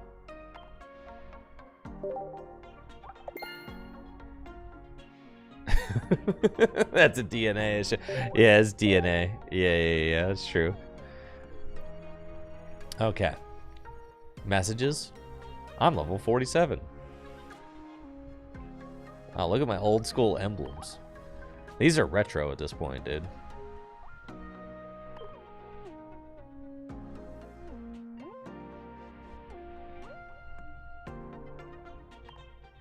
Oh yeah, that looks nice. That looks nice. Charizard. Oh yeah, that looks hot. Now the profile looking. Wait. Charizard. Trio, Pikachu. Done. Oh yeah, that looks nice. Look at my collection.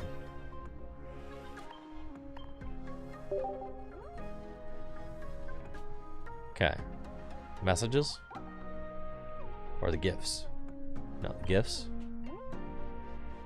Wow!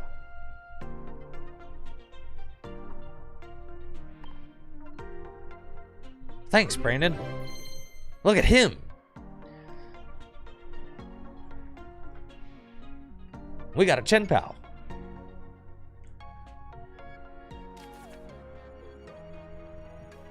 Alright, what pack does the Chen Pal Bax Caliber deck come in? Thanks. My goat.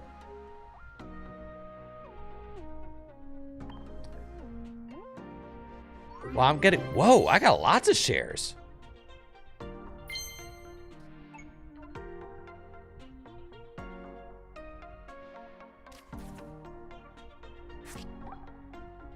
Blake Cutie says that feeling when you order 8 cards and only receive 4 in the mail. Should have ordered from FullGripGames.com, the best place to buy Pokemon trading card game singles and sealed product. Shopping at FullGripGames.com directly supports the content that I create here on Tricky Gym. FullGripGames.com has the best selection of Pokemon trading card game singles and sealed product. And did you know that, by the way, you can also sell your extra Pokemon TCG cards, bulk and singles, right on the website. FullGripGames.com. Always buying, always selling. You can share a card. Heck yeah, I'm open to sharing. Let's go. Logan's got cards to share. Wow. Share. It's like, is it like trading, but like one-sided? How does this work? That's crazy, bro.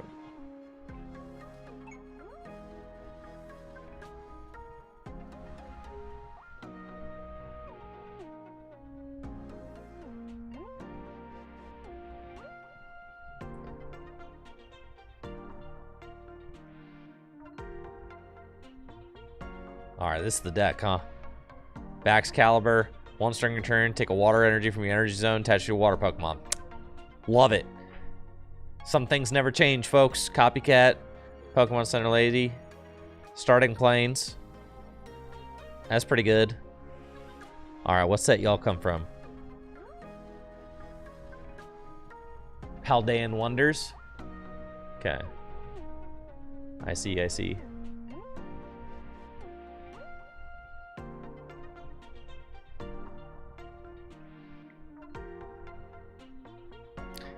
You're gonna click Joker mode if you don't click Claim All. Wait, is there a Claim All? Let's see. Ooh, Claim All. Yeah. Thanks. All right, I see the Claim All.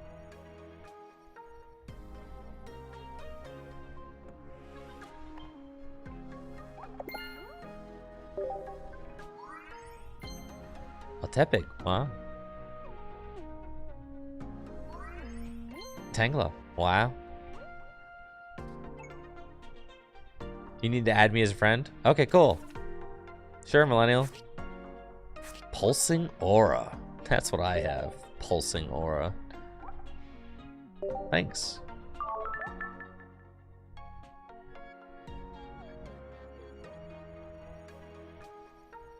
Okay. Let's go to the friend zone. Yeah, we're so back. We're back on the Pokemon TCG Pocket grind, y'all. Let's go. Social hub.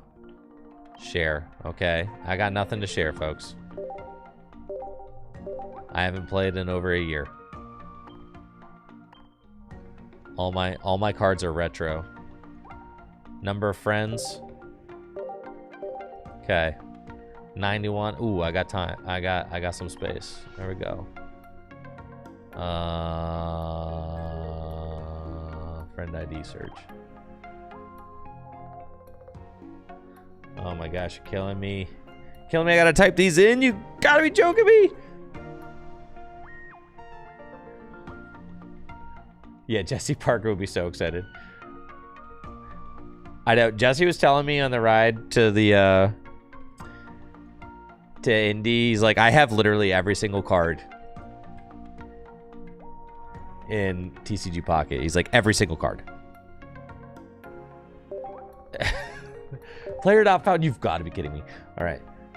9211 9211 4162 4162 2611 9063. Yeah, Millennial, I tried. That was the one that you gave me. I can't copy and paste. It ends in 6-5. Ah. Well, that would do it.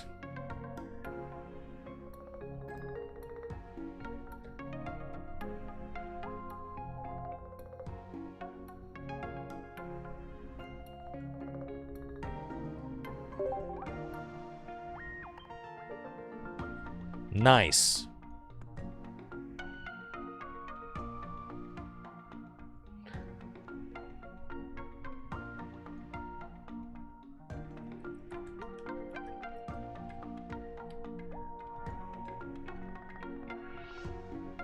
I can't copy and paste because I'm using the module on the, like, scanning for my phone. I don't know, man.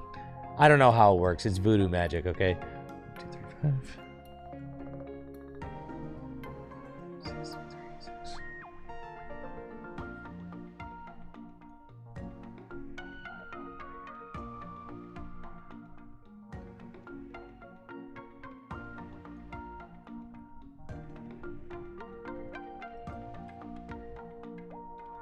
Welsky says you'll trade me whatever deck I want. Really? Oh, yeah. I guess I could drop my friend code. Let's do that. Isn't this my friend ID right here? Yep. That's my pocket friend code. Yeah, I suppose this makes things a lot easier. Seymour Biscuits. Yo, appreciate you, Seymour. Thanks for that sub. 66 months. Thank you. All right, last login 48 minutes ago, 25 minutes ago, 2 hours ago. All right, we got to get some people purged here. I know there's some of y'all haven't logged in. I know. It used to be me.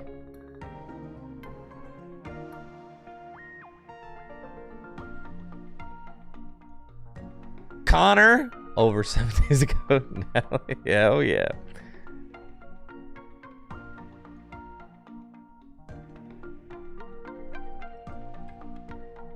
I assume the ones at the bottom are the ones that have...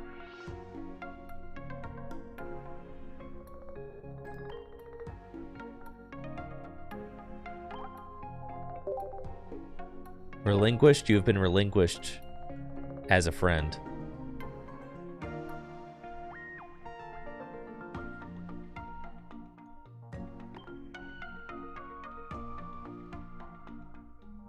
Large Jeffrey, you've been removed as a friend. All right, anyways, I'll do this another time. Let's get to gaming. First, let me see if TCG Live is back.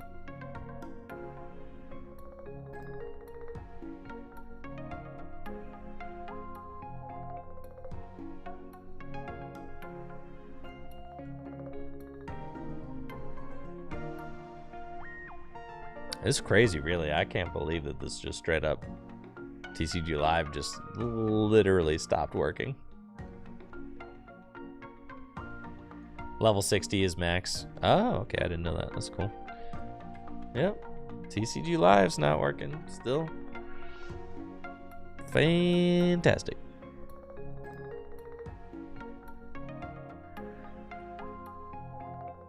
All right. So we're back here.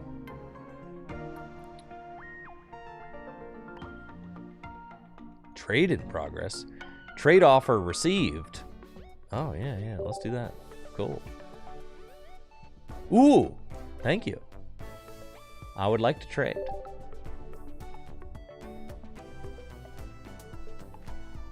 You can have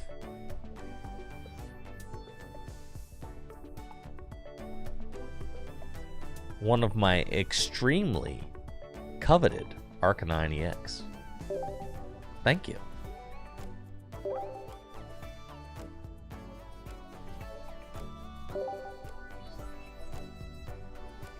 Sweet.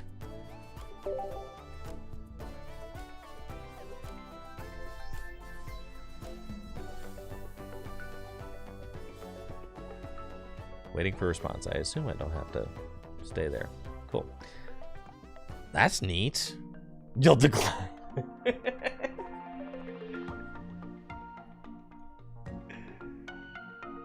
I'll decline.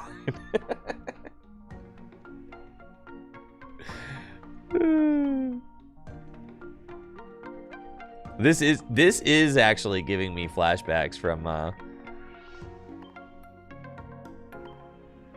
the Pokemon trading card game online, that's for sure.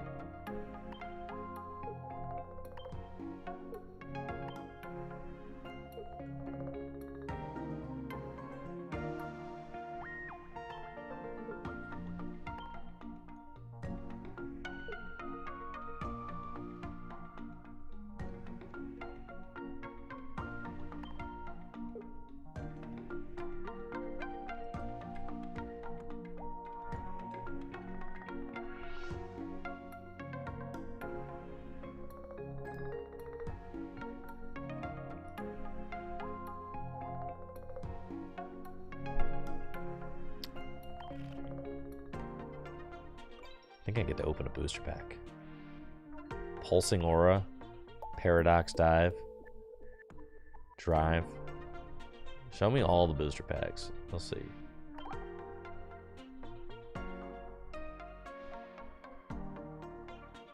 There's so many. Oh my gosh.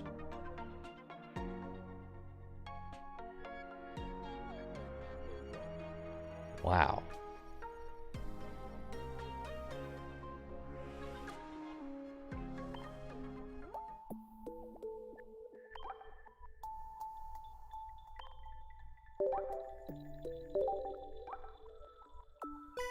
Worth it. It's booster pack opening time.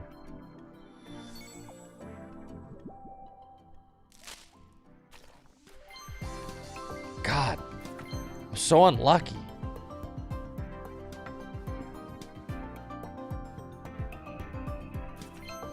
Do I not need another Chen-Pao? I don't know. I don't know what I need. Let's see. It looks like there's only one Chen-Pao EX. It looks like I need Suicune EX. And Frigibax and Baxcalibur and Rare Candies. I mean, really.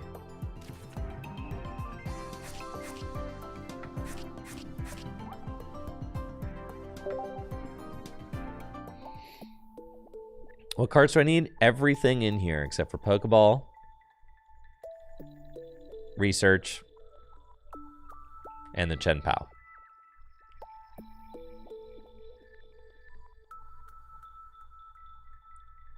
Everything in the, I guess, yeah, there you go.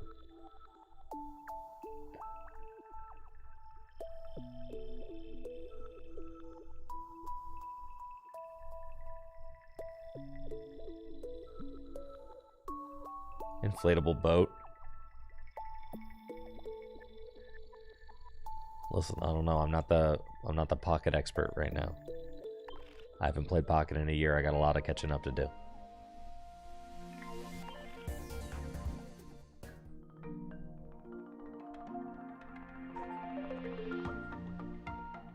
Wow, look. Kind of gold border. That's cool.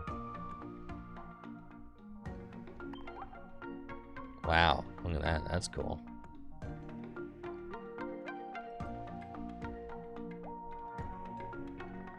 Focus on trades for now. All right, let's do that.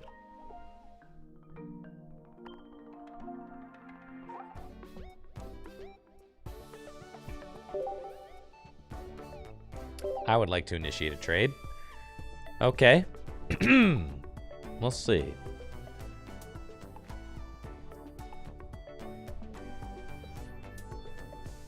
Mudkip.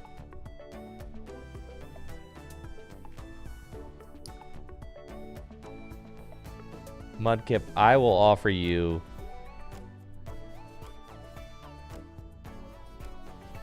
something very special. And in return, I'd like something even more special.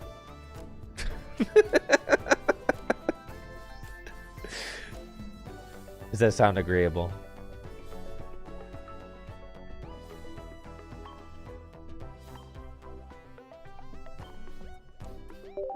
I'll send you a Celebi EX.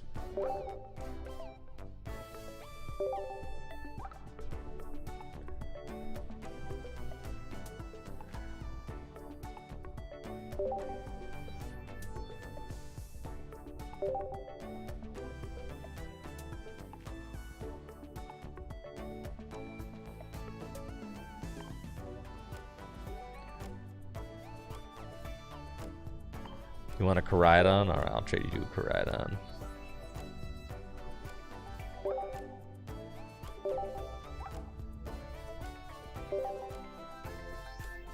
Alright, let me make a wish list. How do I make a wish list? Yo, Kathleen, you just watched the finals of the 2015 St. Louis Regionals. Congrats on the dub. Thank you. That's beast.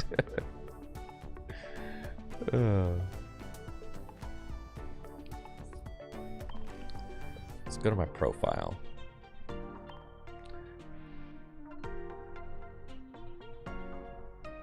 Wish list. All right.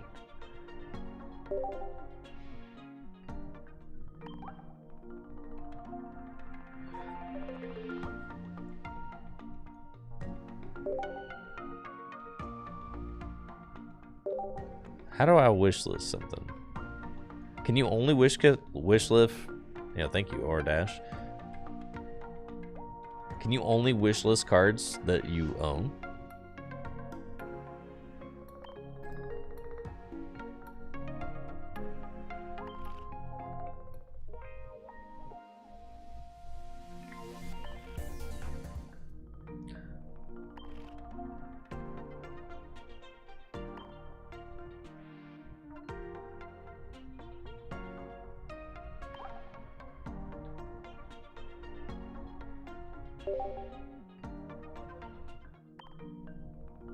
Got it.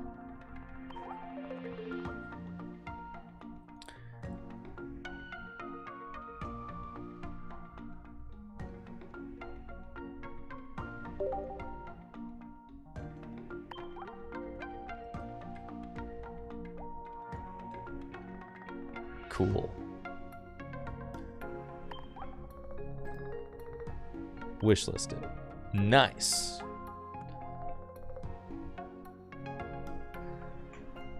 User experience to wishlist unknown cards is pain. That's facts. What do I need? I need Suicune EX. I need Baxcalibur. I need... I pretty much all these cards here.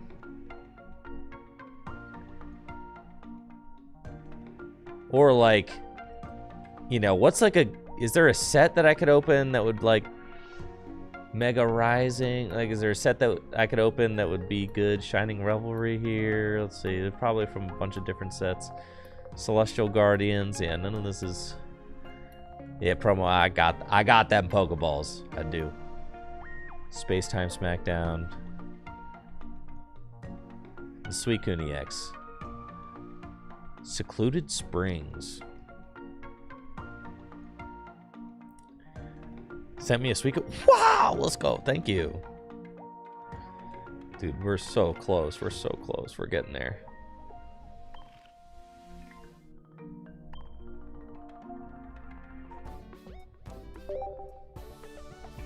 Oh, yeah, that's money. We'll do that.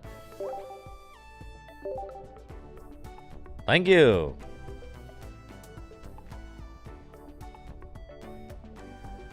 Welsky says, if I lock in on trades, you can trade everything. Sure, Welsky. Okay, won't I run out of trade juice? Welsky, what's your screen name again? You're Mudkip. All right, I'll lock in. I'll lock in.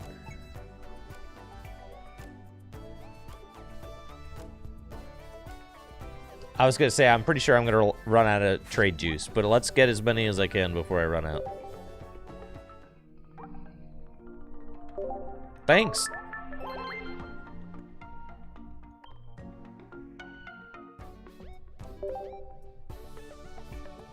Beast mode.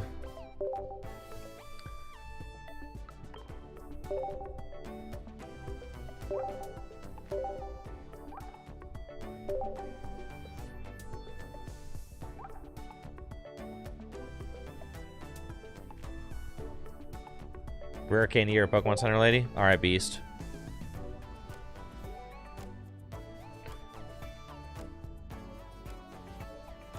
Okay. Waiting for response. Yeah, these are gonna run out super fast, right?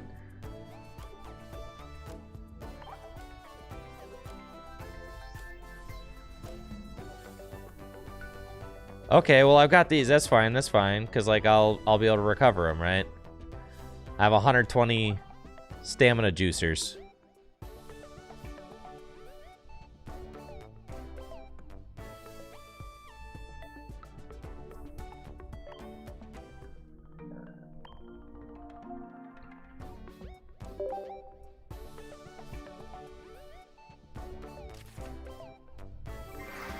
Goodbye, Mamoswine. Hello, Baxcalibur.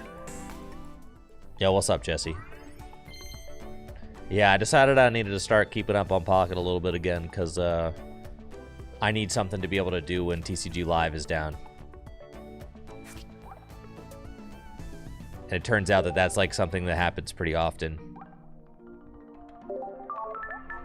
Like right now. Like right this very second, actually.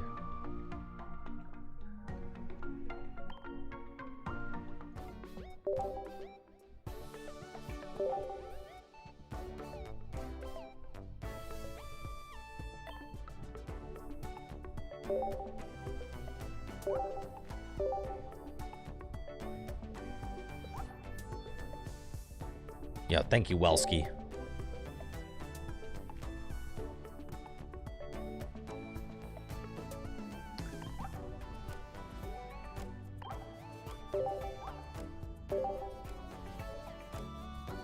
Oh yeah, we're chilling, we're chilling. Do a Pokemon TCG Pocket deck busters with Jesse. Jesse's Pocket account must be crazy. He literally told me he's got every single card. Yeah. That's about as crazy as it gets, right?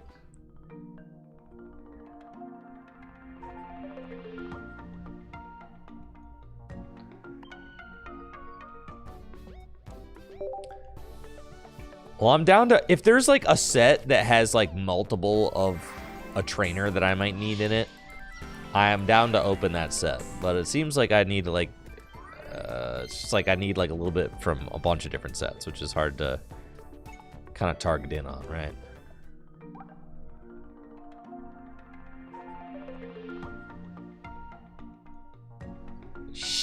Nikes.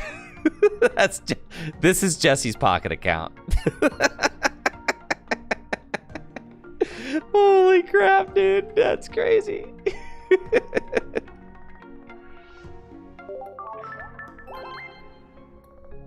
100%. It's 100%er right there.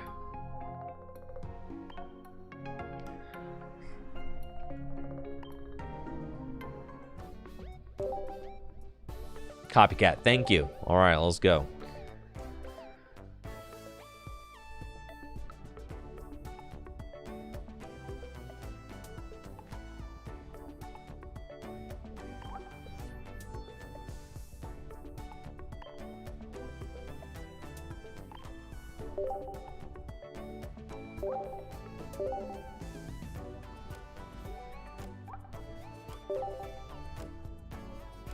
We're getting so close.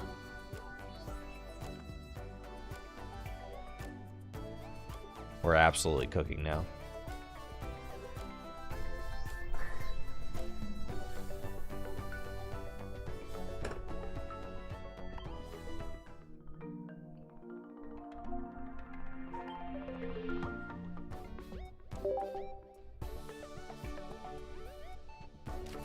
Goodbye, pincer.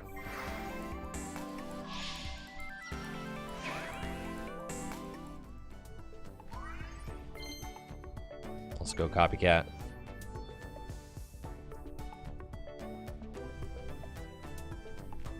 Okay. Dude, we're getting there. Thank you, Welsky. Welsky is putting the team on their back right now.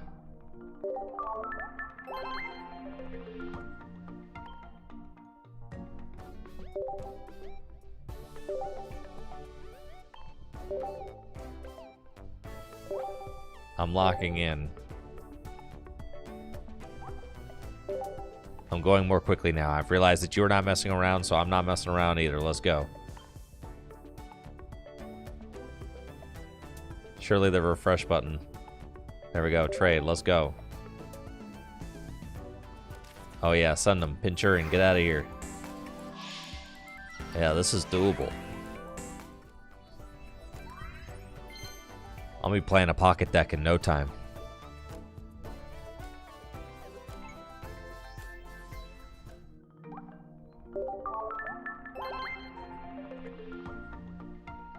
Your favorite deck right now is Miraidon.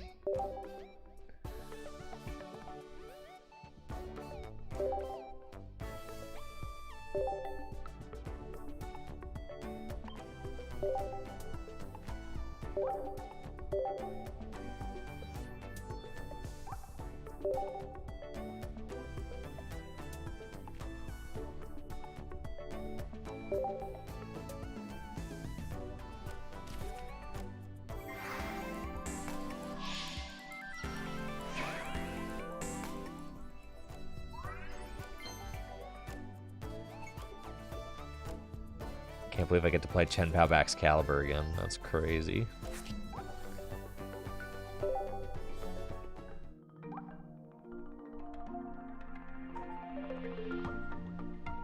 Okay, and I think I wanted to upgrade my trade credit again. I will run out of juice here eventually. Yeah, I am starting to run out.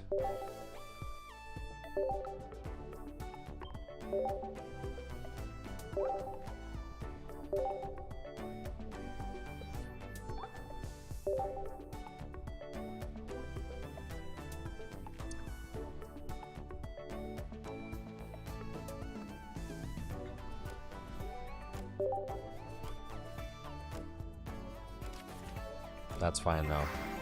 I may be able to open some stuff.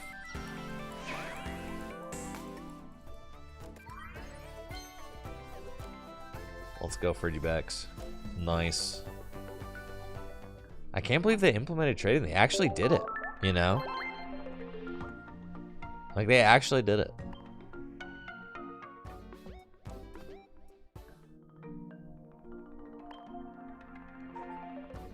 God, a year ago, this was not a thing.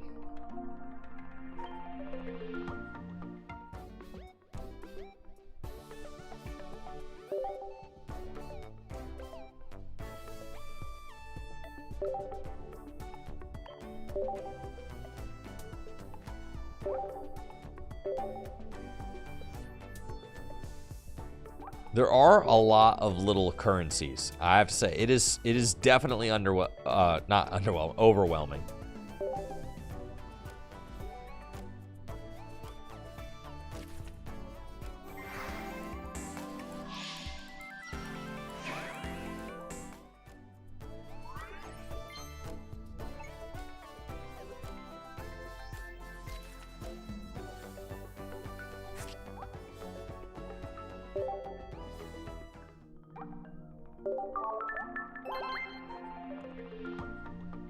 They fixed it. Yeah, it was whack at first. Well, certainly I believe that.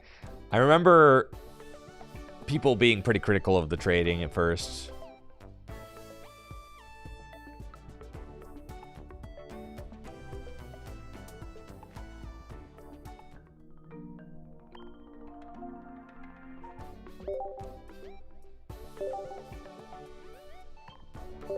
Enjoy this pincer.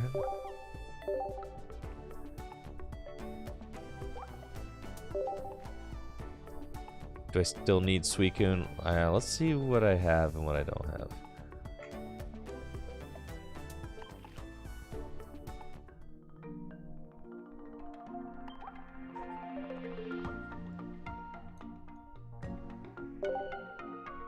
I have one Suicune, so I need one more.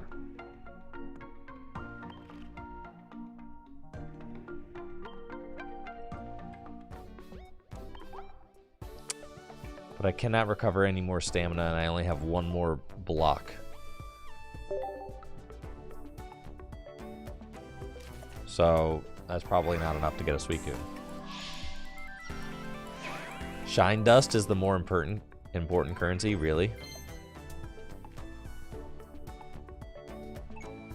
Wanna fly? I mean, I don't. Yeah, full art's cool. It doesn't. Whichever.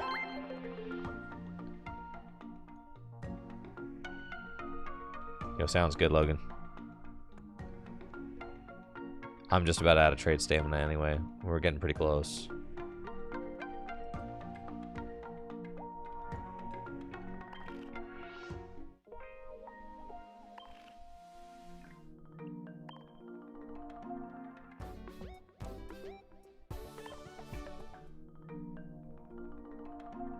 Okay.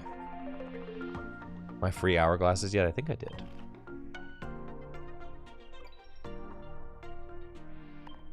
Oh, I completed a bunch of missions, though. Oh, wow. That's 36 hourglasses. Cool. Ooh, wow. More hourglasses. Oh, yeah, let's freaking go, dude. Let's freaking go, dude. Oh, let's go. Oh, yeah, we're popping off. We're popping off. We're chilling, dude. We're chilling.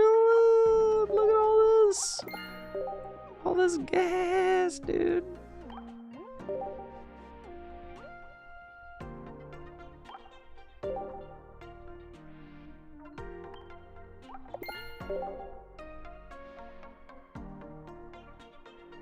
Okay.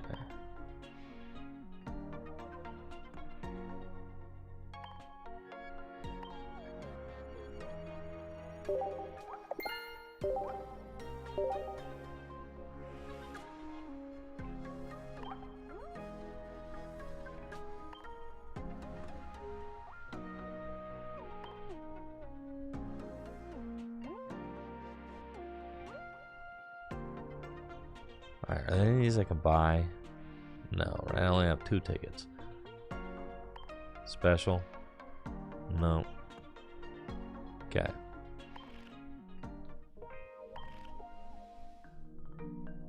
Are we back? Back of the trade grind.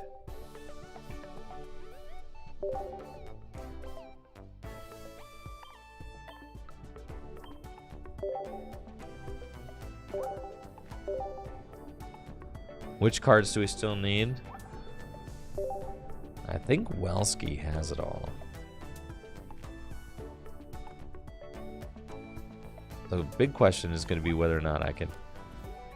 See, didn't I just get 30 of these?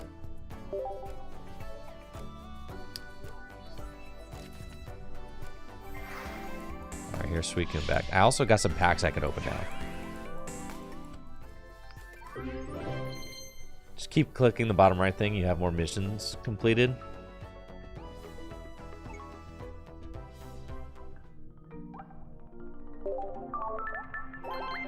What's up, Trey?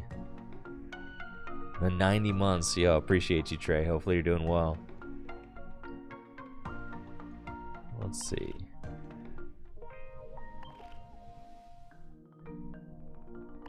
Can I trade more?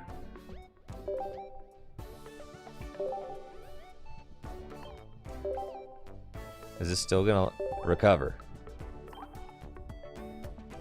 Okay. I guess I can still trade. Alright. Looks like we're good, actually. It's just not letting me recover to 5 anymore, but it let me do that, so that's cool. Yeah, TCG Live down today, so at least it's down currently. So I'm building my first pocket deck in a year, thanks to help from chat.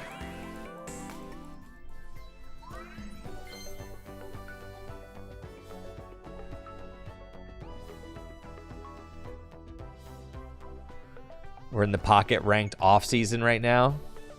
That's okay. I'm not, you know, like, I gotta brush up. When does it start back, do you know?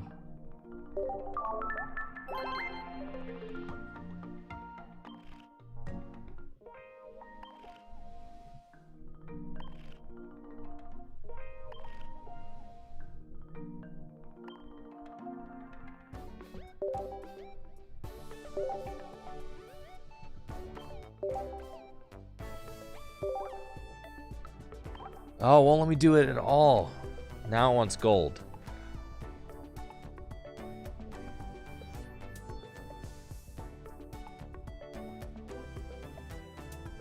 Alright, I cannot trade anymore. It will not allow it.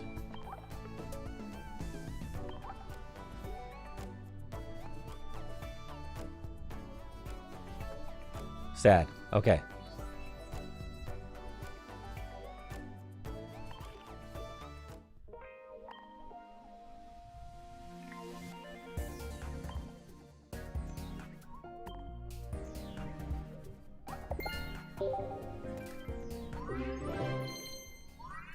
Cool.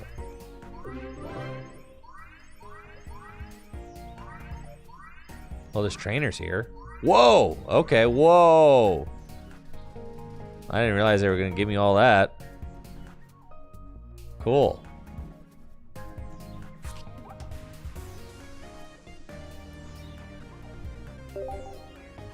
Solo missions and things I could do to get more trade tokens. Will it increase my trade stamina?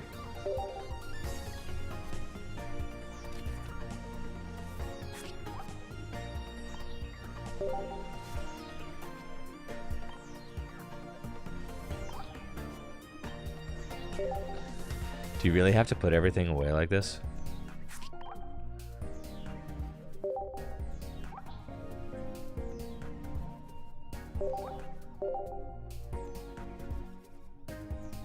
Okay.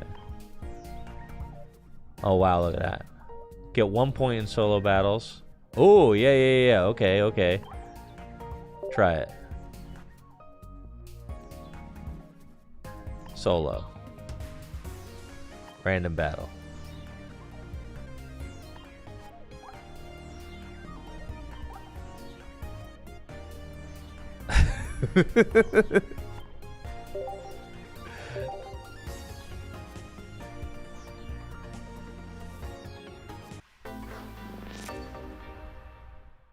My old deck. Me showing up to League with my decks from the 90s.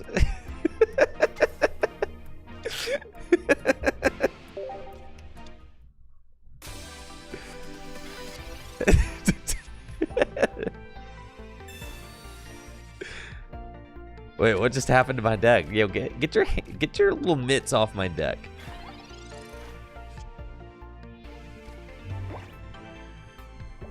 Why would revealing the cards? Oh yeah, beast mode.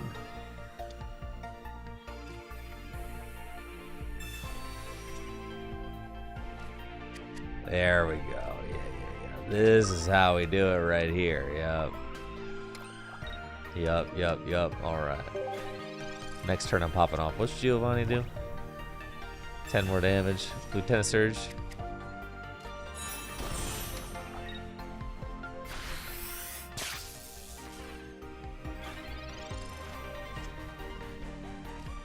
Sabrina, that's a good one.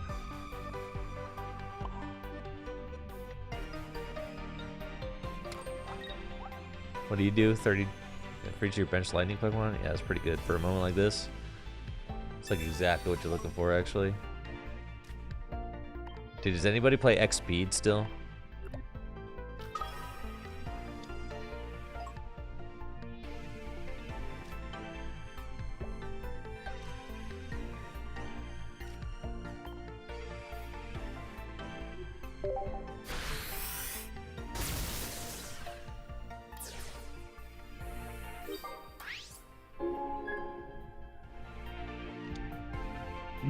The Chen Pao deck is gonna seem insane after it.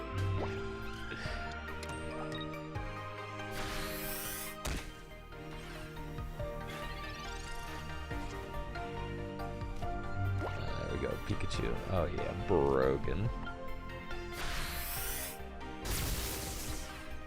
I mean, yeah, Suicune does 130 anywhere. That's no, Suicune is the Rondo one. Chen Pao is the 130 anywhere, right?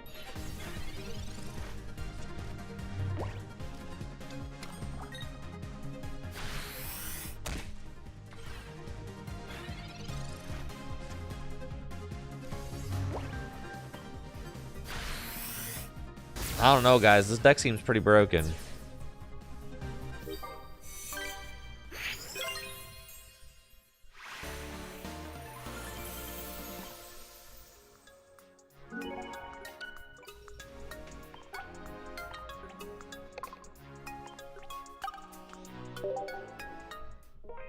Oh yeah, we're getting them rewards, dude.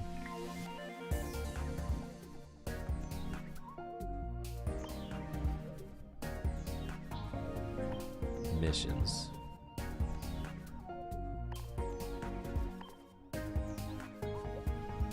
Oh yeah, complete all of them.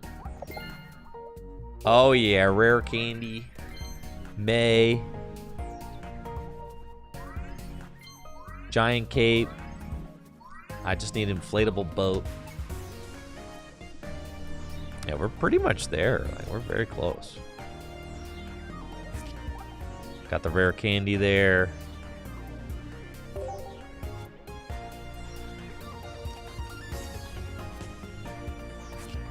I'll see if we can get back. Someone said. Let's see. We'll try.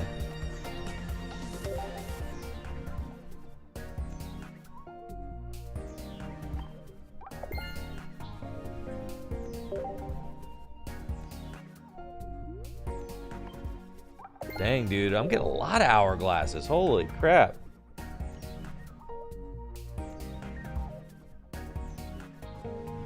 Yeah, that is not working. All right.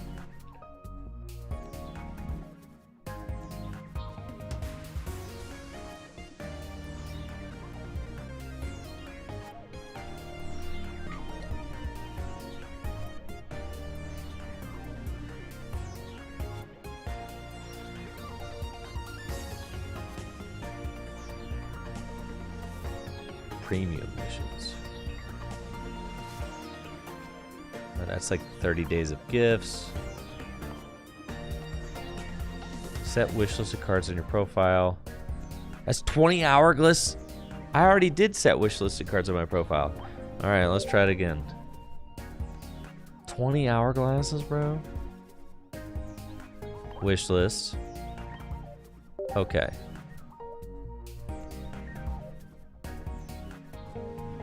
Done.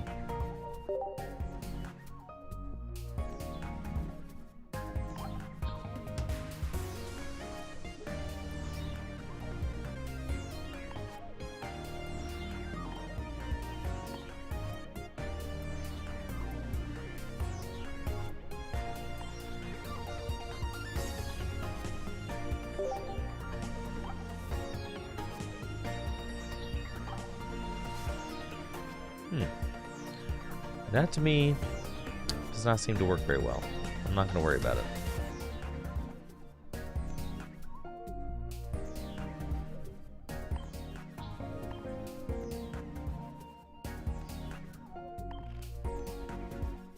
Let's go open some packs.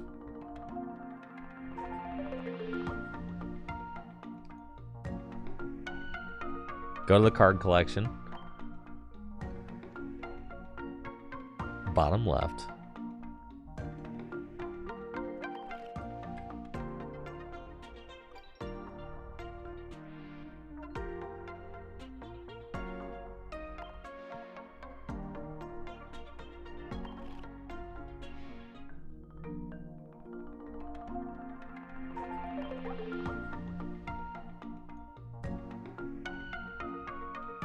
Wish list. That seems like an easy way to do it. Just click that. Cool. I've wish listed an Iron Bundle. I've wish listed a Charizard. I've wish listed Yanmega EX. I've wish listed Roselia. Okay.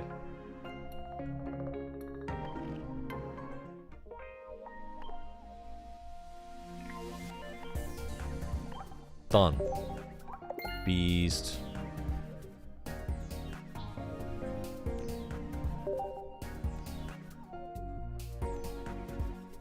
Okay, I've got a bunch of hourglasses now, though.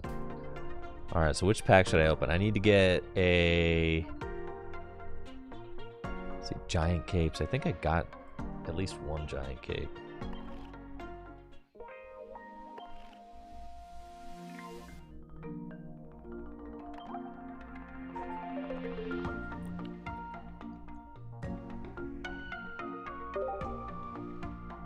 Plenty of giant capes. I need a starting planes.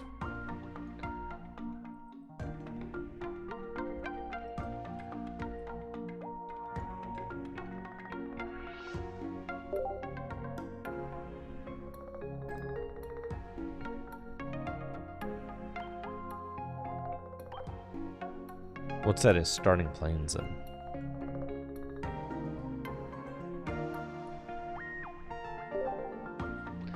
Fantastical Parade. Okay, let's open that.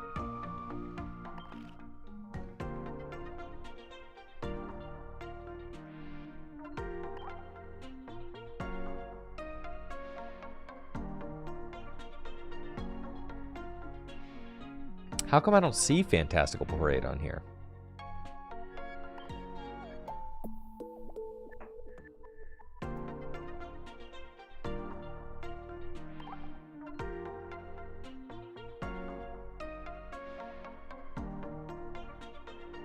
B series. Ah. Oh my god, there's a lot.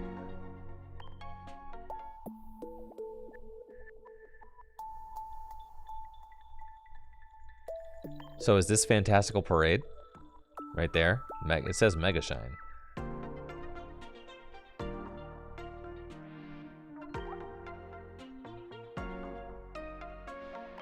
B series. Oh, I see, I see. There we are. Open a pack. Okay.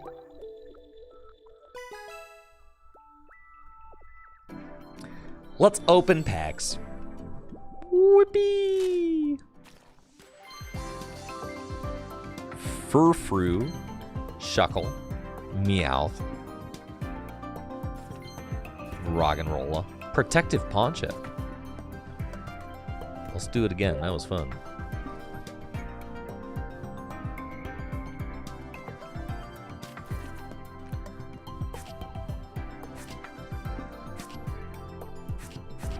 Every single card I'm opening is going to be new, yes. Every single one.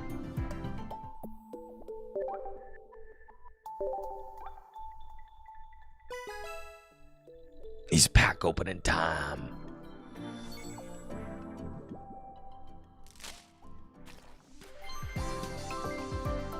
Sail Fossil, Litwick, Alola Marowak, Furt, Vigoroth. What trainer am I looking for still? I think all I need is the inflatable boat. I think I need inflatable boat, and maybe I need one more copycat. I'm pretty sure it's one card, yeah. It's like inflatable. I think it's just inflatable boat and starting planes are all I need.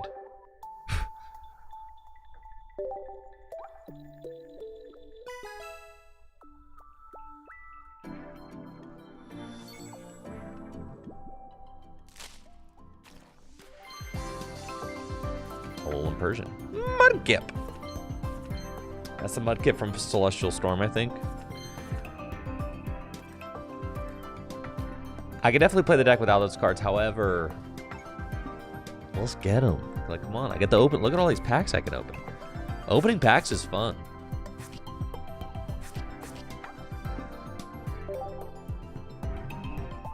Let's see. Can I open 10 packs? Let's freaking open 10 packs.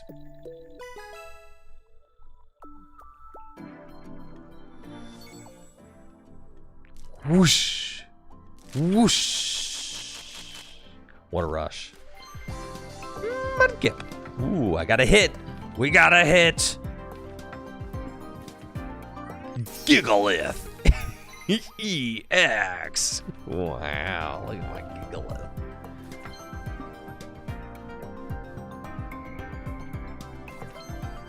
Mudkip. Or Oricorio. I got it. Ooh! Tyrantrum. Galarian Rapidash. Shiny. Wow. Shiny Latias. Wow. So shiny, so sparkly. Wow. Mega Kangas. This is just like standard. Yo, that's crazy. Training area? That's not the one I need. What the heck?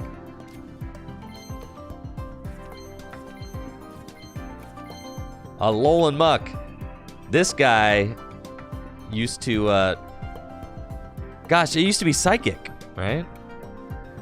And it turned off basic Pokemon. Yeah, oh, that's it. Literally, it does the same thing, except it used to be Psychic. Now it's Dark.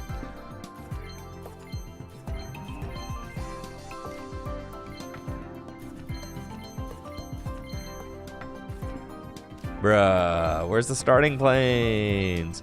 Wait, was that starting planes?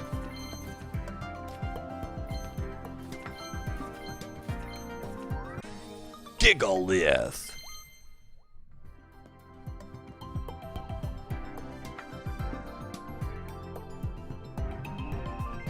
J. Paul, thanks for the Prime sub.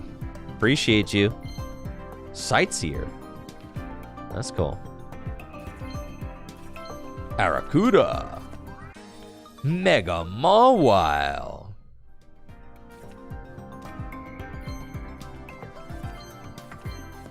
Tandemaus. Guzzlord. Breakcore.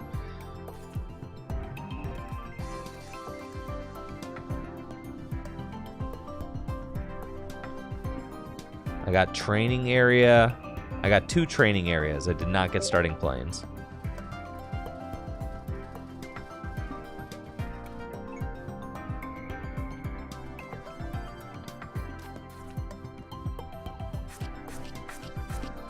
Go through every pocket card to see if I can predict what is meta. I'm good, dude. That's a lot of reading.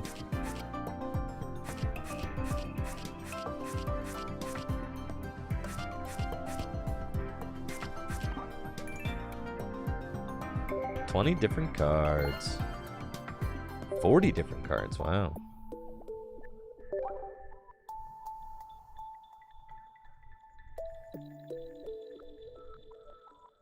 What's the inflatable boat do?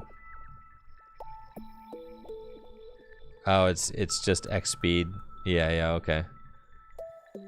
And then starting planes. Basic Pokemon gets plus 20 hit points. I mean, that's a pretty good card, right? Yeah, all right, we'll go for it.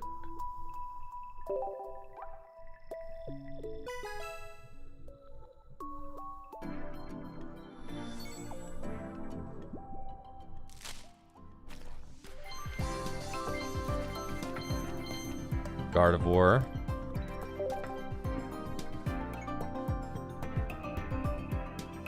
Come on. Starting planes. Come on, give me the starting planes. I can't believe we didn't get a starting planes in our 10 pack. That's crazy.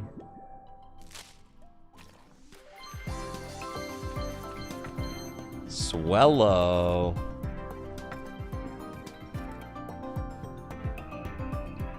Do I have enough to... I might have enough to do the starting planes for my pack points. Let's see.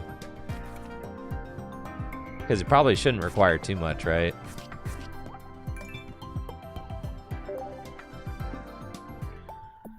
Let's see. How do you craft?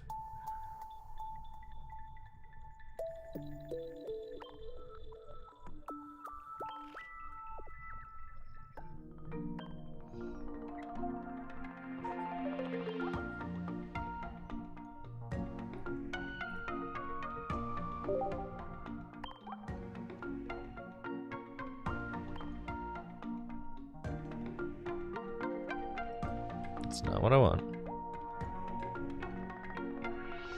How do you craft something?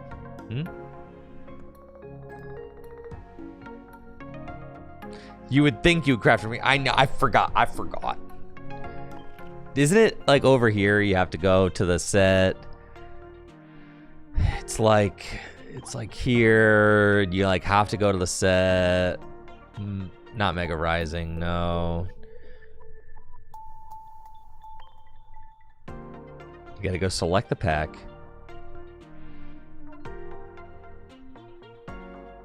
So we go here. B series. Fantastical Parade. Okay, I've selected the pack. Oh, there it is. And we want...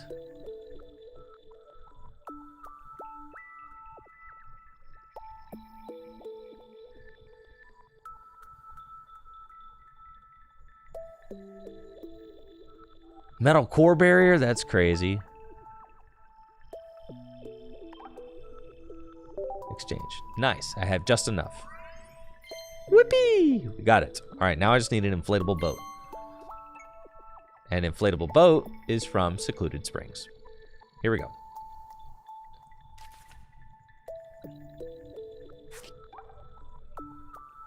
Let's see. How many rare candy do I have?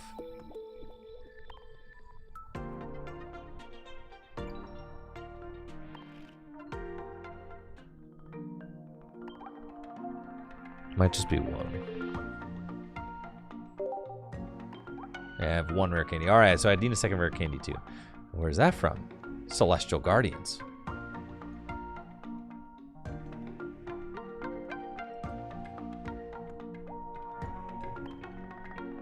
Well, I need the second rare candy, so we'll open Celestial Guardians.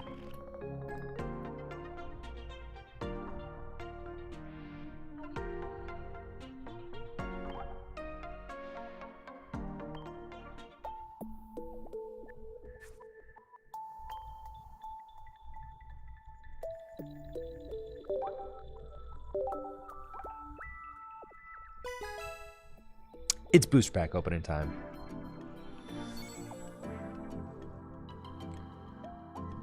Do you think I'll have stamina?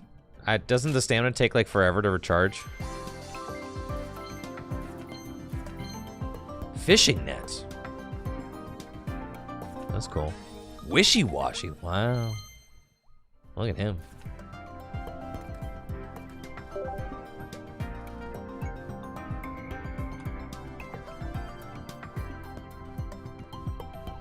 Jesse's backs list. Got an inflatable boat. Yep, that's like one card different than the list I'm building right now. This one's got field blower. I don't have field blower either though, so.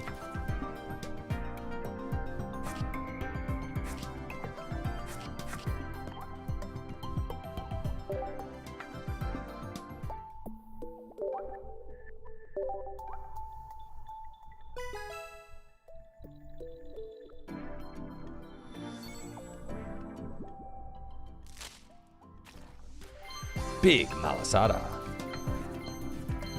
Choo-hoo-hoo! We got the rare candy. Beast mode. All right. That was a big one. That was a big one. Now, inflatable boat's the last card we really want.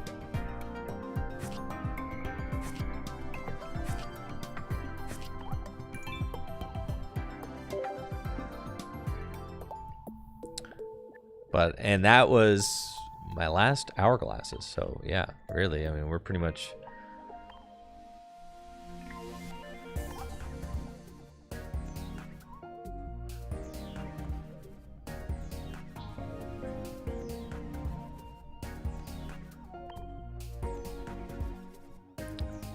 Share. What is a share?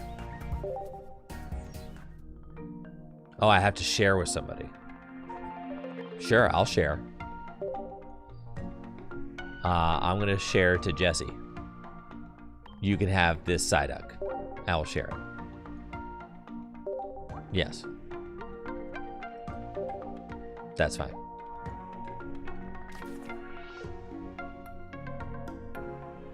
That's my only Psyduck? Well, that's fine. Worth it, I think. Alright, more booster packs. Share 3 times and I get 24 of those. I forget what those do. Share 5 times, share 7 times.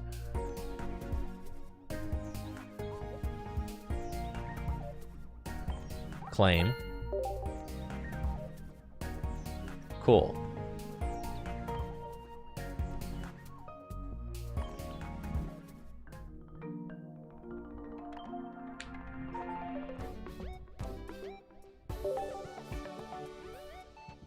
Decline that. Don't need the candy anymore.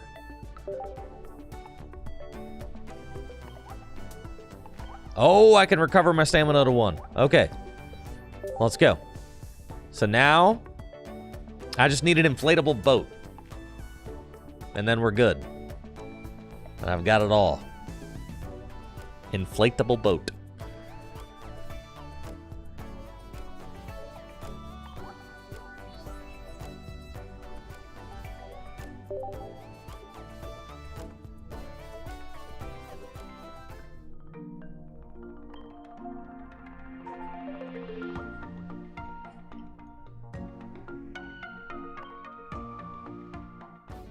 Mudkip's got us. Let's go! Let's go! Thank you, Mudkip.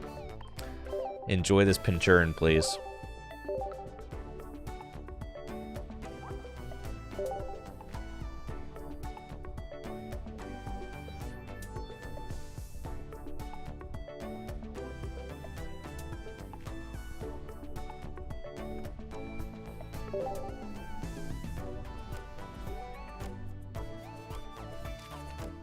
Goodbye, Pinchurin.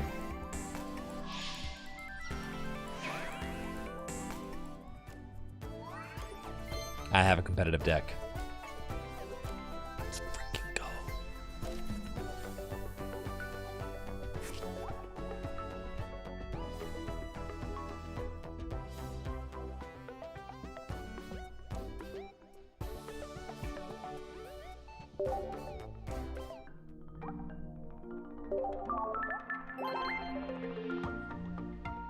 Is the application still down?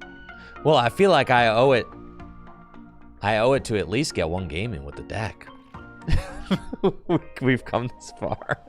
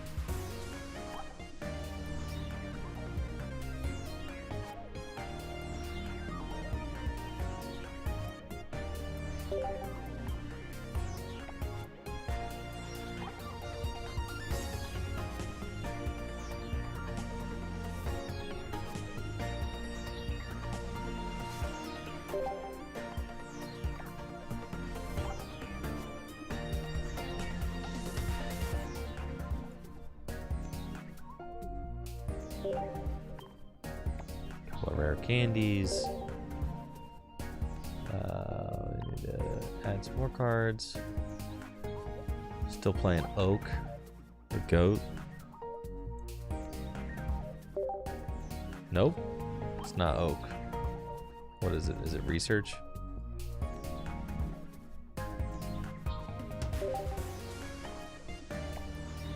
Okay. And copycat.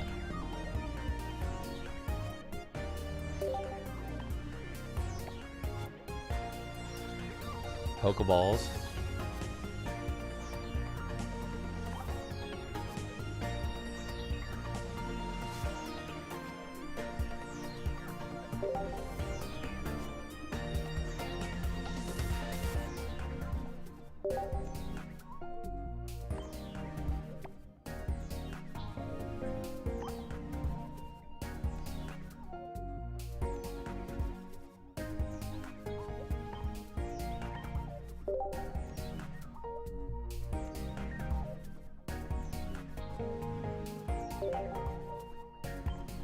Planes. Cape. Boat. Okay. And then that weird switcheroo raft thing.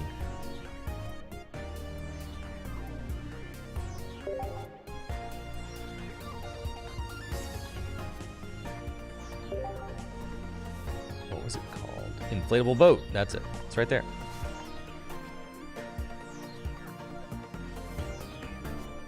We're still at 19 even with the inflatable boat. Okay. Did I remove a research? That's right, Center Lady. How could I forget?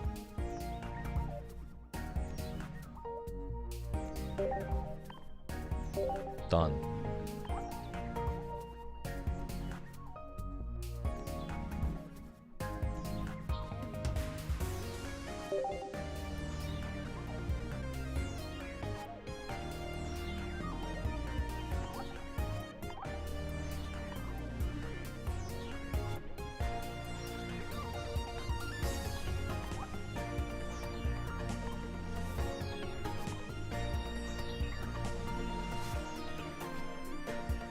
Okay, we're going plain Jane. Save.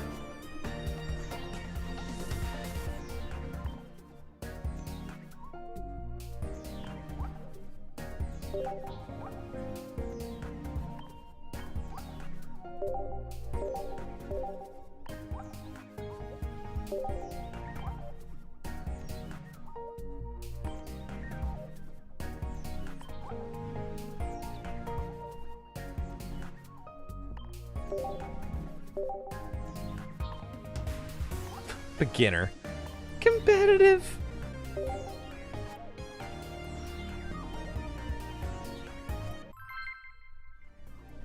Let's go. We'll see, chat. Will I win or will I lose? What do we think? Think I still got the sauce? Think I'm cracked?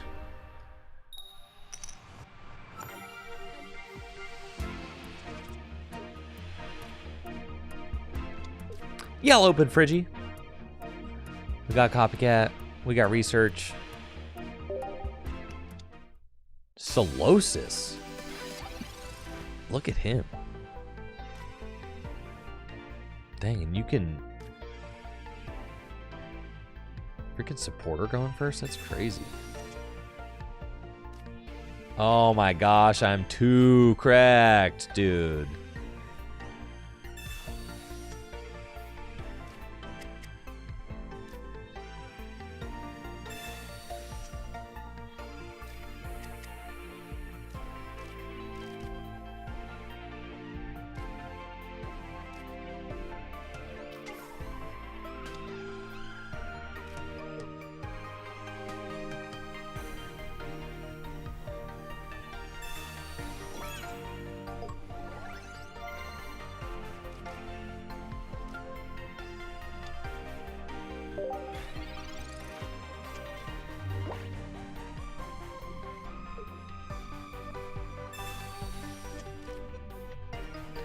Yeah, ball first. I don't think that I needed to ball first there because I think I was trying to get more like basic Pokemon, so I think you draw first because I'm trying to hit more basics.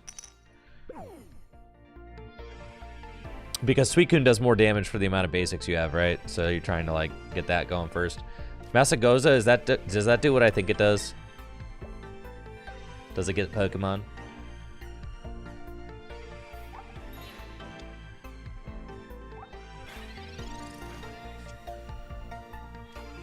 Oh yeah. Dude! Alright, come on.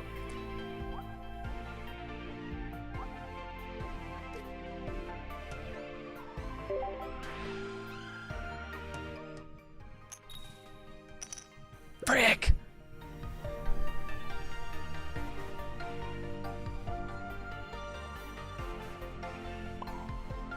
My opponent might be MIA.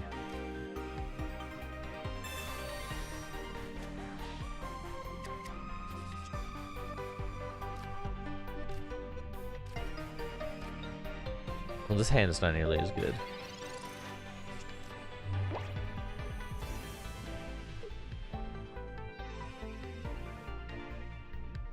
You boat first?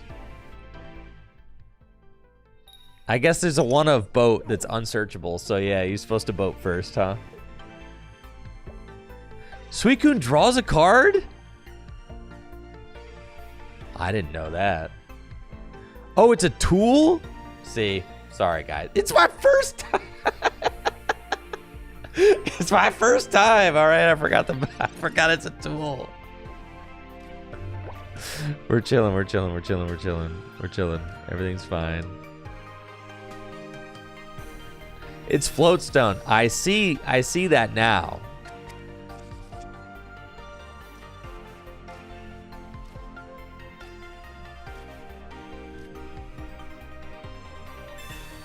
Oh yeah.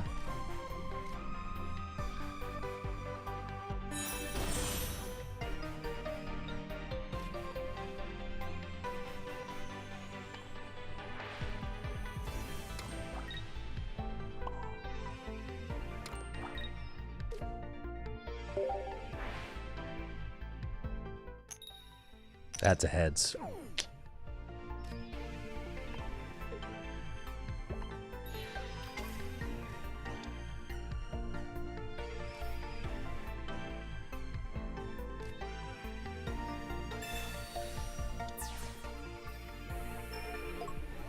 Wait, I shouldn't have done that. I'm missing the knockout.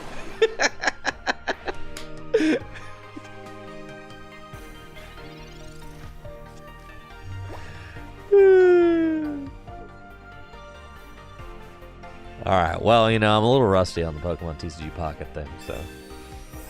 Yeah, we're gonna be so back here momentarily.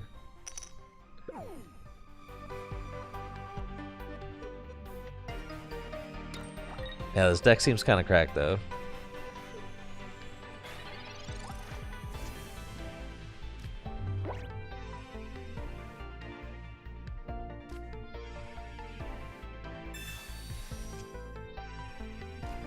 Sheesh.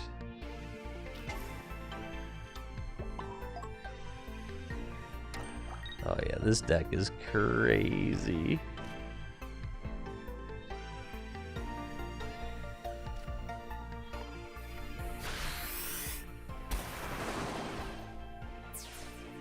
Wow, a 180 hit point basic Pokemon.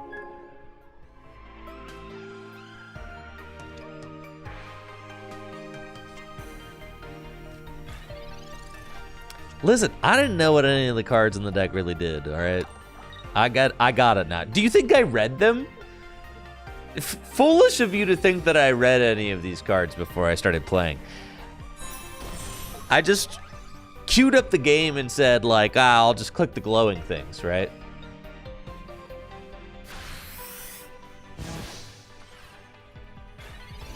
Wait. What does this do? This Pokemon gets plus 30 hit points for each psychic energy attached to it. Oh my god. Wait, what if I can't beat this thing? And then he just does 90?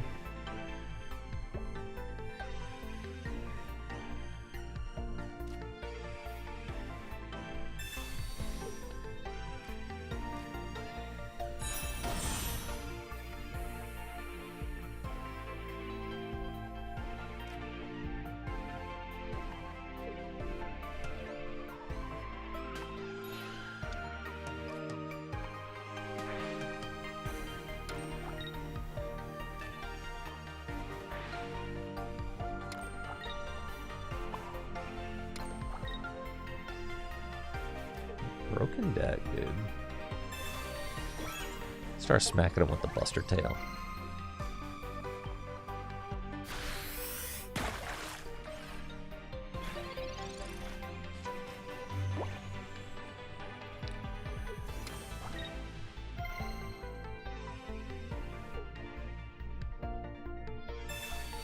Guzma? What does that do?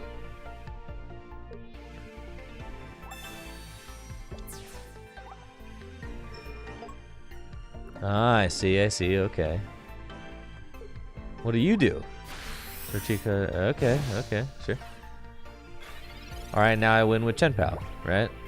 This thing does 130, right? Ah, it's so broken.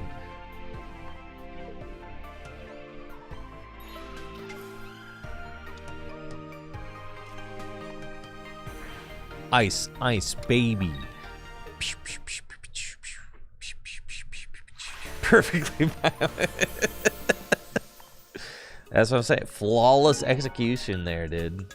Flawless.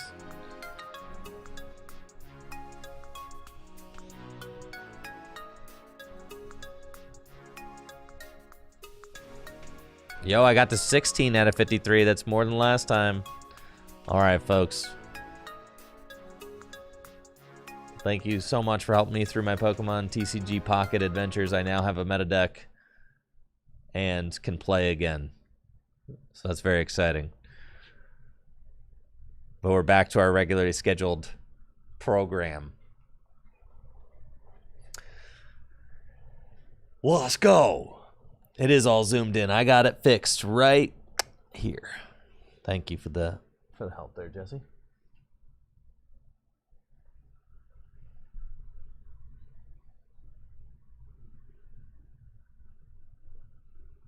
Hops Trev, dude, BDIF. Jesse, this is what you should play right here, dude. I'm now dialed in. I know a good I know one good pocket deck now, which is very exciting, to be honest. That's the only pocket deck I need. That deck seems broken. Good shout to Brandon getting me hooked up with a Chen Pao Baxcalibur deck. That's definitely the deck I would have wanted. Jesse, this is the play for NAIC, dude. Right here. This is it right here. It's freaking Hops, dude. Hops is incredibly cracked.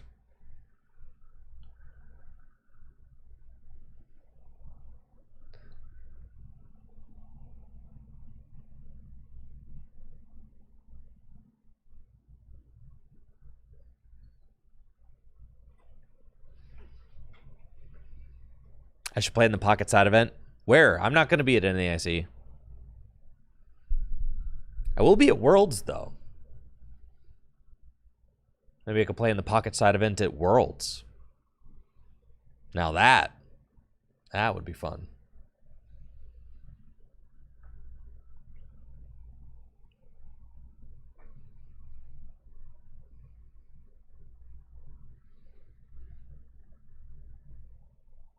Wait, this is not a broken opening hand. What the heck?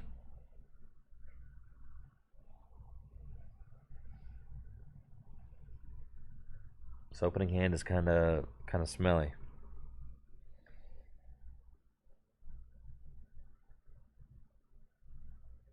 We gotta get me on one more deck. Pocket sides are best of 3 conquest rounds. Yeah, I'm gonna need a second deck.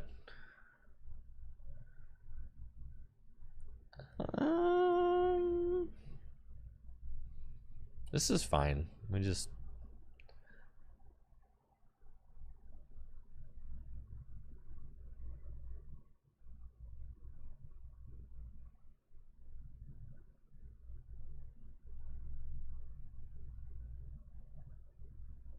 Okay.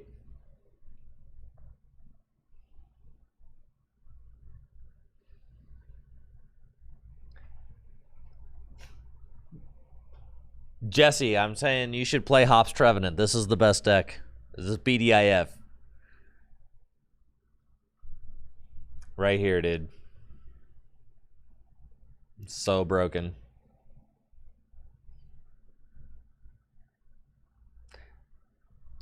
You thought that I said it was terrible yesterday. I was wrong. I think that the thing that I didn't understand about the Hops Trevenant deck is that splashing dodge is crazy. You could do splashing dodge for like 100 damage. It's nuts. That's the thing that I didn't get about it. Is that it's not just that, it's like you're like a turn 1 donk deck. Like you can like get the turn 1 splashing dodge like all the time. No, I didn't know that. What do you think I knew about Hops? I didn't know squat about Hops Trevenant. You think I ever played this deck before? Absolutely not.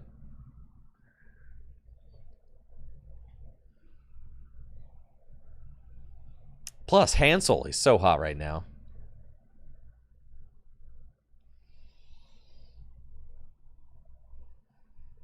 All right, they got me with a rapid fire combo. That is one dead bird. That's fine, though. I got Hansel. We got Phantom.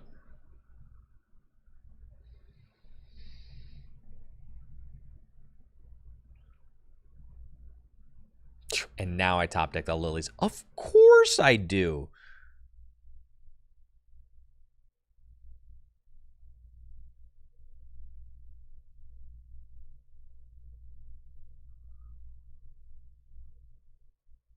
We'll just go to 8 while we can. That seems fine.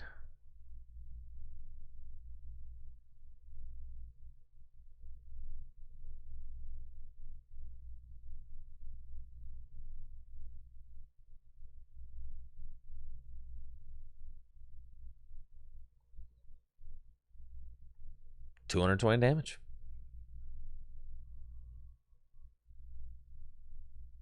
Yeah, I really like the Hops Trevenant deck. I really like that you attack for free with the tools. I really like that you're so efficient and consistent. It's like really hard to whiff attacks. Everything just jives super well.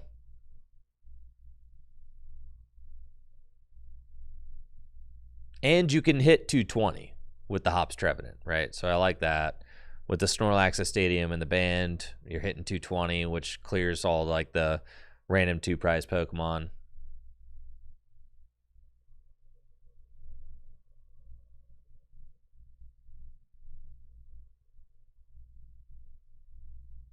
No, I didn't hear the tournament report. Yeah.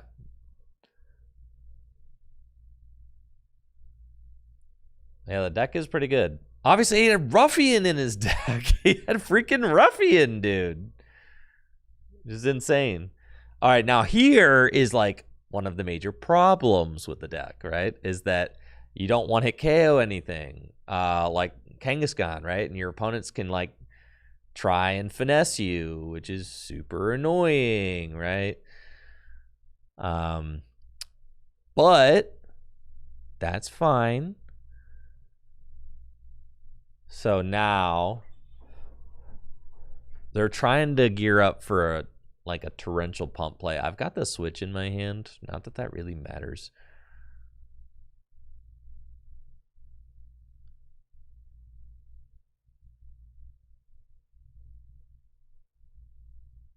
I just go get Shaman. Yeah.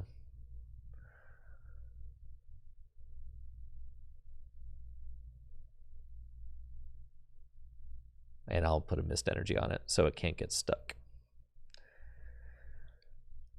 And then I think I'm just hitting for 90 and I'm okay with that.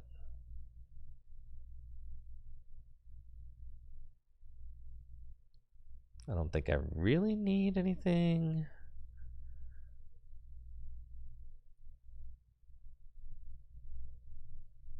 Yeah, let's petrol for a hand. I can petrol for the secret box and then just save it for next turn and kind of decide what I want to do there. I think that's fine. We'll just smack.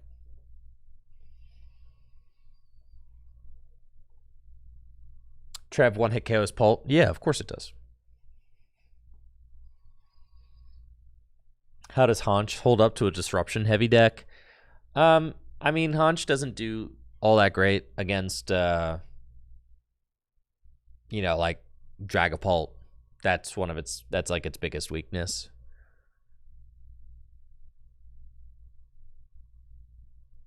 I think that my preferred single prize decks, I really like this Trevenant deck, to be honest. I'm like, I understand the power level of the Slowking deck. I do. So, like, don't get me wrong. I understand its power level is very high, but it is definitely more wombo combo-y than I prefer. So, like, I know I could be hyperbolic and just be like, oh, that deck sucks. Well, my problem, like, if you want me to, like, actually articulate it, my problem with the Slowking deck is that it has a lot of combo pieces that you're trying to piece together. And yes, the power level's high, but, like, it's also a lot of effort to get there. Whereas I feel like a deck like Hops Trevenant or even like Alakazam, like, the power level is good enough, and it is not as needy. The deck is not as needy as, like, the Slowking deck, right?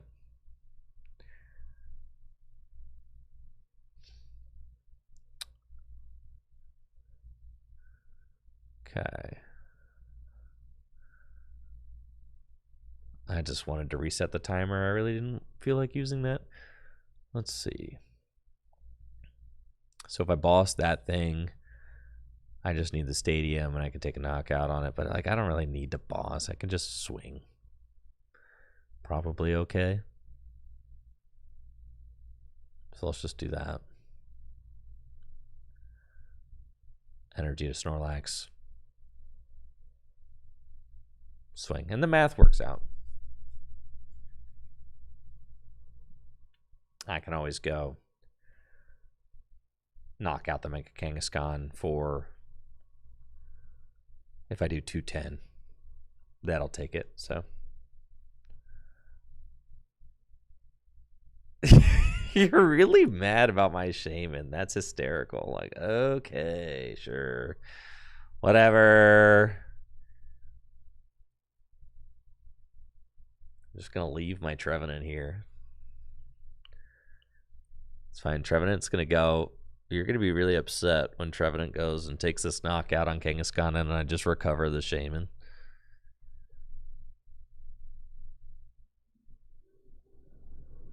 They slammed that boss down. They did slam that boss down, that's for sure.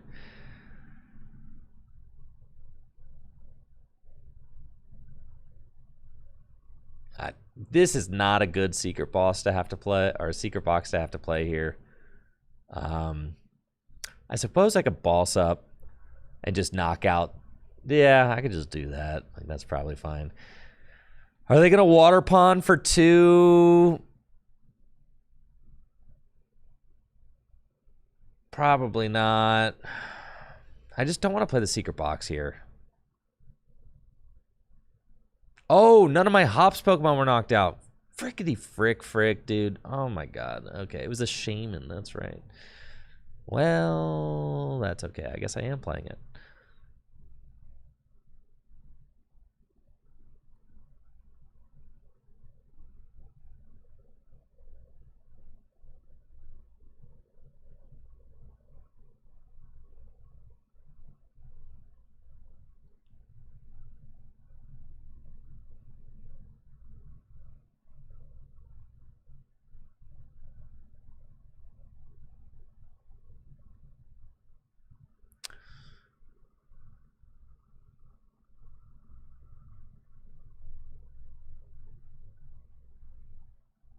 Dang. Feeling crunchy. That's fine.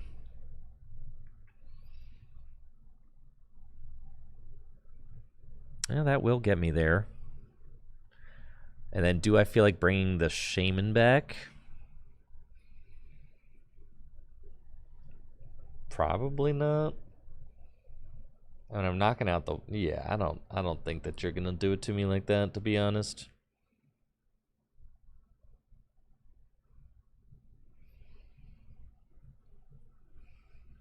That's fine.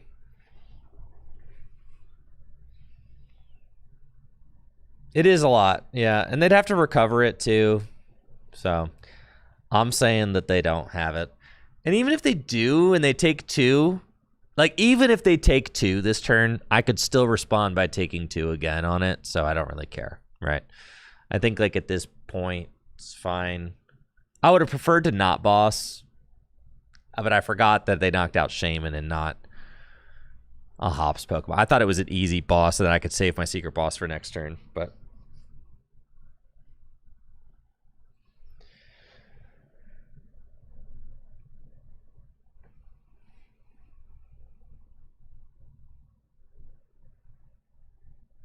I have 2 bosses. I have 1 boss left. Ugh, don't like that. You ready for the, oh, they're doing it! Oh, no, okay. Night Stretcher. I thought the Night Stretcher was going to go for... They're going double energy switch onto a fresh Kangaskhan. That's fine. Yeah, this is going to be annoying. I wish I hadn't wasted that boss in the secret box, but, like, whatever. It's fine. I still think, like, if I just continue attacking, that I just win, so it's okay.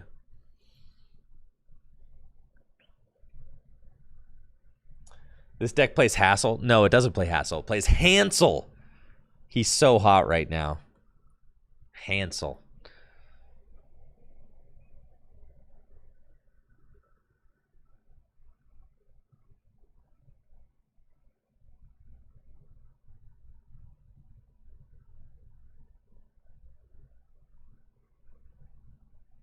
It's fine. We endured the unfair stamp.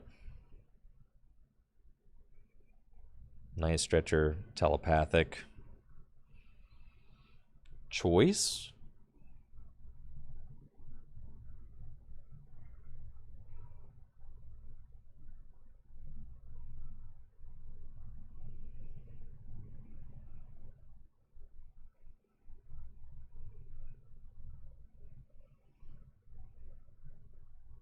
Yeah, I fear that... I guess I could go for the invincibility this turn, which is kind of funny.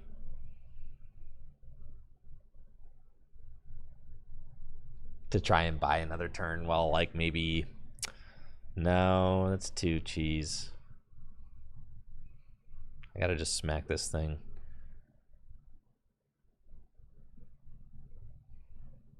I think that I may have thrown by... Ugh.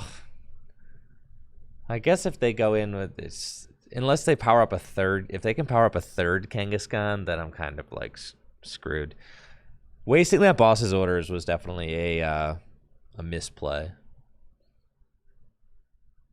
Have I used corner? Yes, definitely. You use corner all the time because sometimes against like Dragapult, if they like boss around your Trev to knock out Clefairy, then you can corner and actually hit the one-hit KO on Pult with corner.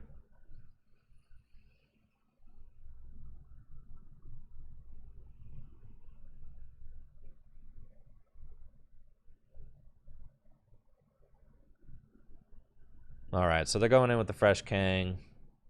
That's fine. So I have to hit 210, which means that I need a combination of my... Oh. That actually makes this a little bit easier. So knock out my Snorlax. So I need to find Postwick.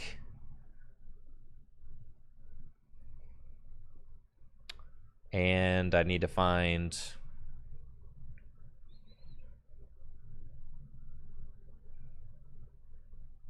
Yeah, it's a 2-card combo, unfortunately, so I can't Petrol for all of it. We did not hit it. Sadly, so that's just game.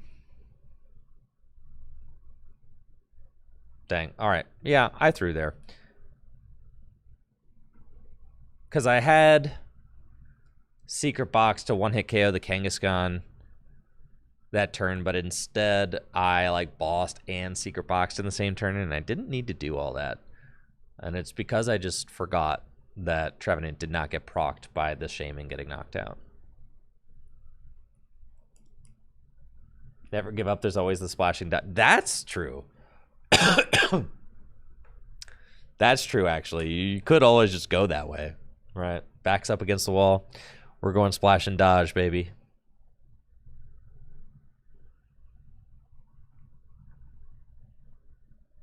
But I'm confident we win that one. Most times. And especially since I'm still kind of learning how to play it. That seemed very doable. I think I just was a little bit too wasteful with the boss's orders. Which is not really an error that you can afford to make. Also, I am sick and tired of starting the Snorlax.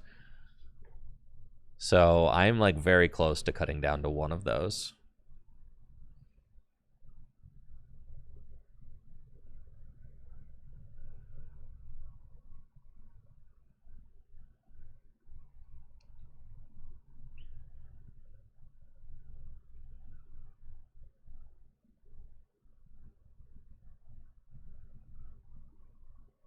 Yeah, we got some updates we make to the physical tier list. Well, yeah, dude, when you come in next, we're going to be doing tier list with the new cards from Pitch Black. Hops bag.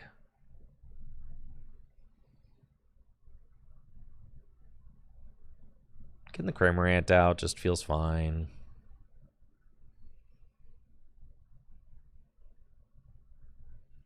Secret box switches in the deck. Okay. Seems good, seems good. We pass. You really like to not open the Snorlax. I really like, we keep opening. I've opened that Snorlax a significant number of games. You really don't want to.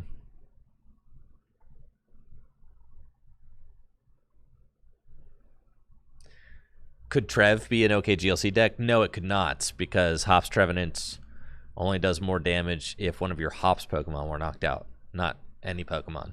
And it's that you really have to play it as just like the whole Hops deck.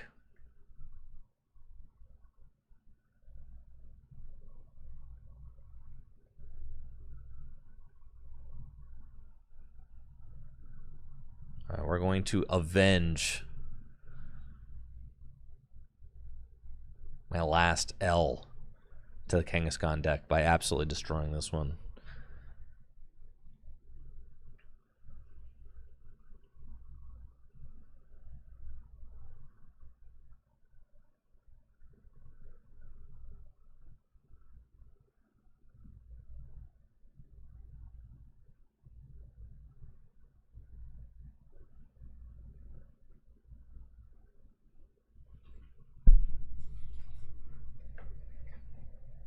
Yeah, I mean, the threat of Water Pond is certainly a little annoying. Do we find Petrol? We do. So then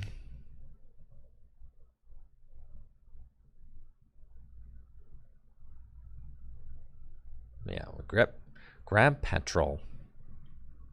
And again, we're in this spot where you don't really want to be wasteful, but you also kind of have to play Secret Box, right?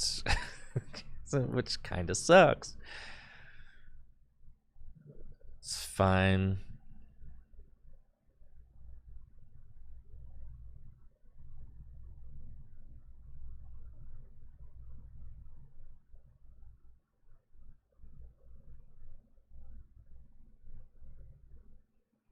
I like know better, right? You like, has to be that, has to be that. I guess it has to be that. I don't like it. I really don't. Feels like a potential game losing proposition there, but that is what we're going to do.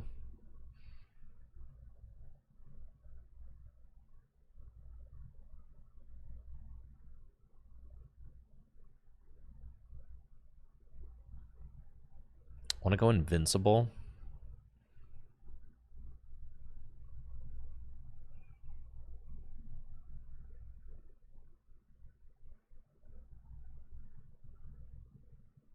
Let's go for it.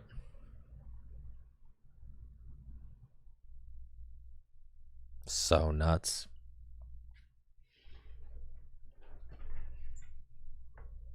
Let's freaking go. Splashing Doge. Why do they always have this? It's like they play 4 of them. Smack for 100. I mean, and they can't really do anything about that.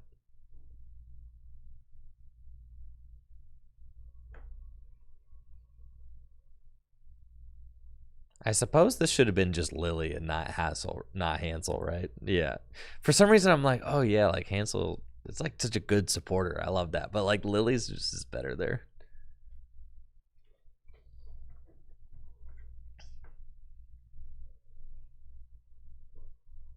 Okay, this looks like this is a version of the Japan Championship winning deck. From Hater on the podcast. I've been converted. I've come around. I've seen the light, Riley. I've seen the light. Dude, have you read Splashing Dodge?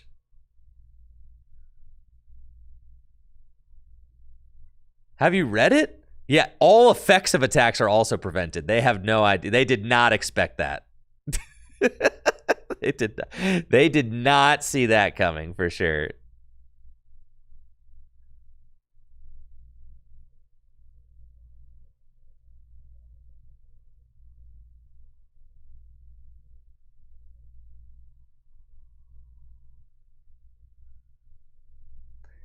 Splashing Dodge is crazy. What I didn't realize about the Hops Trevenant deck is that you are like a turn 1 attacking deck. The amount of games where you can do turn 1 Splashing Dodge for like 70 while going invincible is crazy.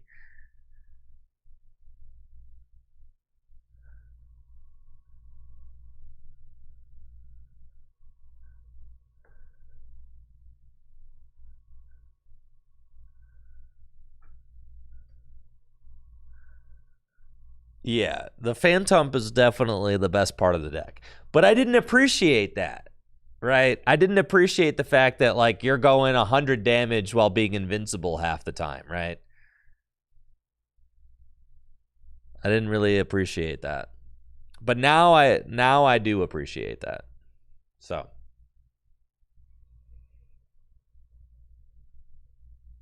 Now, the unfair stamps, they do hit. That's for sure. With this deck, oh yeah, they're hitting. it hurts.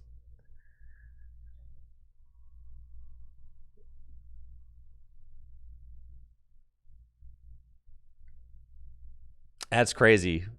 Take this. I literally dare you to take this knockout. Why did you boss up my Tump, dude? Literally, they could have bossed anything. I don't know what they were thinking bossing up the Tump. That was not the move, but it's fine.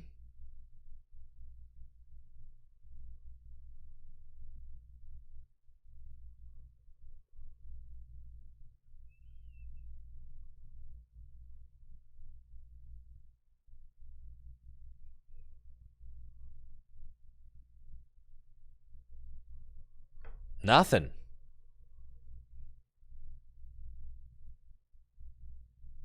Well,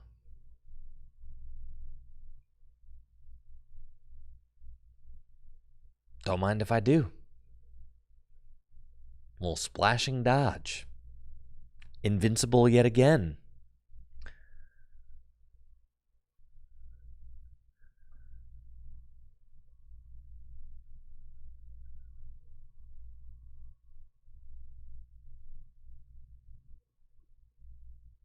Yeah, it's just the fact that Phantom is so good. Hops Cramorant's really good too. Just the cards are all very good. It's something that I really appreciate about the deck is that, you know, the Hops Dubwool is a very good card, being able to like evolve and gust up whatever you want. The damage buffs are all very significant. I mean, they're really not playing. Like the Snorlax, the Band, and the Stadium giving you plus 90 on your attacks is pretty nuts.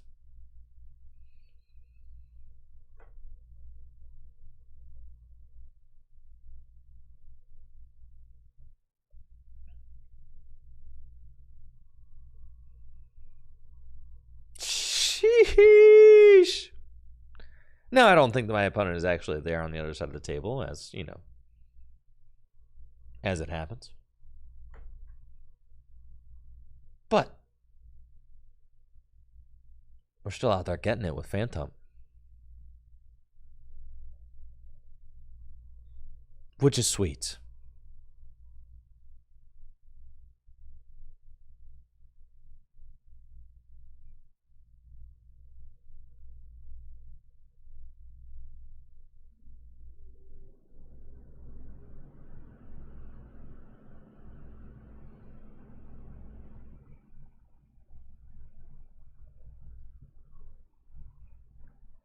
Please go. Thank you.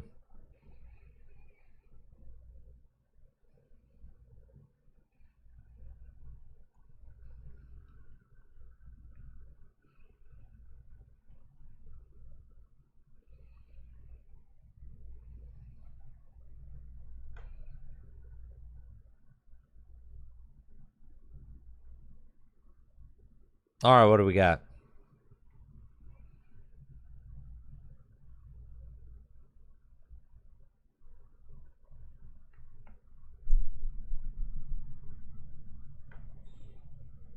Literally, give me anything. I can beat anything with the Hops Trev deck. All matchups are free matchups. Oh my god, look how broken the deck is. Every single matchup is so free.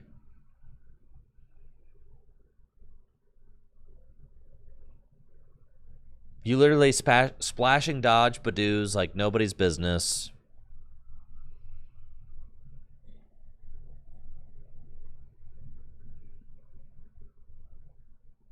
I mean, I got like turn 1 knockout. I literally have turn 1 knockout on the Staryu. It's kind of ridiculous, you know?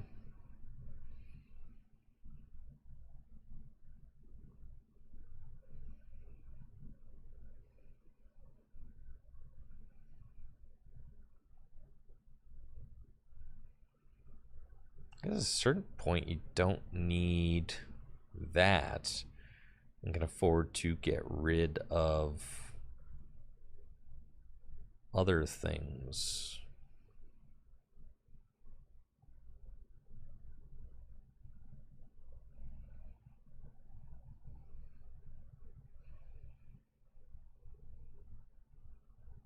Bag. Band. Stadium. Lily. Money.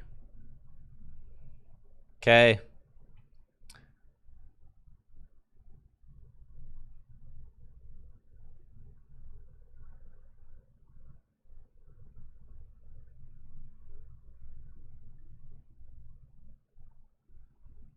Get these guys. Just like that, you're just fried, dude. Like, you're just freaking fried. Like, it's just like that. That's just 70 damage right there. You just cooked, champ. I'm just saying, like, that right there is what sold me on this deck. Like, that, dude. Look at that. That's turn 1 boss, 70 knockout. I'm invincible. Here go, bud. Like, what? Not a lot of decks in Standard can do that right now, you know? That's crazy. Just absolutely insane.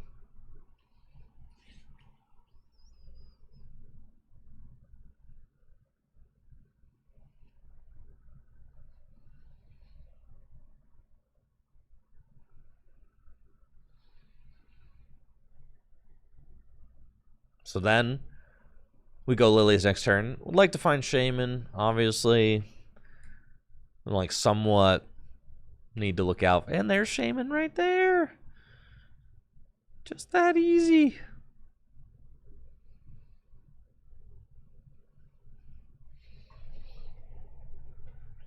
Goodness gracious.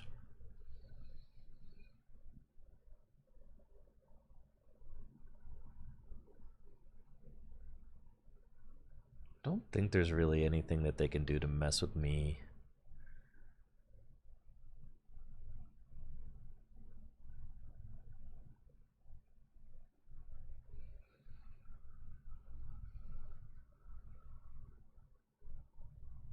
Tail. Dang it, Phantom. It's okay, buddy. I forgive you. The energy on the Hop Snorlax. Perfect. As it allows me to hit with Dynamic Press at some point later in the game.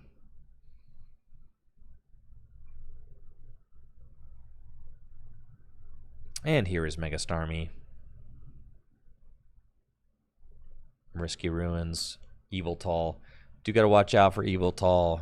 Can clutch my Shaman, which is a, issue. But if I put the Mist Energy on Shaman, then it can't be clutched, so that's pretty good. So we'll just send this guy up. The Mist Energy is going to go to the Shaman so that it doesn't get clutched. Hansel, so hot right now.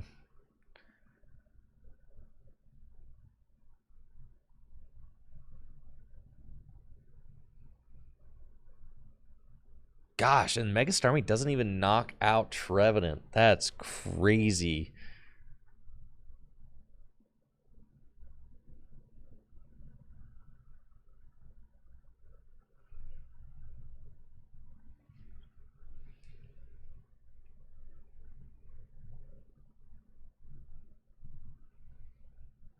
Put the mist there.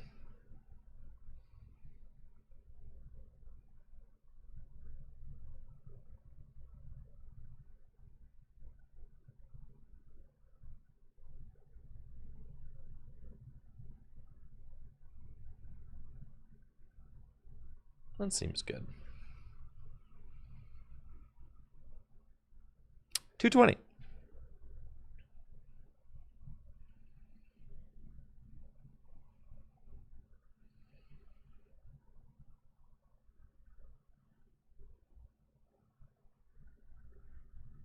And just the match is just so easy to navigate when you're just putting damage on like this.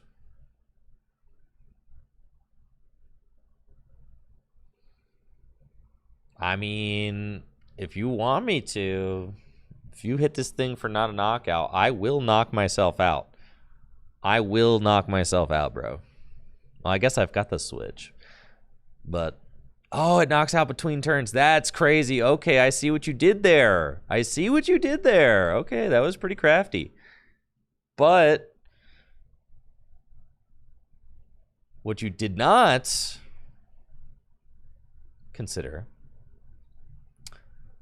is that I can just go get my Hops Cram, who is prized. Okay, so there's that. I did prize Hops Cramorant. Okay. So then I need to do 110. That's fine. I can still get there. If I just get Night Stretcher to bring back Snorlax, I'm still doing... Yeah, I'm doing enough still with the Hops Trevenant. Okay, okay, that's fine. So we just go get the Snorlax back.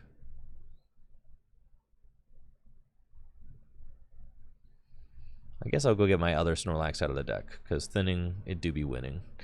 So we'll do that. We'll get this guy.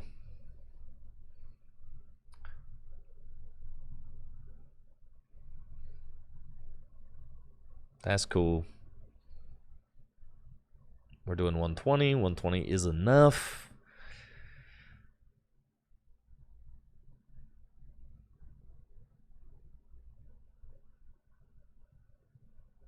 Yeah, that seems fine.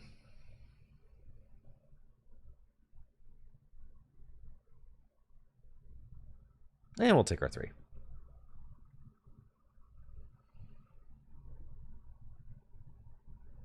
Got Dabrowski. Pokepad. I mean, what? You could clutch my Shaman for a turn, but I've got Switch in deck. So that's no problem.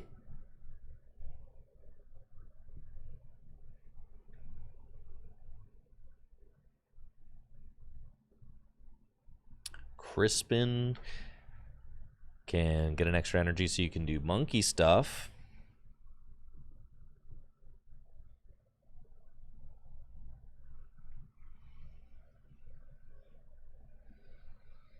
Monkey business. But yeah, none of it really matters right now. Because I only got 2 prizes remaining. So.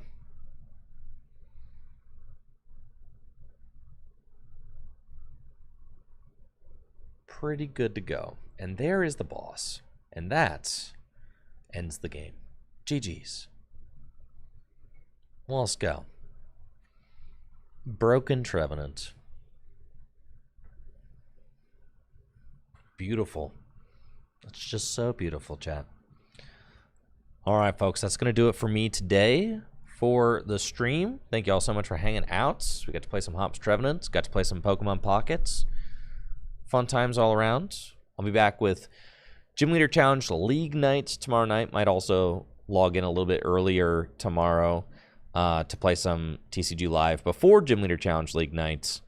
I'll keep you updated on how that's going. And then, of course, we're going to be doing a NAIC watch party on Friday. And then I may end up streaming on Saturday as well if there seems to be interest in the watch party. So that is what we got planned for the weekend. NAIC watch party here on Tricky Jim. See you guys later.